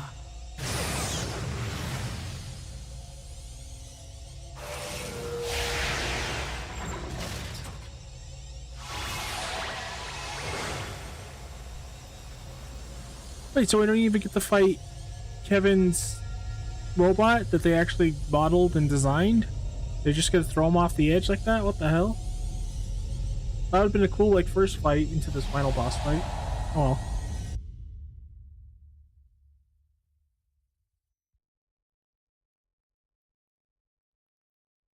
I still don't know what's going on. What is that? What the hell is that? That thing. That's Zarathustra? Shion, your will is even stronger than I expected. You are truly worthy of being the Maiden. Now I will make use of that power. Please, wait.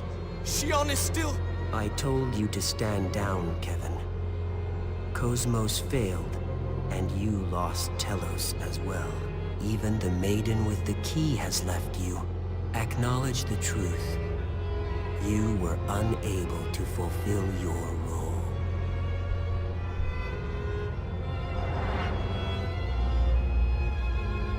You're Wilhelm? What is Vector's CEO doing here? That is one of the phrases that defines me. However, words give people many forms. Vector's CEO, head of Hyams, Ormus Patriarch, the Federation Executive Committee Director.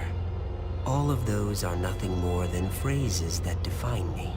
They each define me, yet none of them are me. So far, the only one who can define me is you, Yeshua. Now, Shion, I'd like to start Zarathustra with the key you hold. I have no intention of doing that. I expected you to say that. You foolishly chose your death over restoring your time with Kevin. The preciousness of limited life, the beauty of death. You're intoxicated by that narcissism. It's such an incredibly human choice. But unfortunately, your life doesn't matter to me at this point. All I need is your power as the Maiden, the Key, and Mary. Are you perhaps bewildered? Zarathustra is one of the systems created by people in ancient times. It was used to ascend to the realm of God. It was orchestrated by Mary, and its power source was you. Right, Yeshua? But it didn't turn out the way they expected. God did not permit mankind's actions, so in order to prevent the destruction of the universe, I bestowed upon it a certain role. That's right, Yeshua. The destruction you will bring. Chaos? Who are you? Yeah, I've been wondering for 3 fucking games. You hardly talk, you hardly do anything. You seem to be a little nice boy in the first one, but then all this cryptic shit happened in the second game. And now the third game. You still haven't said anything. I have no idea who the fuck you are. Everything that makes up this universe is connected by the collective subconscious. Redoing everything from nothing by acting upon that collective subconscious and sending everything into the flow of imaginary time. This is the role I gave to the Eternal Circle, Zarathustra. Udu is God himself. The 2 Abels exist as Udu's observational terminals for this lower domain. In order to assure the continuation of our world, what the fuck is he talking about? Away. We will cover the eyes of God, remove his influence from this world, and effect the recurrence of wills through Zarathustra. And that is precisely the reason why I exist. Shion, you are the Maiden. When you use your key, Mary can lead the wills from throughout the entire universe to Zarathustra. What the fuck are you talking about? You're wasting your time. I have no intention of activating a system like this. Besides, mankind doesn't want that. We're all fighting to live this moment. Are you sure? Large numbers of wills have already gathered here on their own. They all reject the world as it is now and wish for days long past. That can't be. There's no way everyone will reject the universe. The Gnosis. Yes, Gnosis are the form of people who have rejected others and the world.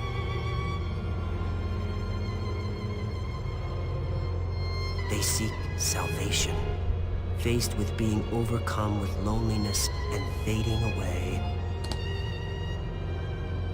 They choose instead to return everything to the beginning. Mary and I shall give them what they seek. The eternal recurrence.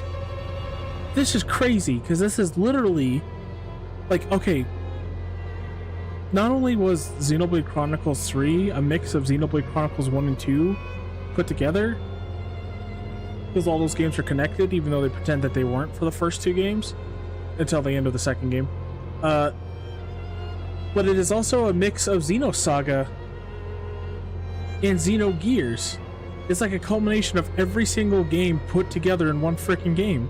This is the plot of Xenoblade Chronicles 3. Are you ready to help now? You must be joking. No, I'll never do what you say. I see. That's too bad, for I am not as kind as Kevin.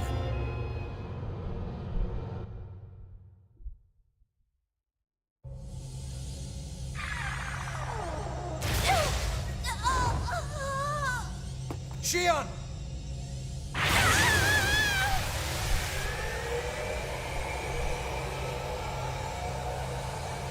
Stop it! What are you doing to her? I told you. I have no interest in what happens to her, and I don't care. I only need her desire to use the key, even if I have to force her.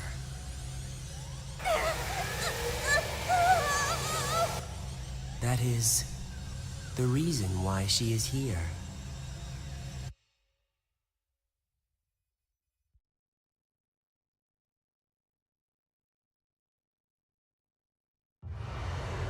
Stubborn, aren't we? How long can you stand it? Yeah, this guy, they also showed him in one shot of the original game and also one shot of the second game, and he's the big bad of the whole thing. Chief! Stop! Stop it! If you don't stop, she'll... Cosmos! Help her! Hurry! Xion. Mary, I forbid you to interfere. Understand? Cosmos! What's wrong? Hurry!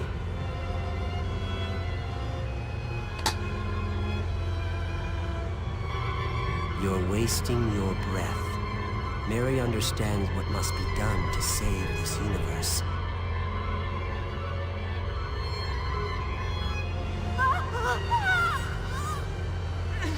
Chief!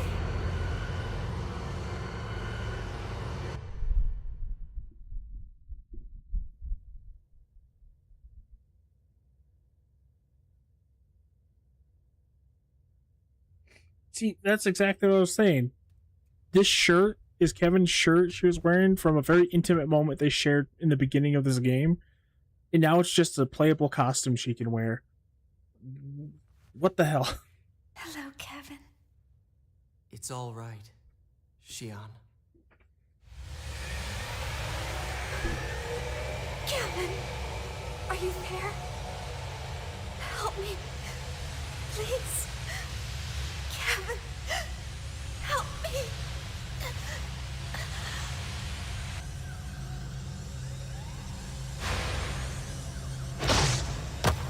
Holy fuck.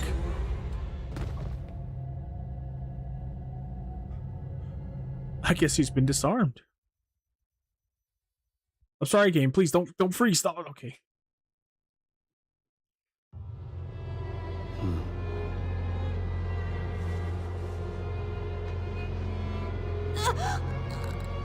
Kevin! Kevin. Are you satisfied now? Why act surprised? Everything has occurred as expected, including your act of betrayal. You knew? Of course. What you seek is not order for the universe, but only for your own personal desire, an eternal world for the two people in love. Wow. They just really remade this whole thing again in Xenoblade Chronicles 3.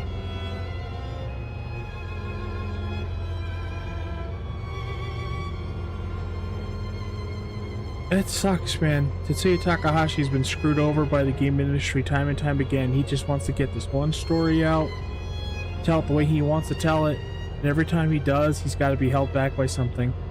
Even when he tells it the best that he can with Nintendo backing him, he's got to dumb it down, use an art style he doesn't really care about to get a bigger audience because people love the super clean, polished Nintendo style.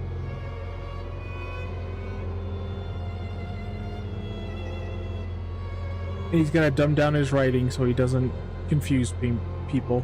Him and Xenosaga writing. It's sad, honestly. They have such ambition to be someone with so much talent that has been... I feel suffocating in this industry for 30 years now. That's right. I have no attachment to this world, but I cannot lose Xion. For love? Ridiculous. That has no value.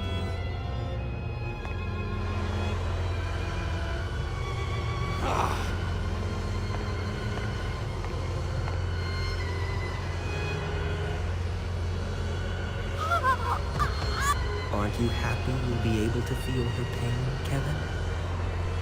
Now, Xion, have you changed your mind? No. Honestly. Stubborn, aren't you? Then how about this? Mary, bring Xion here. What's wrong? Xion will continue to suffer eternally, not permitted to die. You're the only one who can release her from her pain. No, Cosmos! Don't do what he says! Are you sure, Mary? You don't want to lose Xion, do you?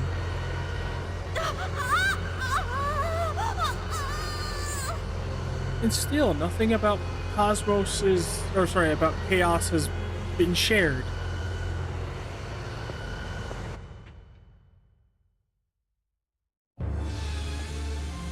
Xion. No, don't! Cosmos! Stop right there! Mary! No, stop!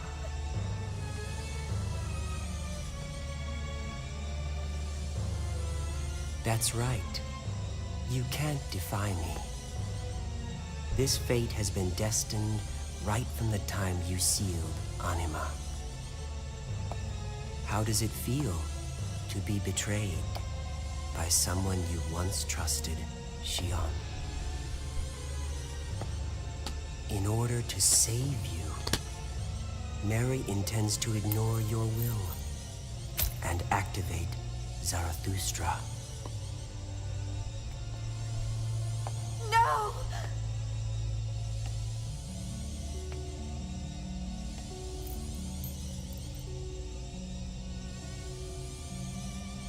Very good.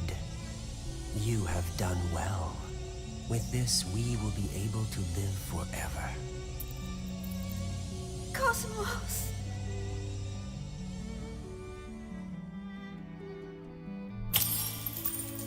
What are you doing? Mary. You fool. Same exact story Now in this Xenoblade Chronicles 3. will be completely destroyed. Even Yeshua will perish.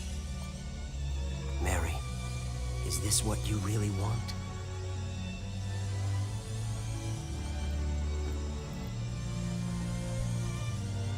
I am not Mary. I am Cosmos.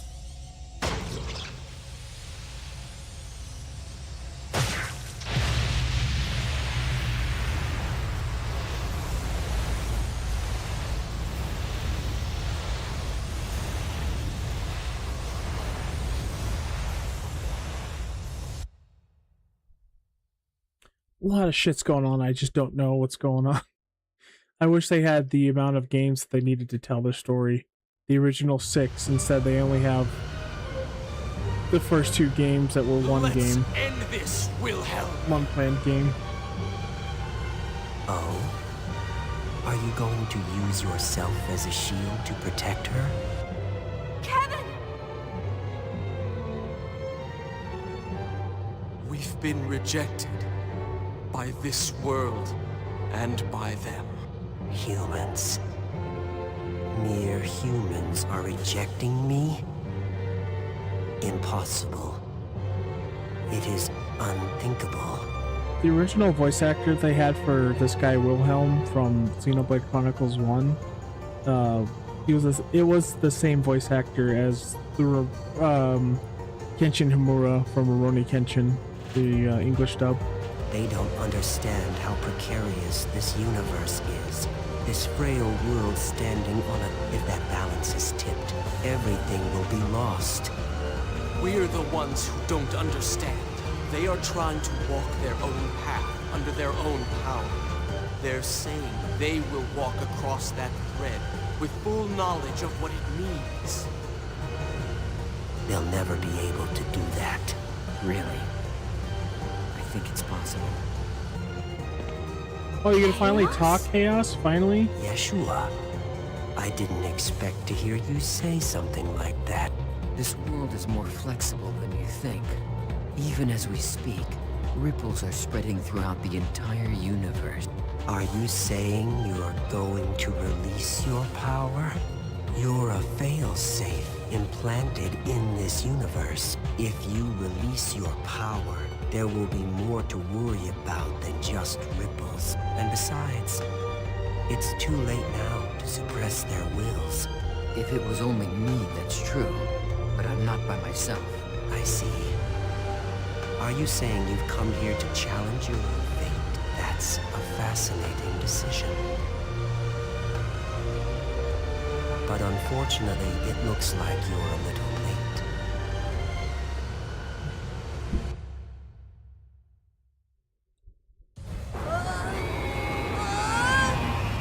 I want to know who the fuck this Able Kid is. He just showed up in this game and he's like, okay, well, he's part of God. We're like, alright, why?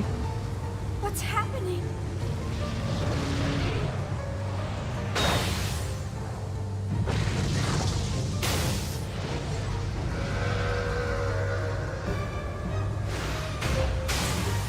Zarathustra has gone out of control. If it continues like this, the universe will eventually dissipate and vanish. Stop it! Stop the system now! If I should stop it, then what? What will you do with this tremendous energy?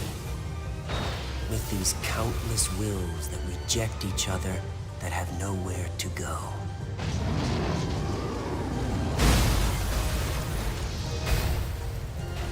Are you implying that you know how to heal them? The world can only be returned It's to very the beginning. Evangelion-ish. Come, Mary. Help us guide them into the past.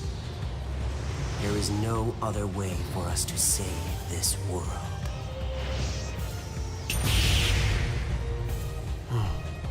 What do you think you're doing now?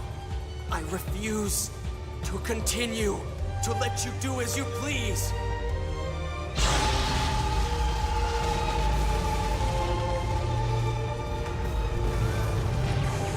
How foolish of you.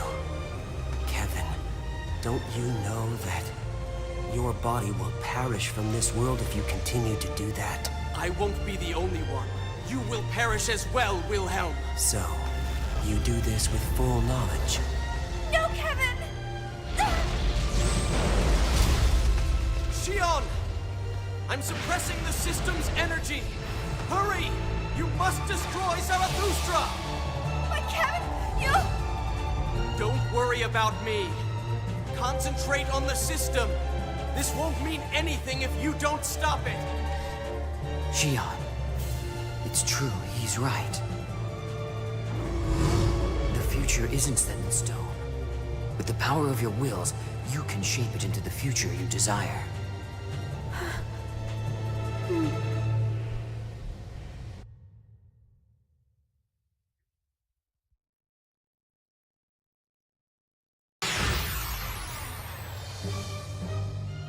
Okay, I was a little worried that we're gonna fight in the mechs again, because I really don't like fighting in the mechs.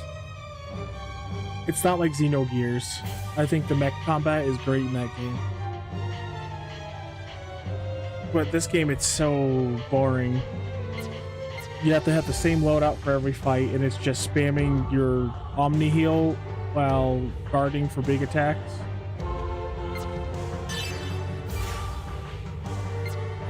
Is this the final boss? I mean,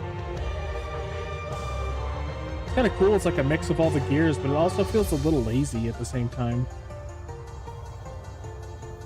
I don't know how to feel about it. I like the final boss of Gears better. At least it's a better final boss than Chronicles 3.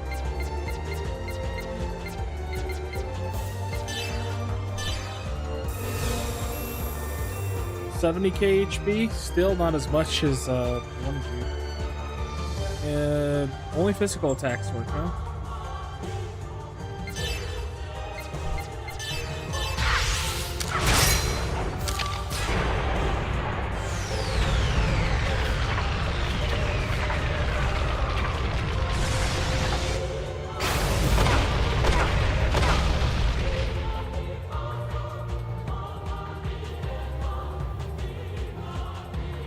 This isn't a bad song whatsoever. It's a little basic. The final boss music of Gears was just like so weird and different. This is very like traditional JRPG.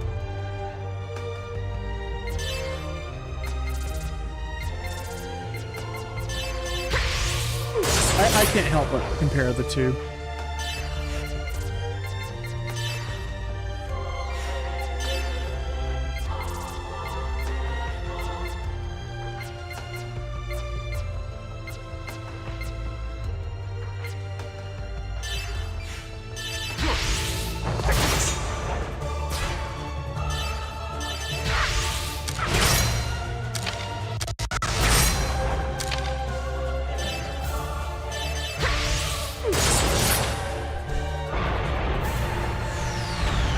Oh shit, Cosmos might be dead.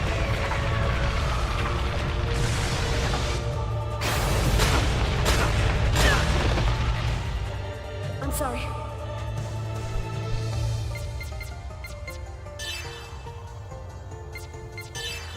Here! Thank you.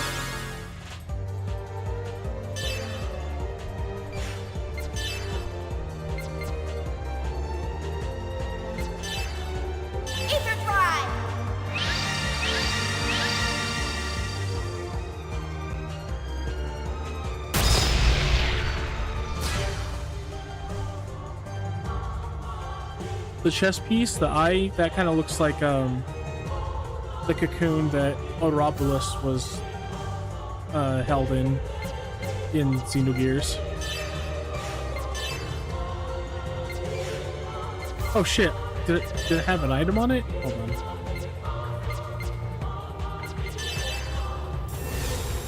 Nope, no item. It is the final boss after all.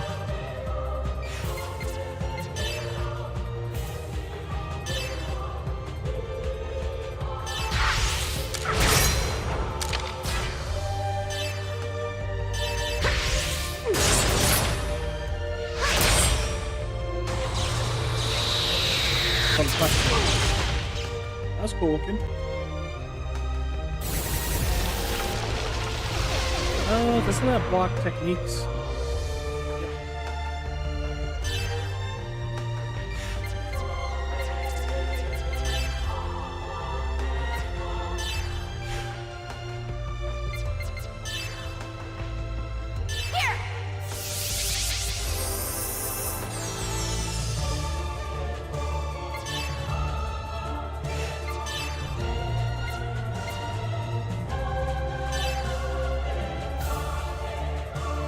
Yeah, and if I find this boss bullshit for whatever reason, I could just summon Erd Kaiser.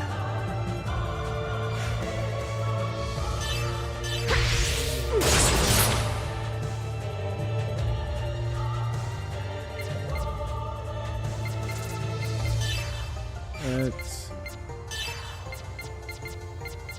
Ether Drive!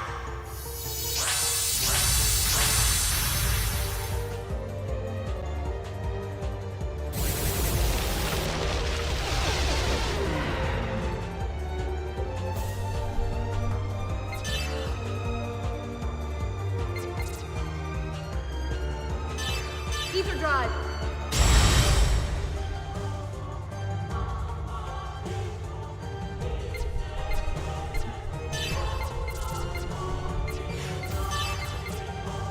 Ether Drive!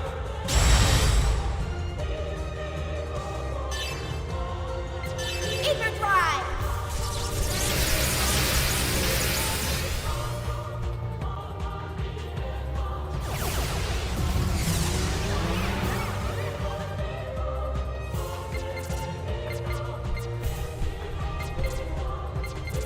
Oh, you could still both. Alright. For this!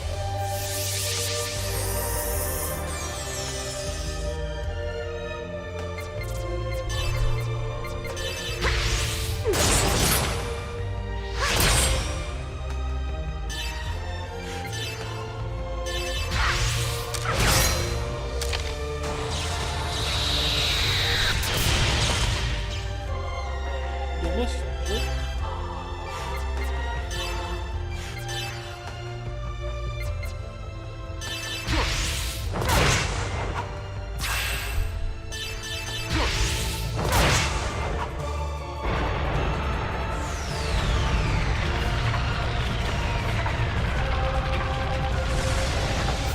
Uh-oh, knocked out.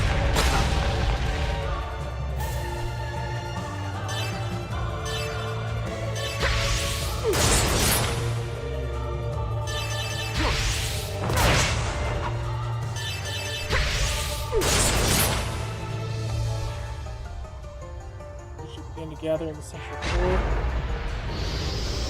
Embryon? Okay.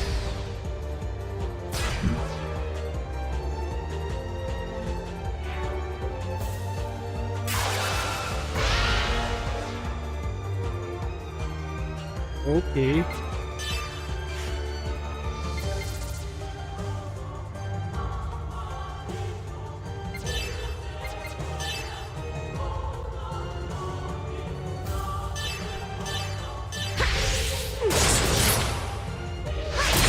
Oh, great.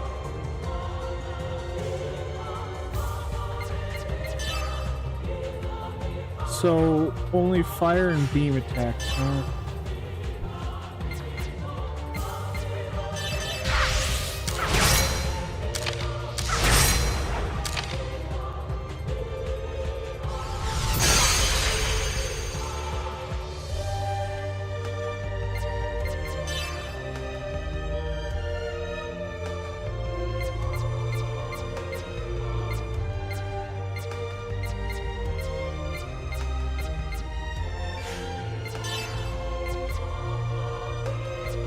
Ether Drive!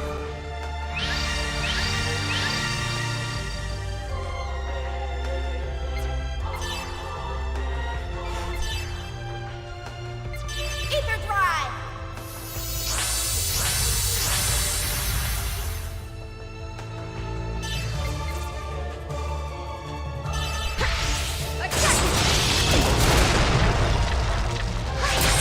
Yeah, that works.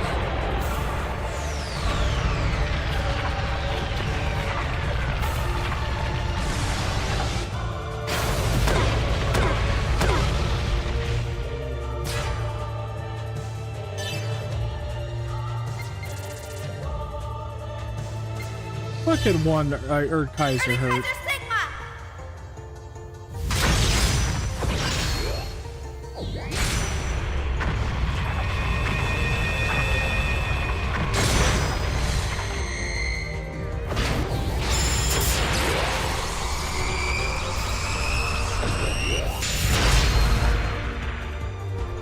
Oh, it won't hurt at all because he's immune. That's fucking right.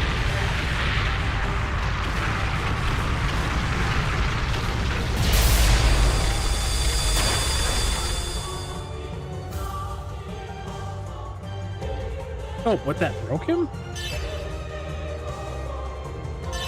Ether drive.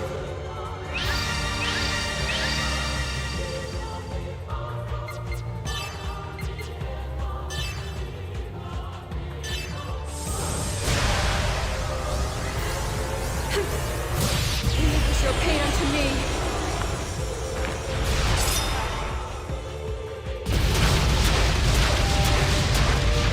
Holy shit.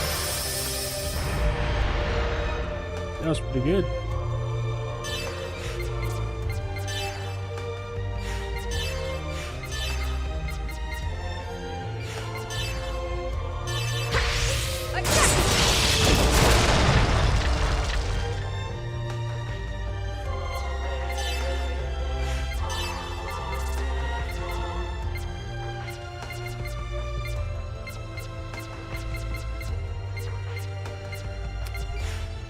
Damn, dude.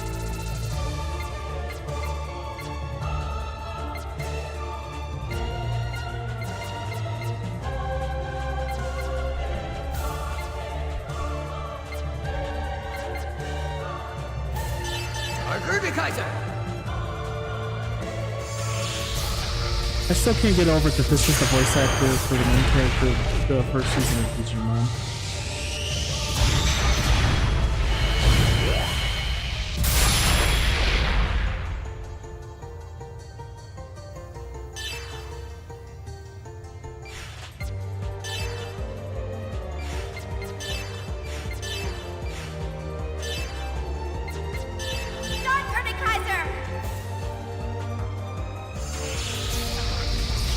So in the first game, they limited it to only Xion being able to summon Urtkaiser. And you had to unequip like all your skills to be able to just summon him. So it kind of balanced out. And it also costs like max EP or whatever, like 50 or whatever. Or not max, sorry. It costs like 50 EP. You could get a thing that halved it, and that's the only way you could call it.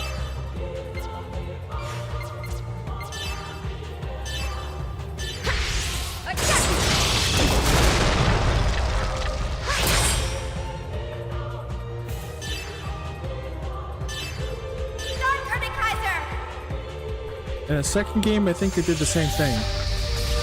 Except only Xion could summon it. That's right, they did the same thing, only Xion could summon it. But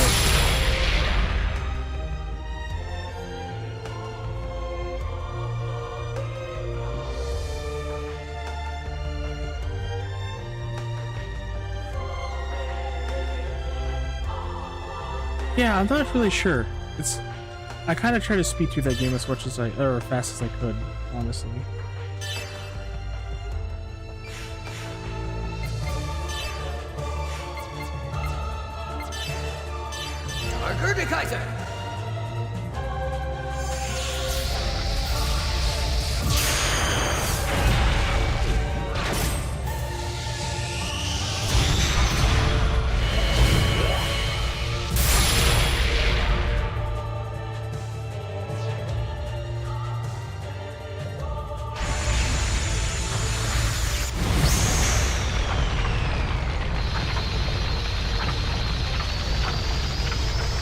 Wait, I broke its arms? When did that happen?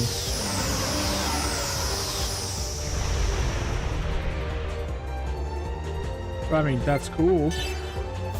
I didn't know I did that.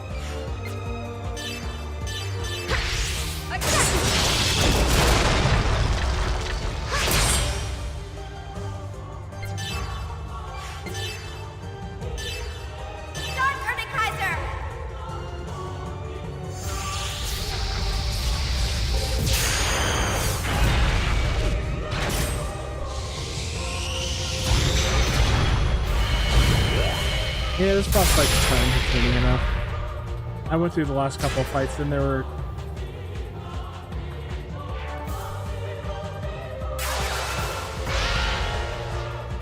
I don't know. They're just more. I was more invested in them, basically.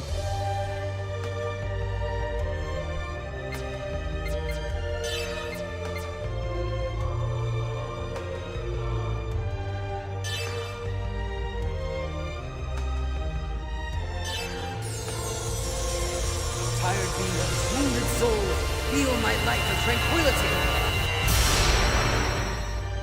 Oh, that's cool. This one, all these endgame fights just feel like a slog, though. Every single one.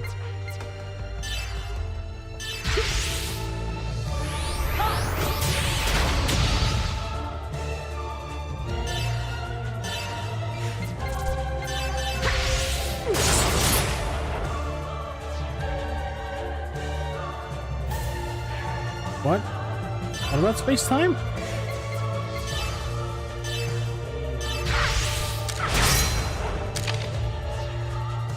What?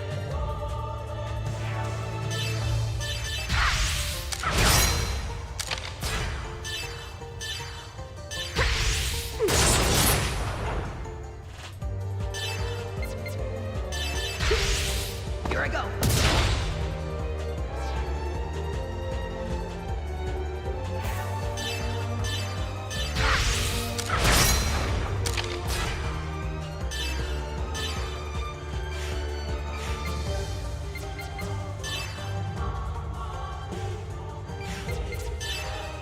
Okay, it's immune to beam and fire. Let's kill God with me again. Apparently. Oh, really? You gotta be shitting me.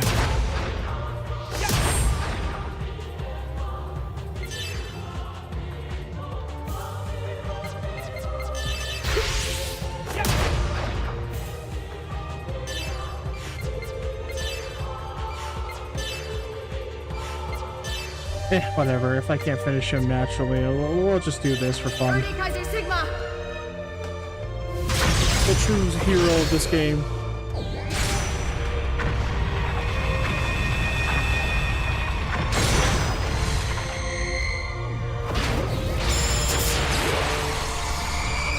Honestly, this mech really destroys this game's narrative.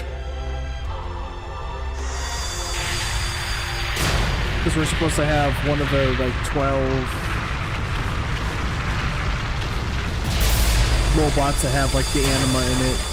Makes them super strong and special, whatever. But then we have this fucking Power Rangers robot that just... I could kill this boss in 2 fucking summons of that if I wanted to. Oh, hey, it wasn't worth even trying to get the finish strike anyway, because I don't get EXP for beating it. Do you understand what you're doing, Yeshua? Abel's controlled by the system and I'm the operator. If I should somehow suddenly vanish, this world and the universe will... You may be right, but I want to believe in the light of human beings' will. Very well then. Is that your answer? That does sound like you, Yeshua.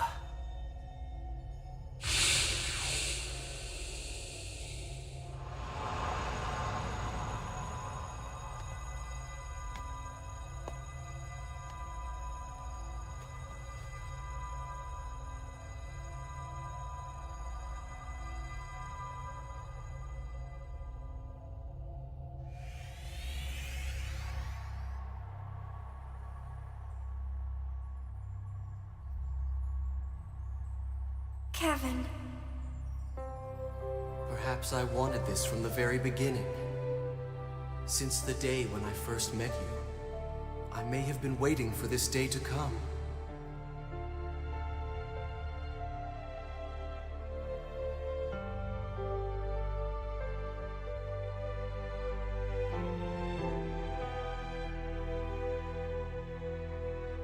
I'm sorry, Shion.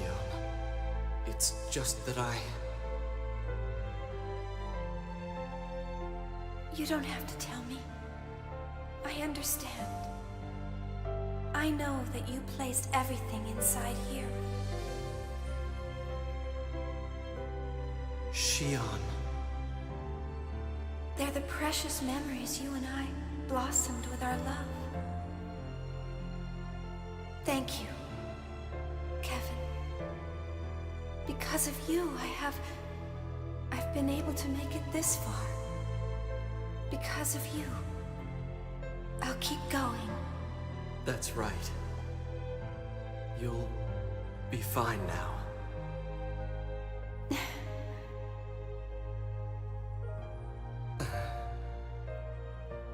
I'm glad I was able to see you smile again. Hang in there.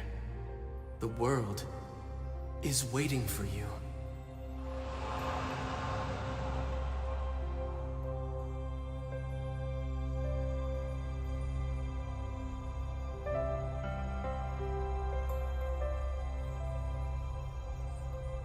Goodbye.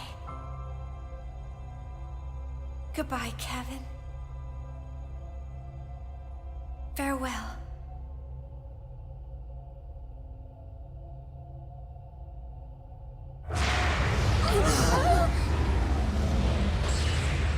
What's going on? The system is still out of control. Damn it! Isn't there any way to somehow stop it? Don't worry.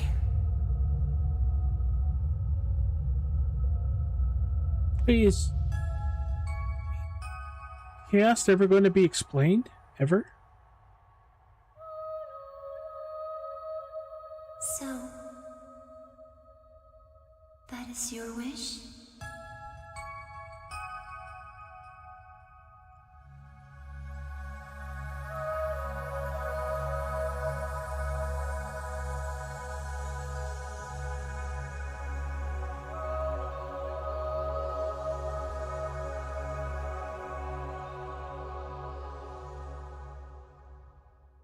I don't know how to feel about this.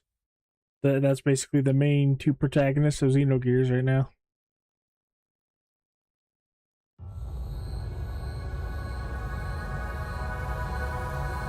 I mean, as children, but still. Nephilim. So it's decided? Yes.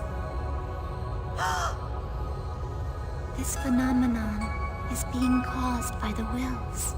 The Gnosis gathered in Zarathustra, with nowhere to go. Together with Abel, I will gather all those wills into me, and dimensionally shift this entire region of space to the land of origin. But who's Nephilim? Who the fuck is Abel? Who the fuck is Chaos? None of this has been explained. The land of origin? Lost Jerusalem, a planet once called Earth. Earth? Our homeland? We cannot stop the universe's accelerating dissipation, the true destruction of the universe. But the potential brought by the light of your will is unlimited. If mankind has enough time to build upon your feelings, then perhaps... And you will provide us with that time? Yes. I, Abel, and...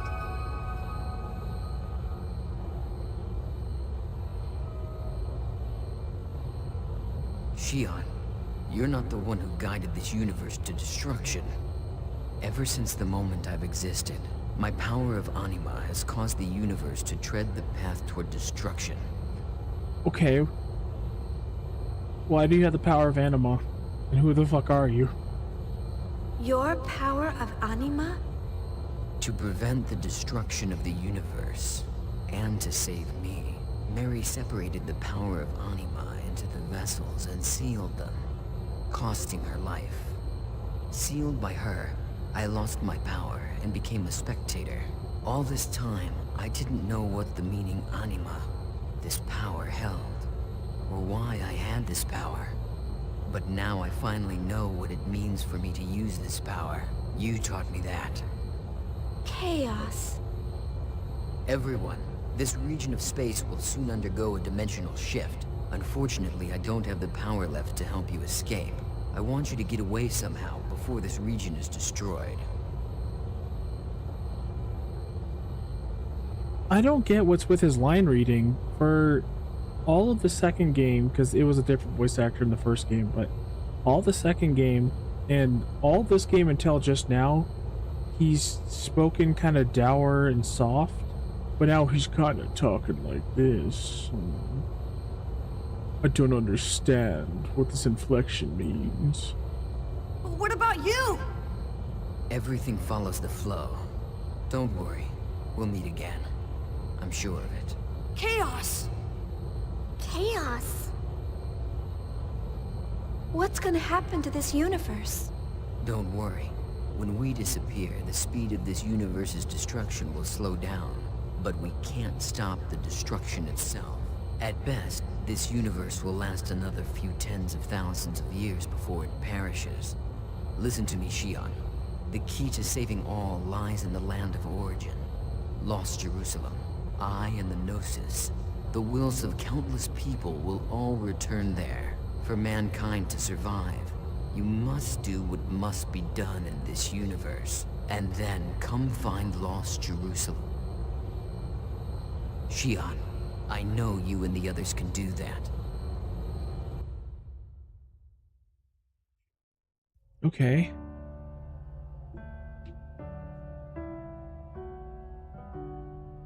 That's crazy.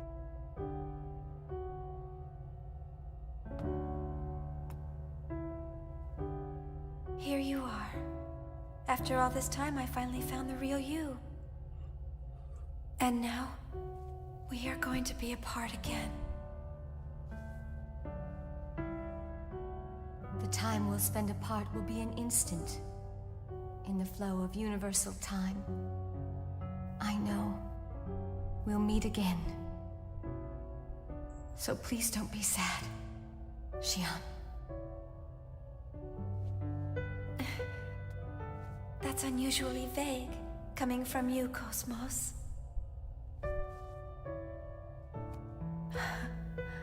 I think it is the most natural thing for me to say. That too is because of you, Xion. Thank you. No.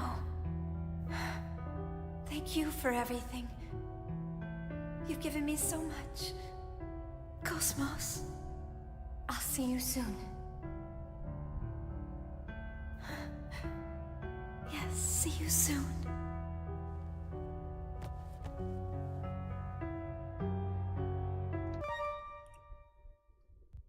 Got another person to ban here. Hold on.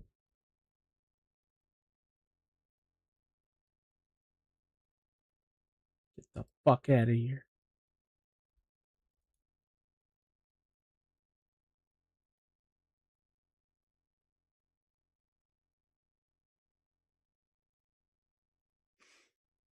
Huh. It's crazy that this is like one part of like a 9-part story or whatever that this guy made with his wife. I wish they were able to fulfill their ambition and tell the whole story that they had planned, considering that Xenogears was like part 5 of that story. And this was somewhere like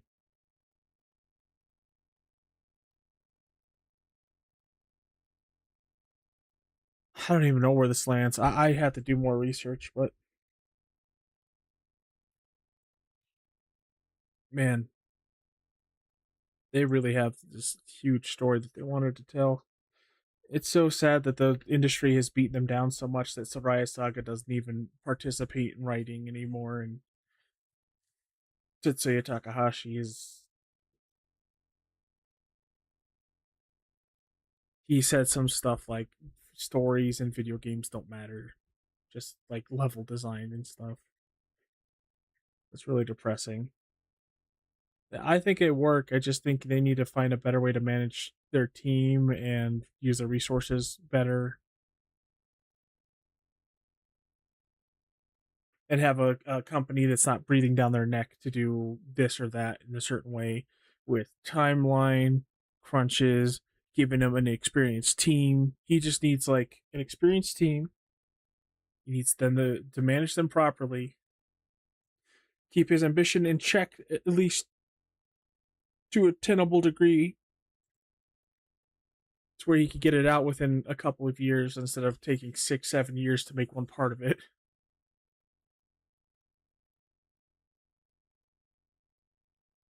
Because video games are just too big for the stories he wants to tell. I'm sure he could make it into a fantastic like book series or anime or movies or TV show of some kind. Him and Soraya. But they want to make it into a video game that I mean AI tools used appropriately, like they did for Xenoblade Chronicles 3, to get rid of all the grunt work and just speed up development and not to generate things, but to take care of the grunt work again. Maybe then they could fulfill what they've always wanted to do with these games. I don't know. It's a complicated mess. And I hope someday they get that chance before they decide to retire. I think they deserve that. After they helped give us games like Final Fantasy VI, Chrono Trigger, Xenogears. As much as these games are flawed, and I don't know if I really like them or not. I truly like them or not. And then the Xenoblade Chronicle series, which is loved by so many people, that I have real mixed feelings about. But I think after all that, I think they've deserved their shot. More than deserved it. Same with Tetsuya Nomura. With everything Tetsuya Nomura has done for the industry, yeah, he gets shit on a lot more than he needs to be. I think he should have one game with no restrictions, the way he wants to be made. And honestly, my dream game is Tetsuya Takahashi and Tetsuya Nomura and Soraya Saga. I can't remember the name right now. One of the writers, they're working on Kingdom Hearts 4 for character writing, but have them on the team and then have a mix of like Nobuo Uematsu,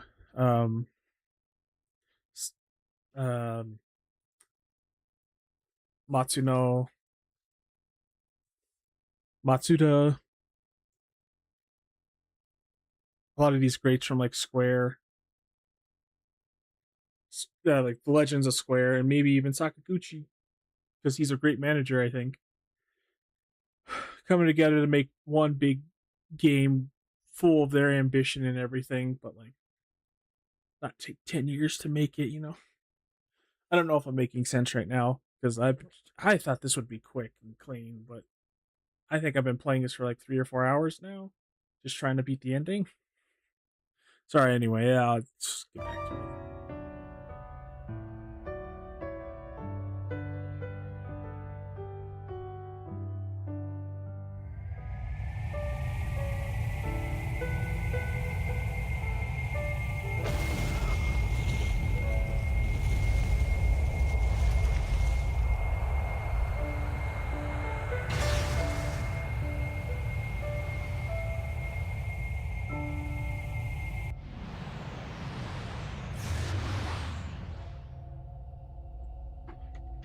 Let's begin. Cosmos, release my power now. Still don't know who Chaos is. Very well, Yeshua. Yeah, sure, he's called Yeshua. But like, who is he? Where did he come from? He comes from the same era as Mary.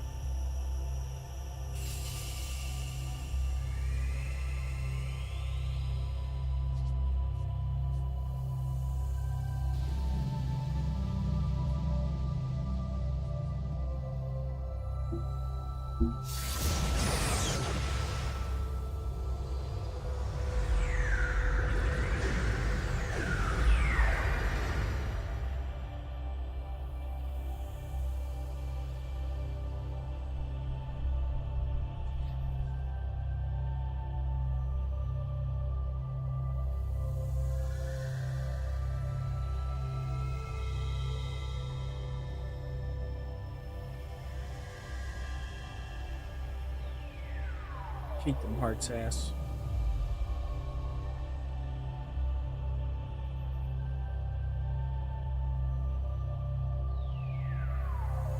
Huh?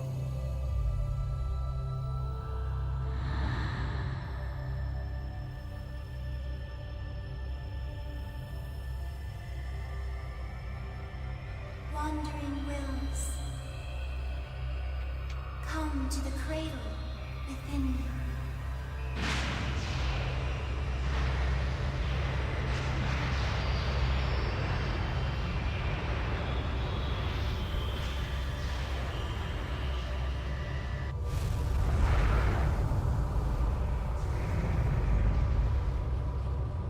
Sorry, I gotta get one more thing off my chest.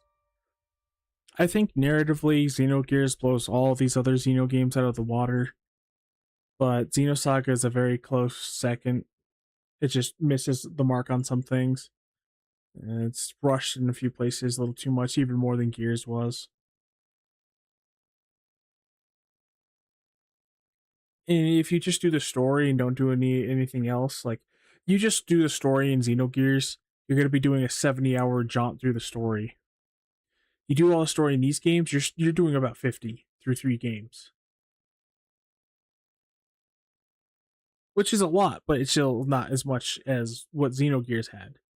And it's not just the length of the story; it's just that's how much there was to Xenogears. And then you go to Xenoblade Chronicles 1, 2, and 3.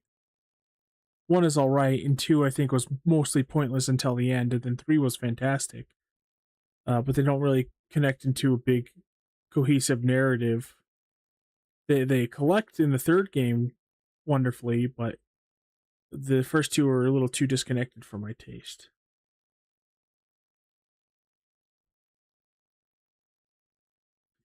And I don't, even though they have the best gameplay, they're not it, you know? So I mean, I would settle for a Xenogears remake where it played exactly like Xenoblade Chronicles X, but it had all the story in the entire world of Xenogears with all the characters and everything attached the way it was. No modernization of the designs. Don't change the dialogue. Don't change the outfits to be more modern. Don't change anything. Just remade as it was intended, as it was made for that era.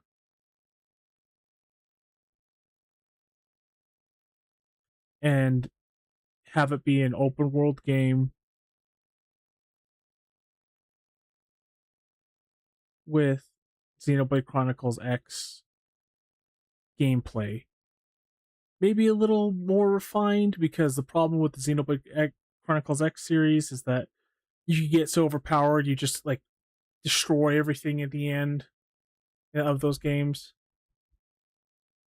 It's where nothing's a challenge, especially X. So maybe have it balanced a little bit since it's not a multiplayer game, but like that'd be incredible. And I think they could do it with today's technology and the hardware that they're working with now. If they can, well, maybe not with the Switch 2. Unfortunately, they're stuck with Nintendo, which is just a real shame. If they were able to make for like, PS5 level technology or what PCs are capable of now, and they kept the graphic fidelity to what Xenoblade Chronicles 3 is, maybe a little sharper resolution and all that, but anyway, they could make all of Xenogears into one giant open world, kind of like how 7 Remake is, 7 Rebirth.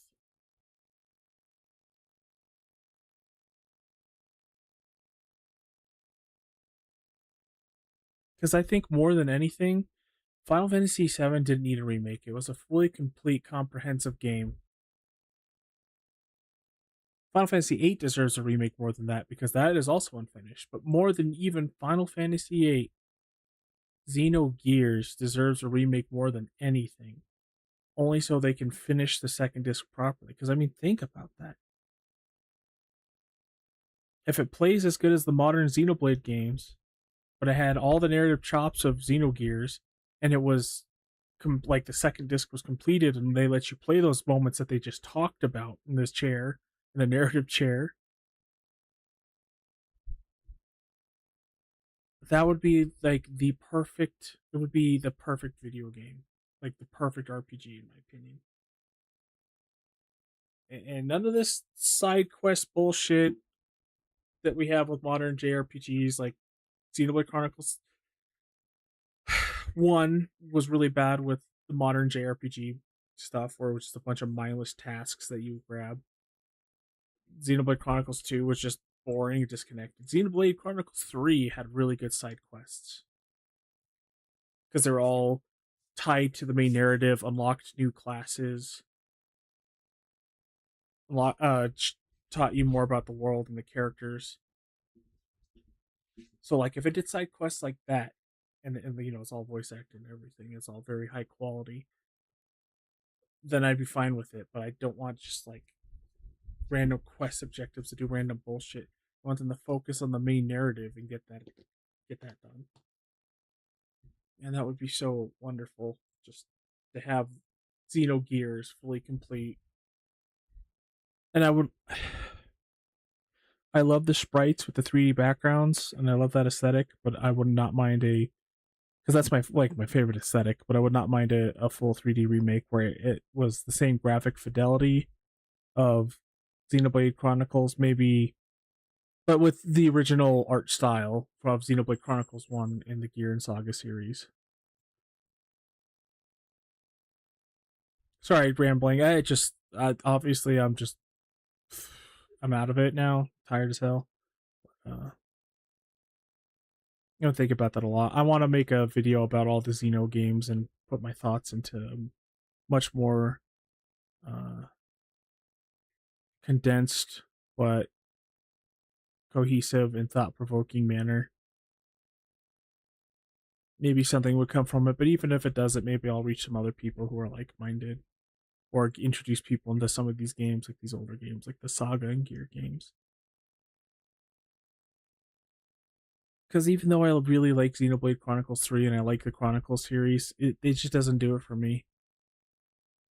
The only game that it has was Gears, and that game's combat system isn't even that good. There's not even really a lot to do in that game besides the narrative, but the narrative's so compelling. I don't need side objectives. I don't need other things to do in the world. I'm content with what I have. I think modern gaming has been stuck too much into like how much side bullshit can we attach to this when they should just be focusing on the main objective.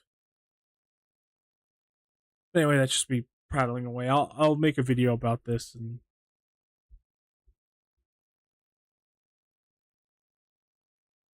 put it into finer words, sharpen them. Because man, I really love video games and I really love Xenogears and what it has done for me, especially when my sister passed, man.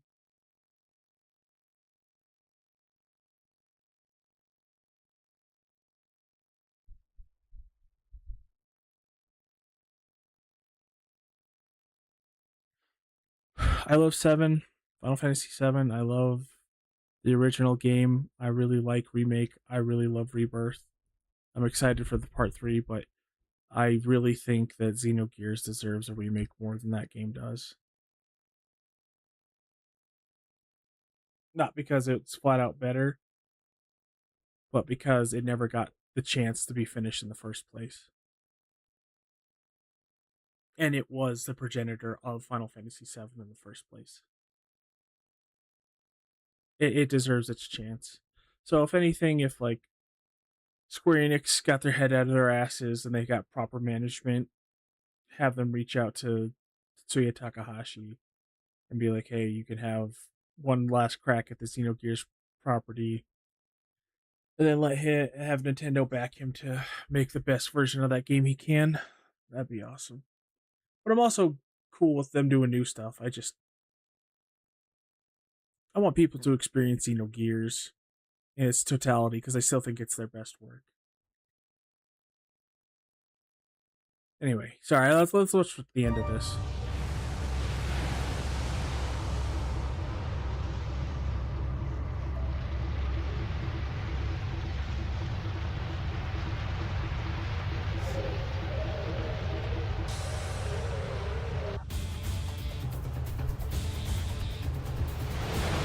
What's going on? The Gnosis are... Nephilim's probably gathering them. No, they're behaving very strangely. They don't want to go. What? The Gnosis are objecting. They are refusing to join as one. No, they're afraid. No! That would mean that Chaos and the others will... Jin! Go back! They're in serious danger! No, we can't. Have you forgotten about the duty that they have entrusted us with? They stayed behind for us. Jin. Xion, let's go. We have things we need to do. Isn't that right? Come on.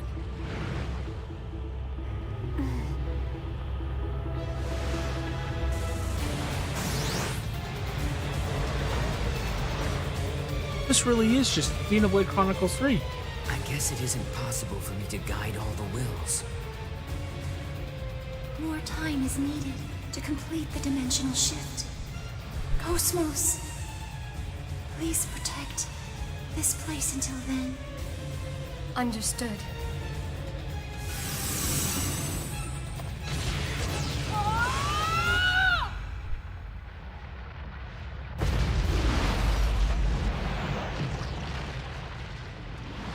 All right! The Elsa's not too far from there!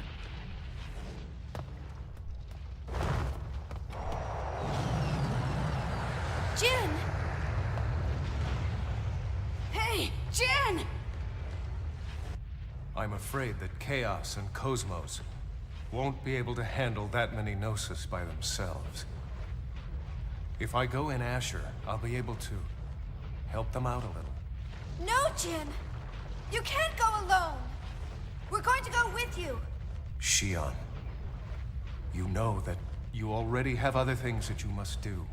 What are you saying? I don't want you to go, Jin. I need you. I can't do anything alone. Listen to what you're saying. You're not alone. You have all these wonderful friends. Xion, I know that I was never a very good brother. I did nothing but cause you pain most of the time. I always regretted not spending more time with you. So please, let me be your brother one last time.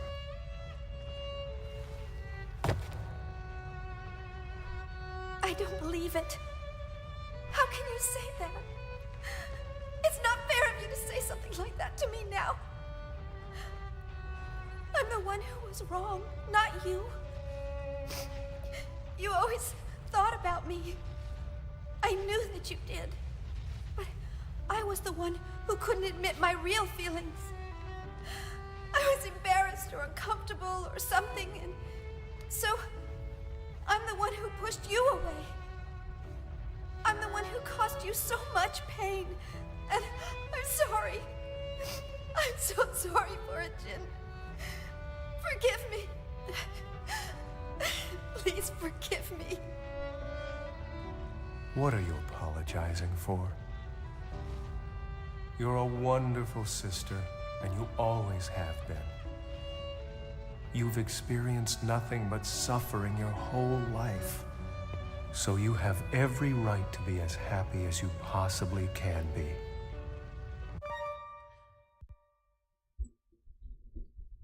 Sorry, I'm gonna end stream there.